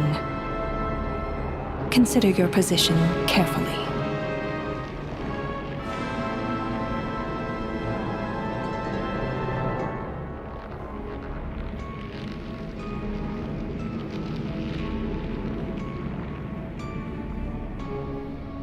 No advice needed.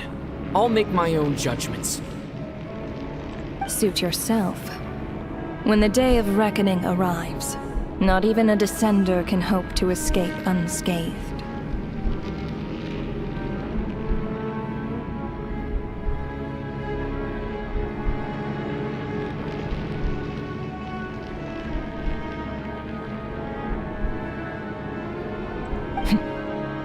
The time for resurrection fast approaches. The mortals here are not yet worthy to behold my form. So that will be all for today.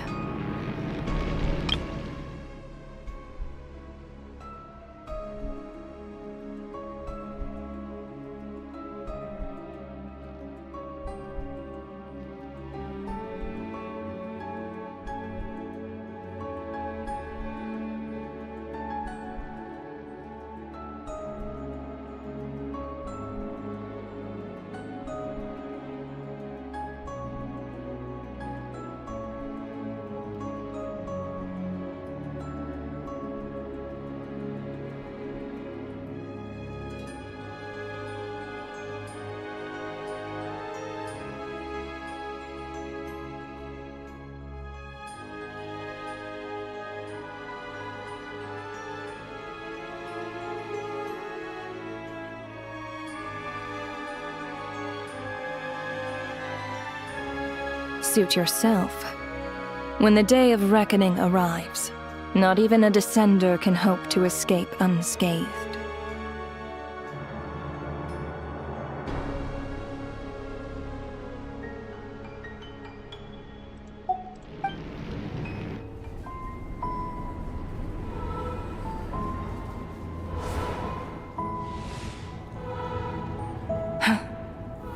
That thing is coming with me.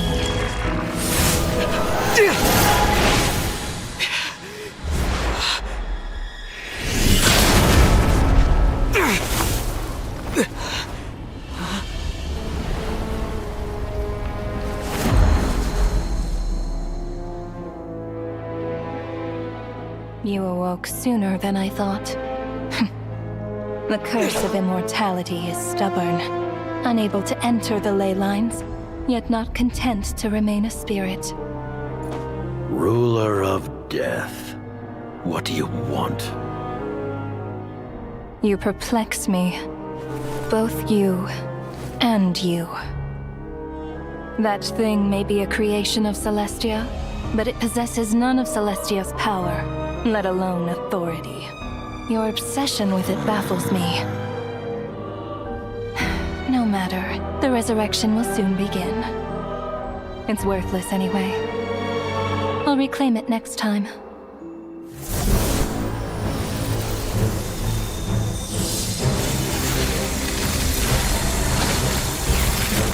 Hey, who says there will be a next time?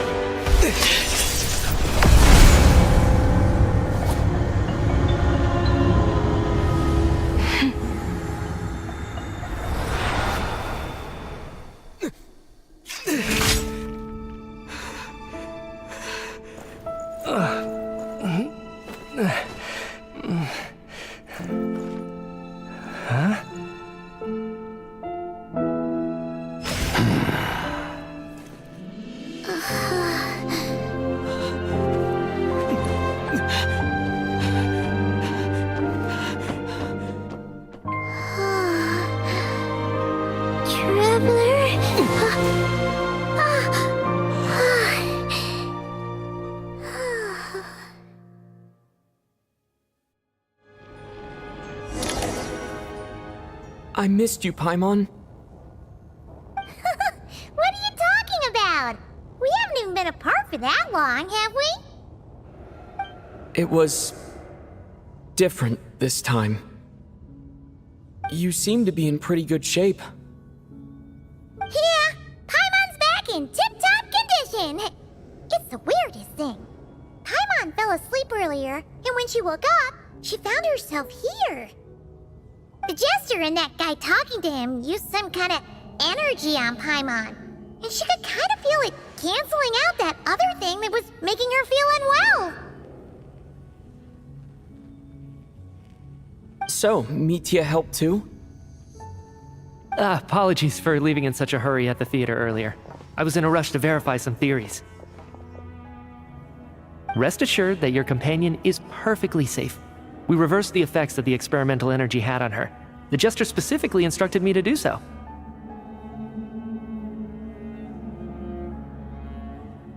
I suppose this is our first official meeting, Traveler. I could not let Paimon suffer in her condition for a moment longer, and so I simply took her without explanation. I hope you do not mind. But why would a big shot like you care about what happens to Paimon? As I said when you first arrived in Snezhnaya, we once spent some time together in the distant past. Oh yeah, you did mention that. And Paimon did think you seemed strangely familiar the first time we met. I'm afraid the reminiscing will have to wait. Mitya, let us continue with the report. What conclusions, if any, did you reach from conducting the final experiment of our energy research ahead of schedule?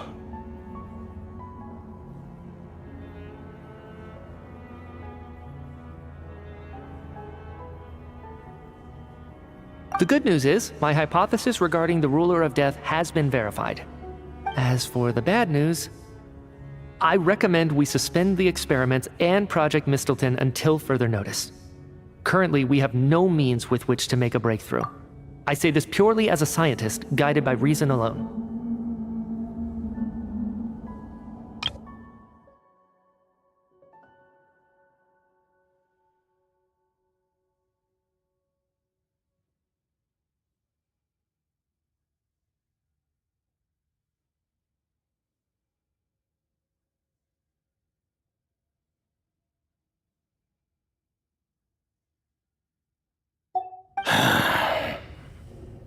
I will trust your judgment. We shall put the project on hold until the ruler of death has been eliminated.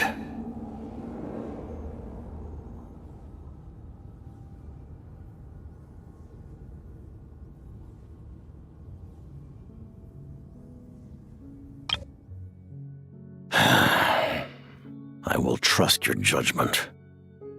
We shall put the project on hold until the ruler of death has been eliminated. Wait, what are you guys talking about? You want to get rid of Renova? Like, how? By killing her?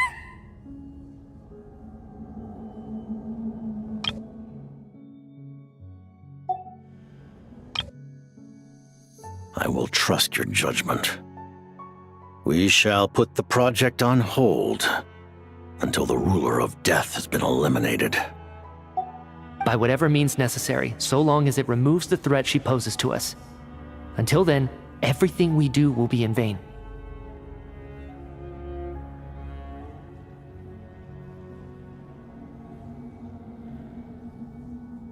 After what just happened, I've ascertained Renova's goal. Or rather, the trigger condition for the Curse of Death. Okay, let's hear it. What she's doing is blocking Snezhnaya's technological progress, preventing us from possessing any means with which to threaten the heavenly principles. Just like the little lapdog she is. So, any ideas, research, or experiments that lead to technological progress can trigger the curse.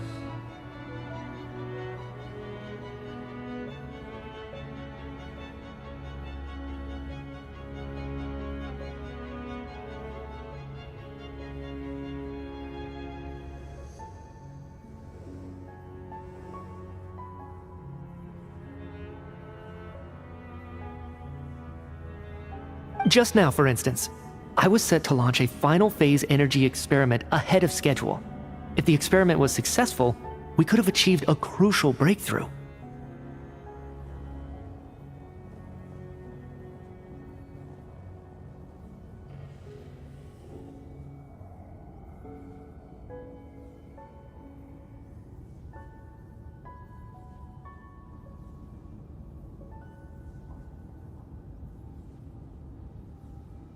As expected, though, the moment the experiment began, all the researchers, technicians, and witnesses died from the curse. All that effort, not to mention the energy and materials we relied on Project Snezhnaya to gather for us, went to waste.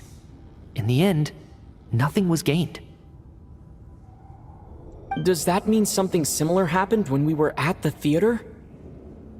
That's right. During the performance, I thought of an important breakthrough regarding the experiment, and wound up dragging everyone into this.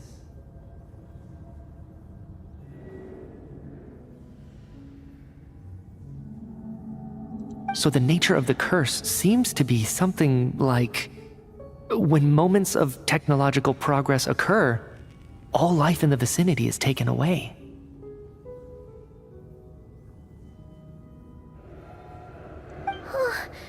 What a violent method!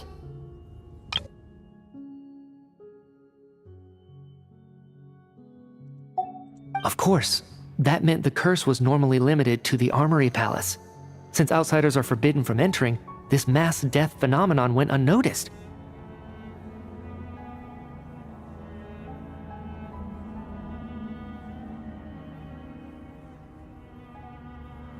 Until Odette came along.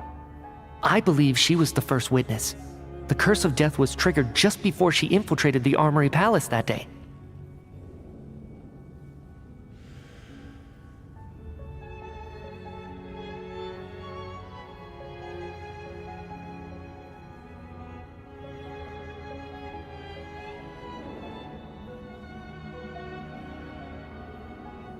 But you mentioned something about a final stage experiment.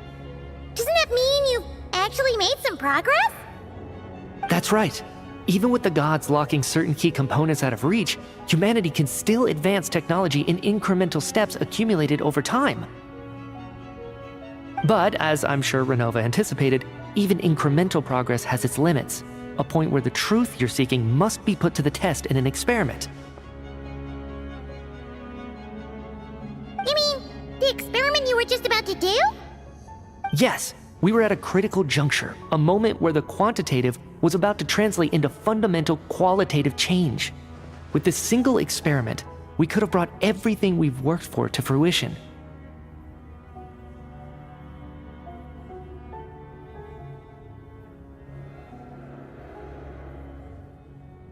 But now, after already being forced to fumble around in the dark all this time, it feels like we've truly hit an impenetrable wall. As long as Renova's curse of death persists, we won't be able to advance the experiment or obtain any results. And with Project Snezhnaya having been in effect all this time, at our nation's current strength, repeated trial and error is simply unsustainable.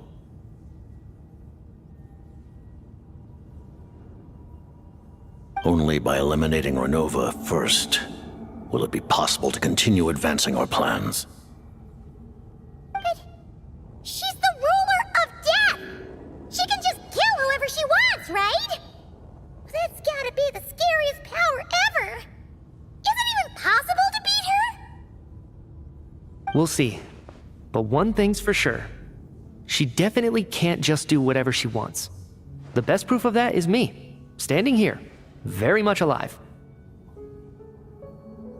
You're saying... Wouldn't it be easier to just kill all of us researchers for good? Why resurrect us over and over again? Why let us advance our technology to this point?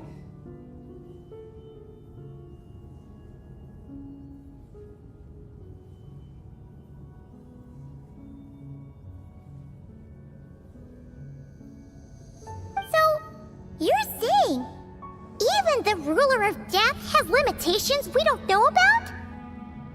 Exactly. And I think that's where the key to our breakthrough lies. Regardless, the ruler of death has always been an obstacle we must overcome. Indeed, we must face life, death, time, and space. After all,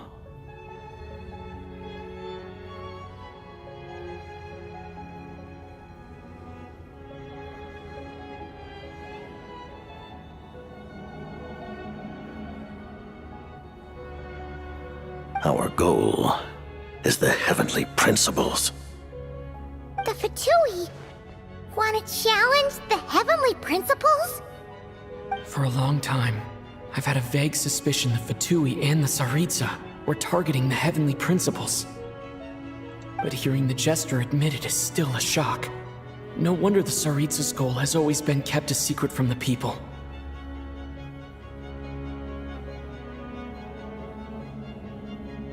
What kind of road will that lead Snezhnaya down? In that case... Lord Jester, I would like to request some leave. I'd like some time to organize my thoughts and go over the data. Granted. Get some rest, put the experiment out of your mind, and take care that the curse of death doesn't affect any civilians.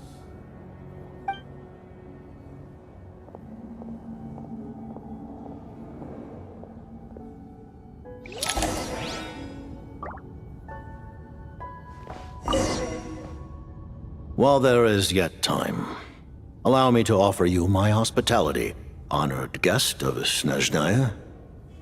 Is there anything you wish to know? I remember hearing the term Mistleton from Columbina. Yeah! Paimon wanted to ask about that when the name came up just now. What is it? Paimon's heard of Project Stuja, but not this one. As you know, Project Stuja is a series of measures enacted to consolidate our nation's resources, the greater purpose of which is to serve Project Mistleton. Many of the things you have encountered thus far are essentially for the advancement of that project. This includes the Kuvaki Experimental Design Bureau in Notri. Researching Kuvaki was merely a facade. Its core objective was to use local resources and research findings to build Mistleton itself.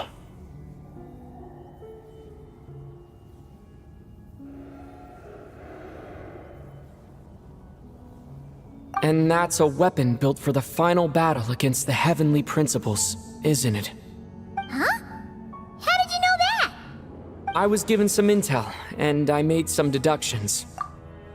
Wait. You must mean that thing over there. Oh, Paimon's gotta take a closer look at this thing. Especially after you guys sent so many people to Notri to work on it.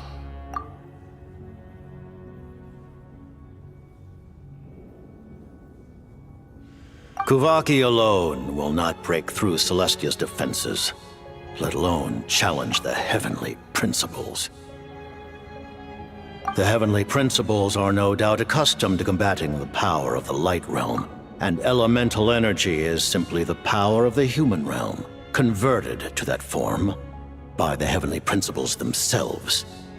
Any attempt to use this power against its creator would be a futile endeavor.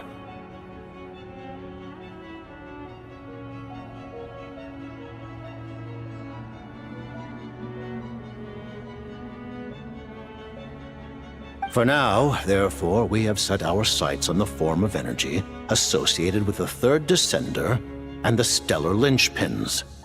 This may hold the potential to allow Mistleton to contend with the heavenly principles.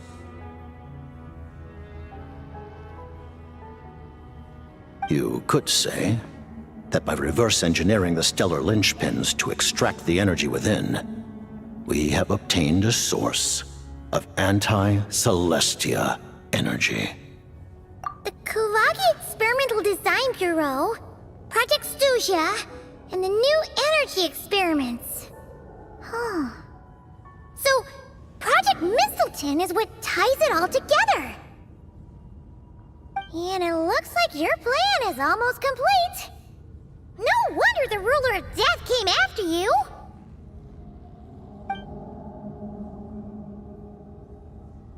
Her Majesty the Tsaritsa has embarked upon an expedition to vanquish a monster. Were it not for this, I imagine she would have been delighted to grant you an audience. Seems like the powers that be in Snezhnaya don't intend to hold my past conflicts with the Fatui against me.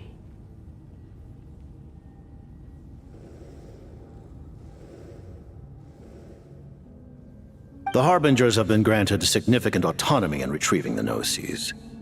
But by the same token, they do not completely represent Snezhnaya's official stance.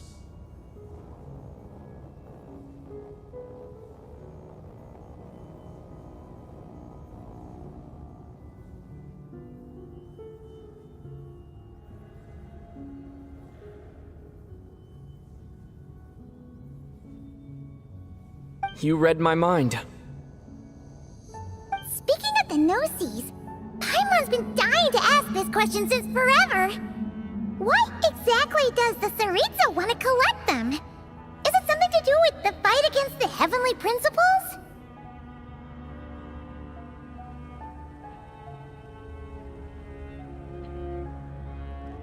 The Gnosis will undoubtedly serve as a key bargaining chip when she confronts the heavenly principles.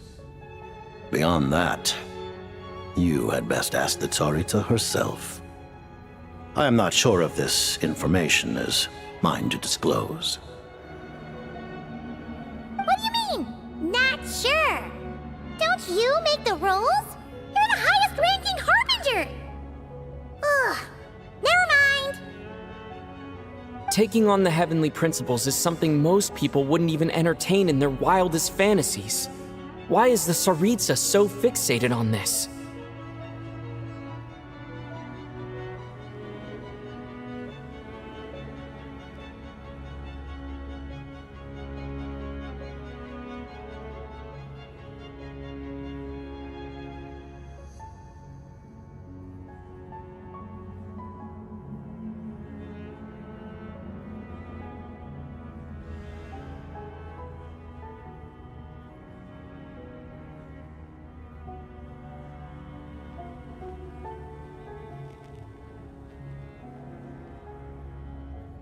In Tevat today, civilization is nothing but an illusion. Something whose very existence can be negated at any moment. Our civilization may very well be destroyed in the struggle, but as things stand, the heavenly principles could choose to negate our existence on a passing whim. And we must not sit back and accept that fate.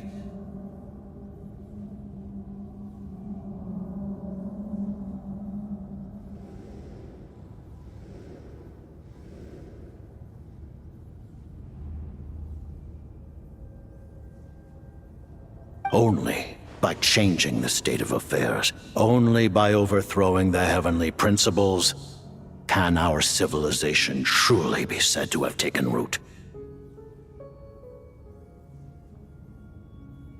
Otherwise, the fate of the people of Conria and Hyperborea is a cycle doomed to repeat itself.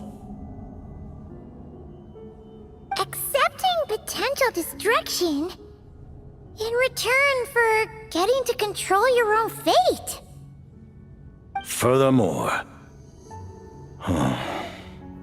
perhaps this is still somewhat difficult for you to understand. Are you aware that all the rules of this world are made up of curses? Huh? All of them? Paimon knows about the curse of death you mentioned, and the curse of immortality that you and Dainsleif have.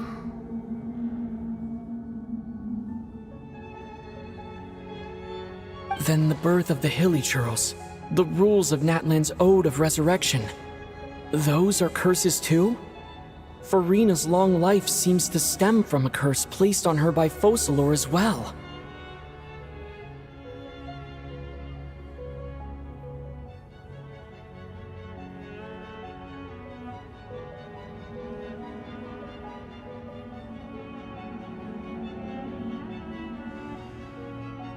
Yes. Even a god's love for humanity is a curse the heavenly principles inflicted upon the gods.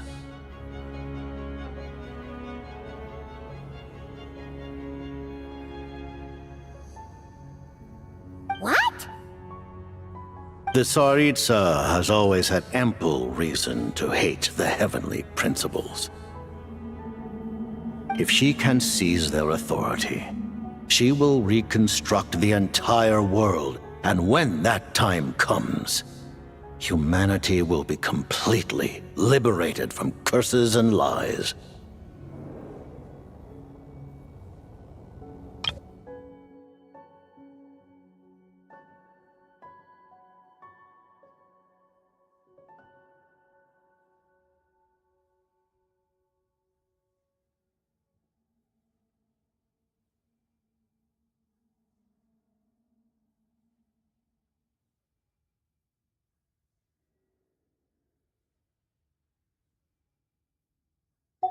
Look forward to it.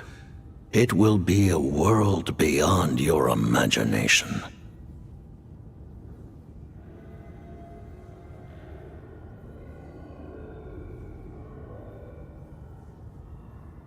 Though the ordinary people of Snezhnaya may not understand these details, in this frigid land locked in a ceaseless struggle against the environment, in this nation to which the gods have never shown favor, we all believe that standing in solidarity with the Tsaritsa in our shared struggle will surely usher in a new and better world.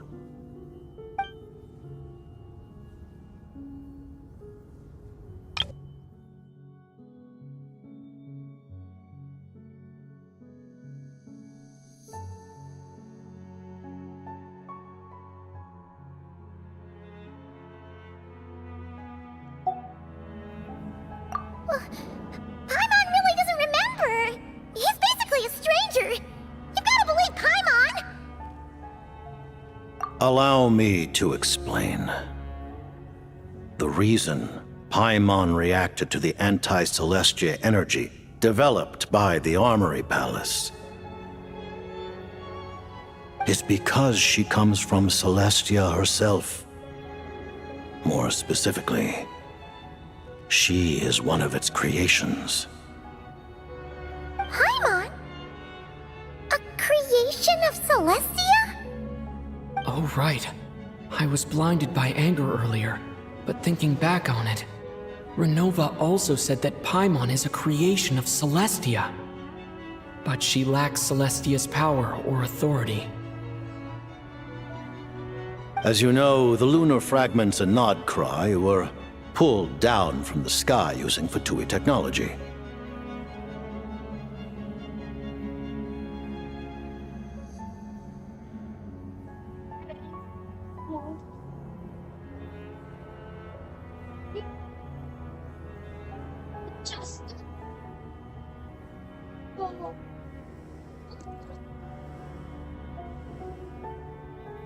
But the first application of this technology was in Conria, over 500 years ago.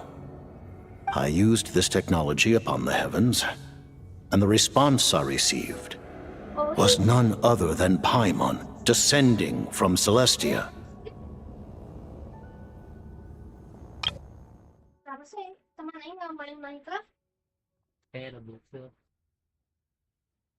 bakar rumah. Oh, enggak. Bener, bener. Jangan.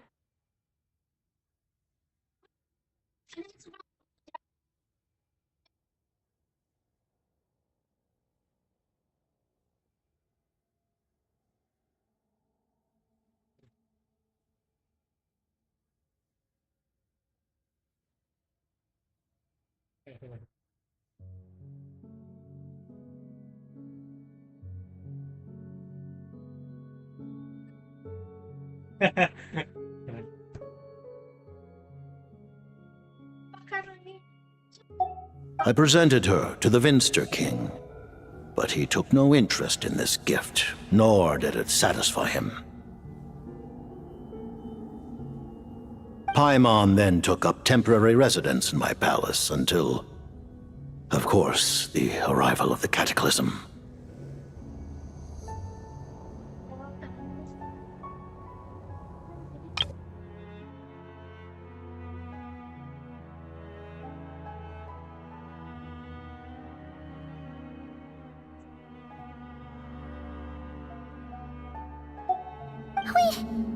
Paimon's a little confused. You're talking about things that happened in Kanya 500 years ago. You're saying Paimon was there for that? Kung beneran ngebakar rumahnya pakai flame. Oh, beneran ngebakar. Oh, bakar. But Paimon doesn't remember any of that. Falling from the sky, being given away as a gift, none of it. Having lived through the Cataclysm, perhaps you too were burdened with some manner of curse. Although, losing your memories would indeed be the smallest price I've ever seen paid.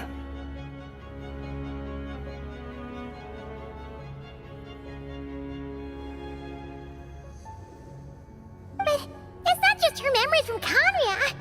Paimon doesn't even know how she spent the last 500 years. She only has memories from the past few years. No matter how hard she tries to remember.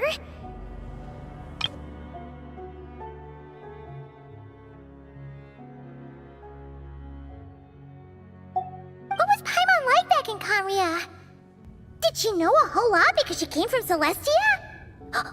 Was she super smart? Unfortunately, when you arrived in Conria, your consciousness was like that of a newborn infant. None could say what kind of being you once were in Celestia. During the time you lived in Conria, your personality was no different from how it is now.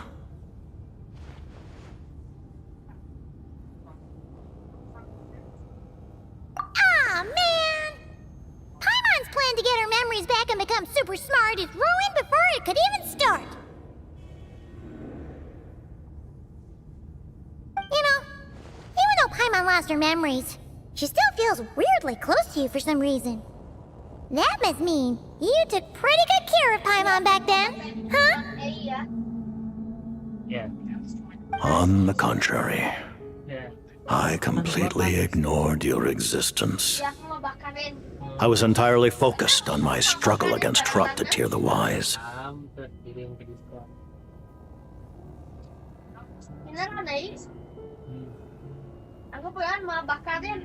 But now, as I see it, it is as if you are the only sane thing that survived that era of insanity, and thus are worthy of protection.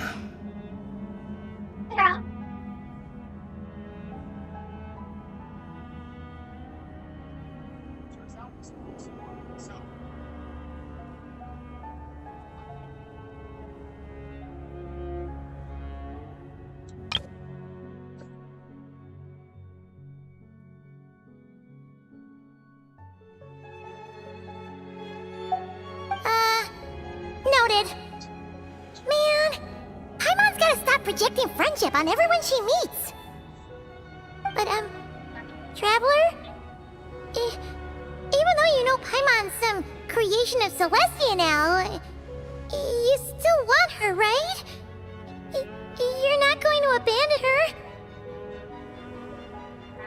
Oh, phew! That's a relief. Paimon's just learning about this too. She's barely even processed it.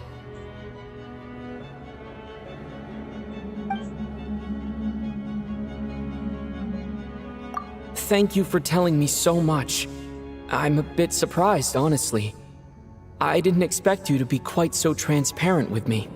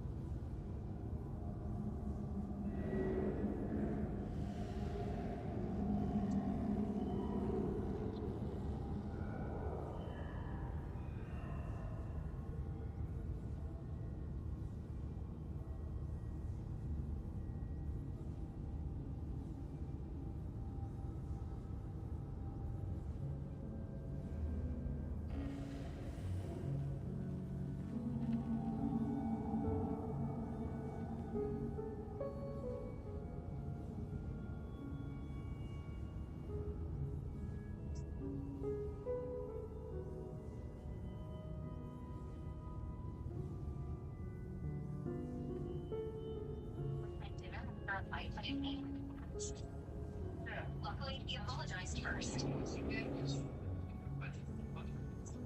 But she wasn't done.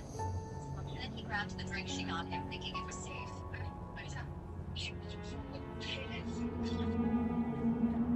But right as she reached for that bag, he stopped her.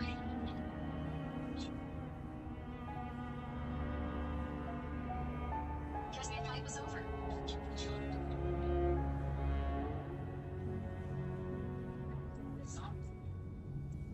Boyfriend dinner after a fight?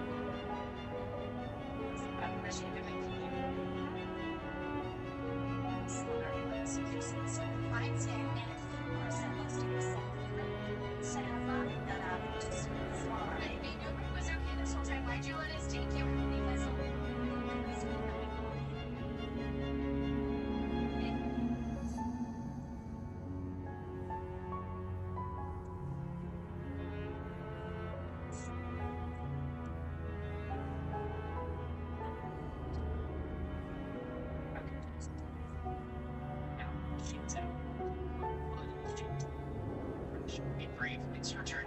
Alright, big bro. They won't beat our crew. I agree, it's not gonna say anything, but range is pretty hard to dodge. Nice orange. Orange is gloves. I'm kidding. Be brave. It's your turn. Alright, big bro. They won't beat our crumble.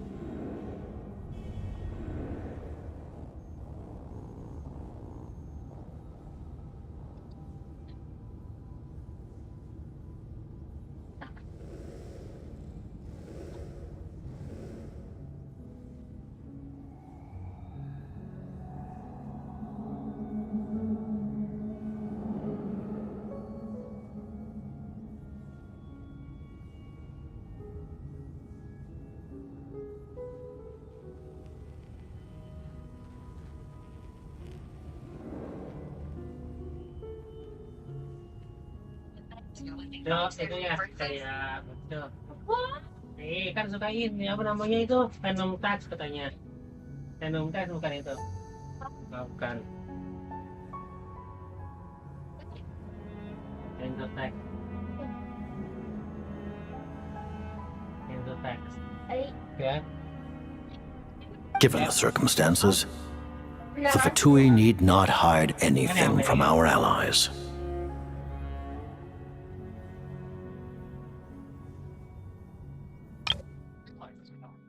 Awesome.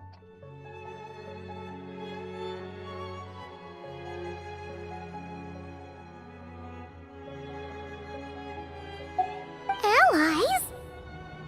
To advance Project Mistleton, we must first resolve our issue with the Ruler of Death. And, if I presume correctly, you have no intention of letting her actions go unpunished either, do you? That's right. Ever since she said she intends to reclaim Paimon when we next meet, I figured reconciliation was out of the question. Against an opponent of this caliber, deliberating over our allegiances would waste time we do not have. We must join forces unreservedly with whomever we can, if we are to stand anything like a fighting chance. Yeah, what?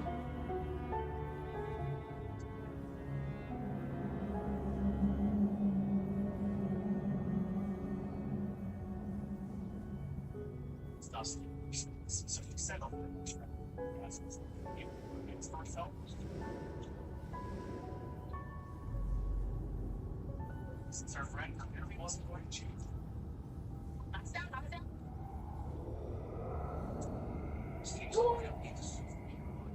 You're going to challenge the ruler of death? Just for Paimon? But Paimon's only... Thank you! Oh, thank you! Oh, gee! Now Paimon doesn't even know what to say! Anyway, Paimon's super touched! The Tsaritsa will return in triumph in short order, and the Fatui shall hold internal discussions regarding the enemy. The time for us to meet again will come very soon.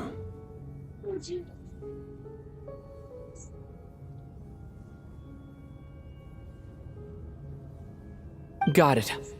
Thanks for your help with Paimon. I'll be sure to look after her for you. There was just one other thing. Well, it's just a request, really. Paimon really wants to see what this Mistleton thingy you're gonna use against the Heavenly Principles looks like. Of course, Paimon knows it's top secret and stuff, but she just had to ask. It's okay if the answer's no. Certainly you may. Whoa! For real? Actually, maybe it's best not to. What if her Nova suddenly pops up again? She might take this chance to...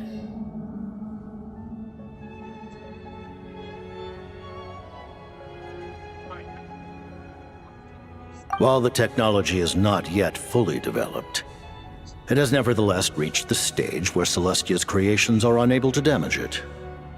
In that regard, you may rest assured. Oh. Wow. No wonder Paimon felt so out of sorts recently, even though it was super far away. Alright then! Paimon's ready to take a sneaky peek at this top secret super weapon!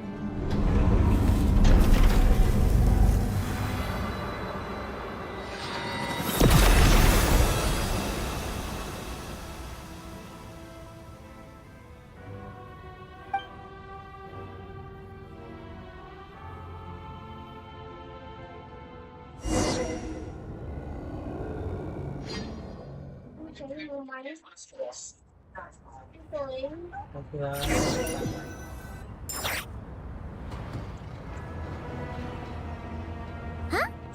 Oh, hey there, Odette! Paimon? You're okay. Thank goodness. You look well. Have you recovered? Long story short, yep, Paimon's all better. What are you doing here? Were you waiting for us? That's right. When I woke up, I wanted to go in after you, but the guards had woken up as well. It would have been tough to take them on alone, and there was no easy way to sneak past them. So I returned the way I came and waited for you here. It was thanks to you that my soul found its way back to my body so quickly. Thank you. Huh. That actually worked? Nice. I just figured I'd try my luck when that ominous feeling struck me. Really, you should be thanking this thing instead. Anyway, and now that things here are all taken care of, I have other things I should get back to.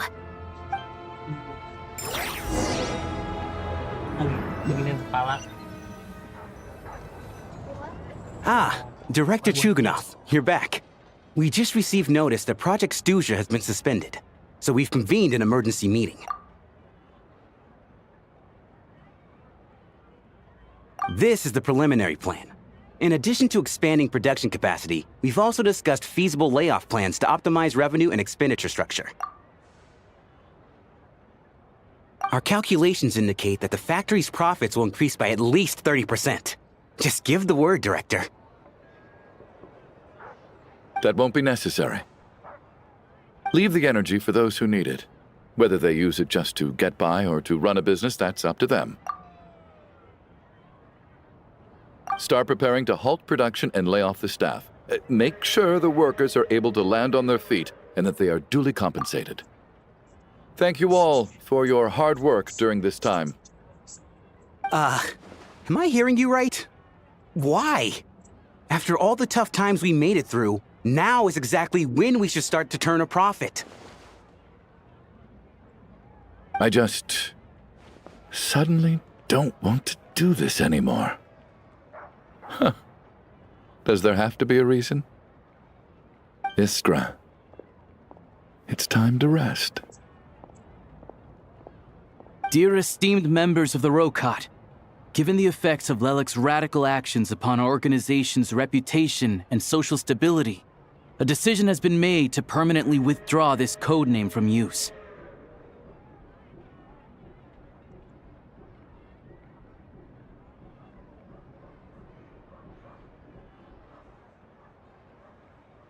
Considering that Lelik did what they did for the benefit of the people, the Rokat has nevertheless negotiated with the authorities, ultimately securing a waiver for all penalties due to them.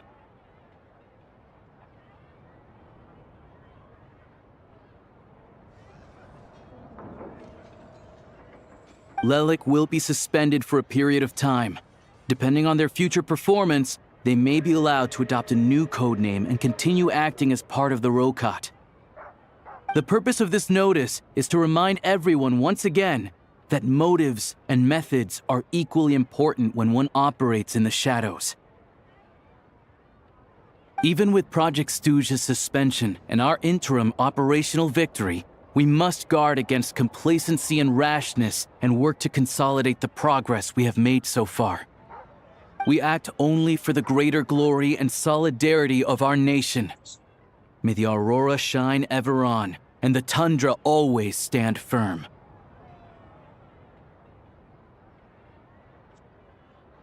We act only for the greater glory and solidarity of our nation. May the aurora shine ever on, and the tundra always stand firm. Looks like it's finally over. You mean for us? Just thinking out loud. I've never seen the Snezhnaya Vecha so lively before.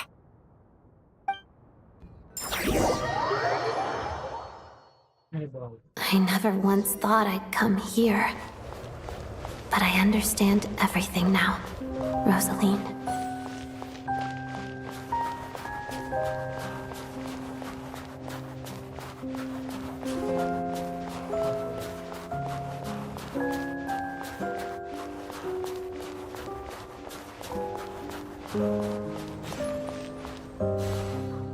I've seen Spirit Seeker performed many times, including by your mother. Why do you bring that up all of a sudden? Even though the choreography is always identical, every dancer finds a way to make it her own.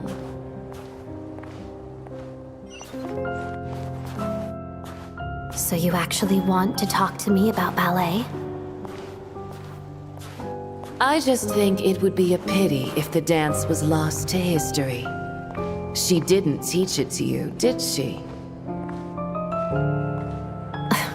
That was an unusually subtle taunt for you.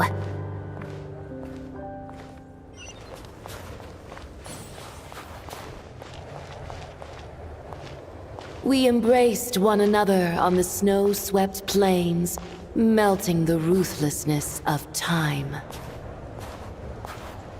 But when our bodies, in pieces, are cast to the winds, what of our love will remain behind?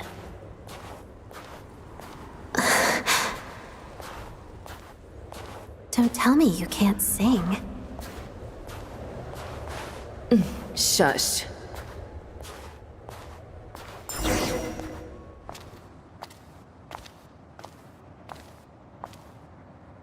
I understand her hatred. The Fatui robbed her of the life she should have had. I never opposed her dancing. Yet still I became an enemy of her ballet. I'll just keep my distance. Many despise me. I'm used to it. You're certainly not one to shy away from confrontation. But children, they need a different approach. I'm hardly the most maternal figure. Yet, she is a child. In my experience, while a father commands authority, he must still yield to love. You should tell her what you think about her dancing.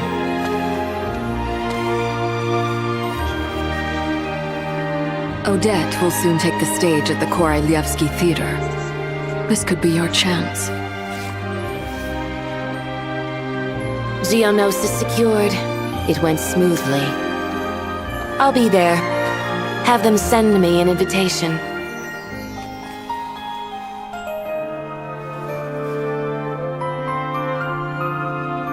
Sadly, things didn't work out. Her final words are inside that block of ice. This? Aren't these for monitoring her subordinates? Not yours. This one isn't her witch's flame, but my two worlds' flames. The two worlds' flames can burn away memories. It was my parting gift to Rosaline.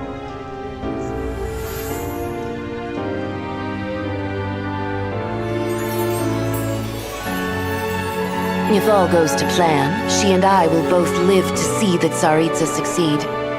I believe she'll find peace. But if anything happens to me, she needn't follow in my footsteps. The cryo-energy will fade away in time. Then the two worlds' flames will burn away all memories of the Fatui. She'll be free to dance. She deserves this. I will handle the aftermath. The choice is yours, child.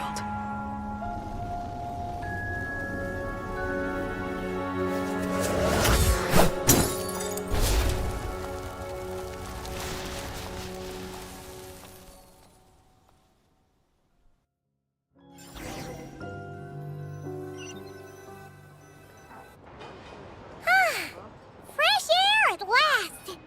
Paimon's head isn't spinning anymore, and the fever's all gone. Paimon's finally free to fly again! Oh, it's nice to finally know where Paimon came from, too.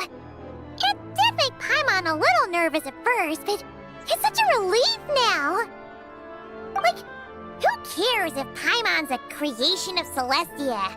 She's probably not anyone that important. Probably just the fairy of food and fun or something. And like you said, this doesn't have to change anything between us. You're not gonna just... Hey! Hurry up! Why are you walking so slowly? You've spent the last few days lying in bed and stuffing your face. I didn't think you'd be able to fly this fast. Says who? Paimon's as agile as ever. They don't call her White Floaty for nothing.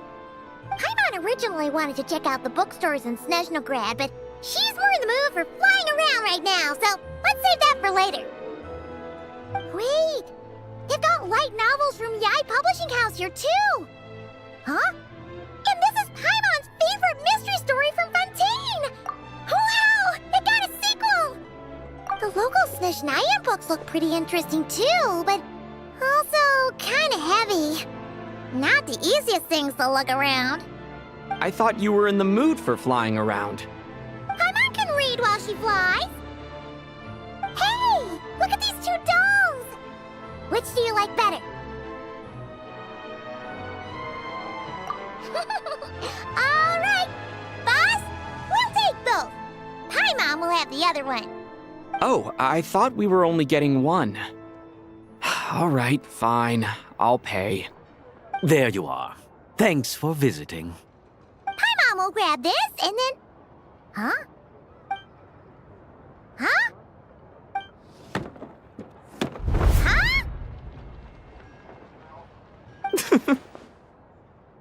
How many layers does this thing have?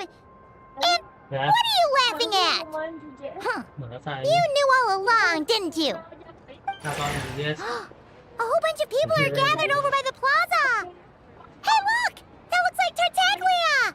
Hey, Tartaglia! I know that voice. Of course. If it isn't Paimon and my old comrade.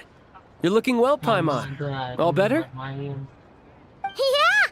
The Jester knew I was wrong and fixed Paimon right up! Thanks for sending someone to keep Paimon safe, too. Oh, yeah. About that. That was kind of embarrassing. Who could have known that our director would go looking for you in person? So sorry for the misunderstanding. Oh, right. Let me introduce you. This is my little sister, Tonya. Hello, Tonya. Hello. Firstly, I'm really sorry about my brother. Sounds like he's caused you no end of trouble. Hey now, why'd you have to start with that? Not that it isn't true, of course. So she's the real Tonya. She said you two didn't manage to meet up at the theater. She waited ages for me, and when I didn't show, she got a little worried and went outside. I know, right? He didn't bother to say a word to me. I searched up and down the city for him, and he only told me about it when I finally caught him at the gates of Glupov. I've been rushed off my feet lately, so I didn't get the chance to go home. I just figured the Traveler would fill you in when he got there. Well, the snow was bad, and you're never late, so I was really worried about you. How was I supposed to know that you'd stood me up?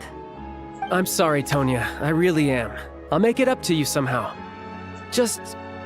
please don't tell Mom and Dad. Although the mix-up led to a series of misunderstandings, it's probably for the best that the real Tonya didn't get caught up in that mess. Besides, it's obvious that Tartaglia isn't usually one to break a promise. He only gave his ticket to me because he had to look into Lelik. No, it's fine. It just meant I didn't get to see the show in the end. By the way, what did you think? You were one of the first people to see it, you know? I would say... the best is yet to come. Huh? What kind of review is that? Hey, look!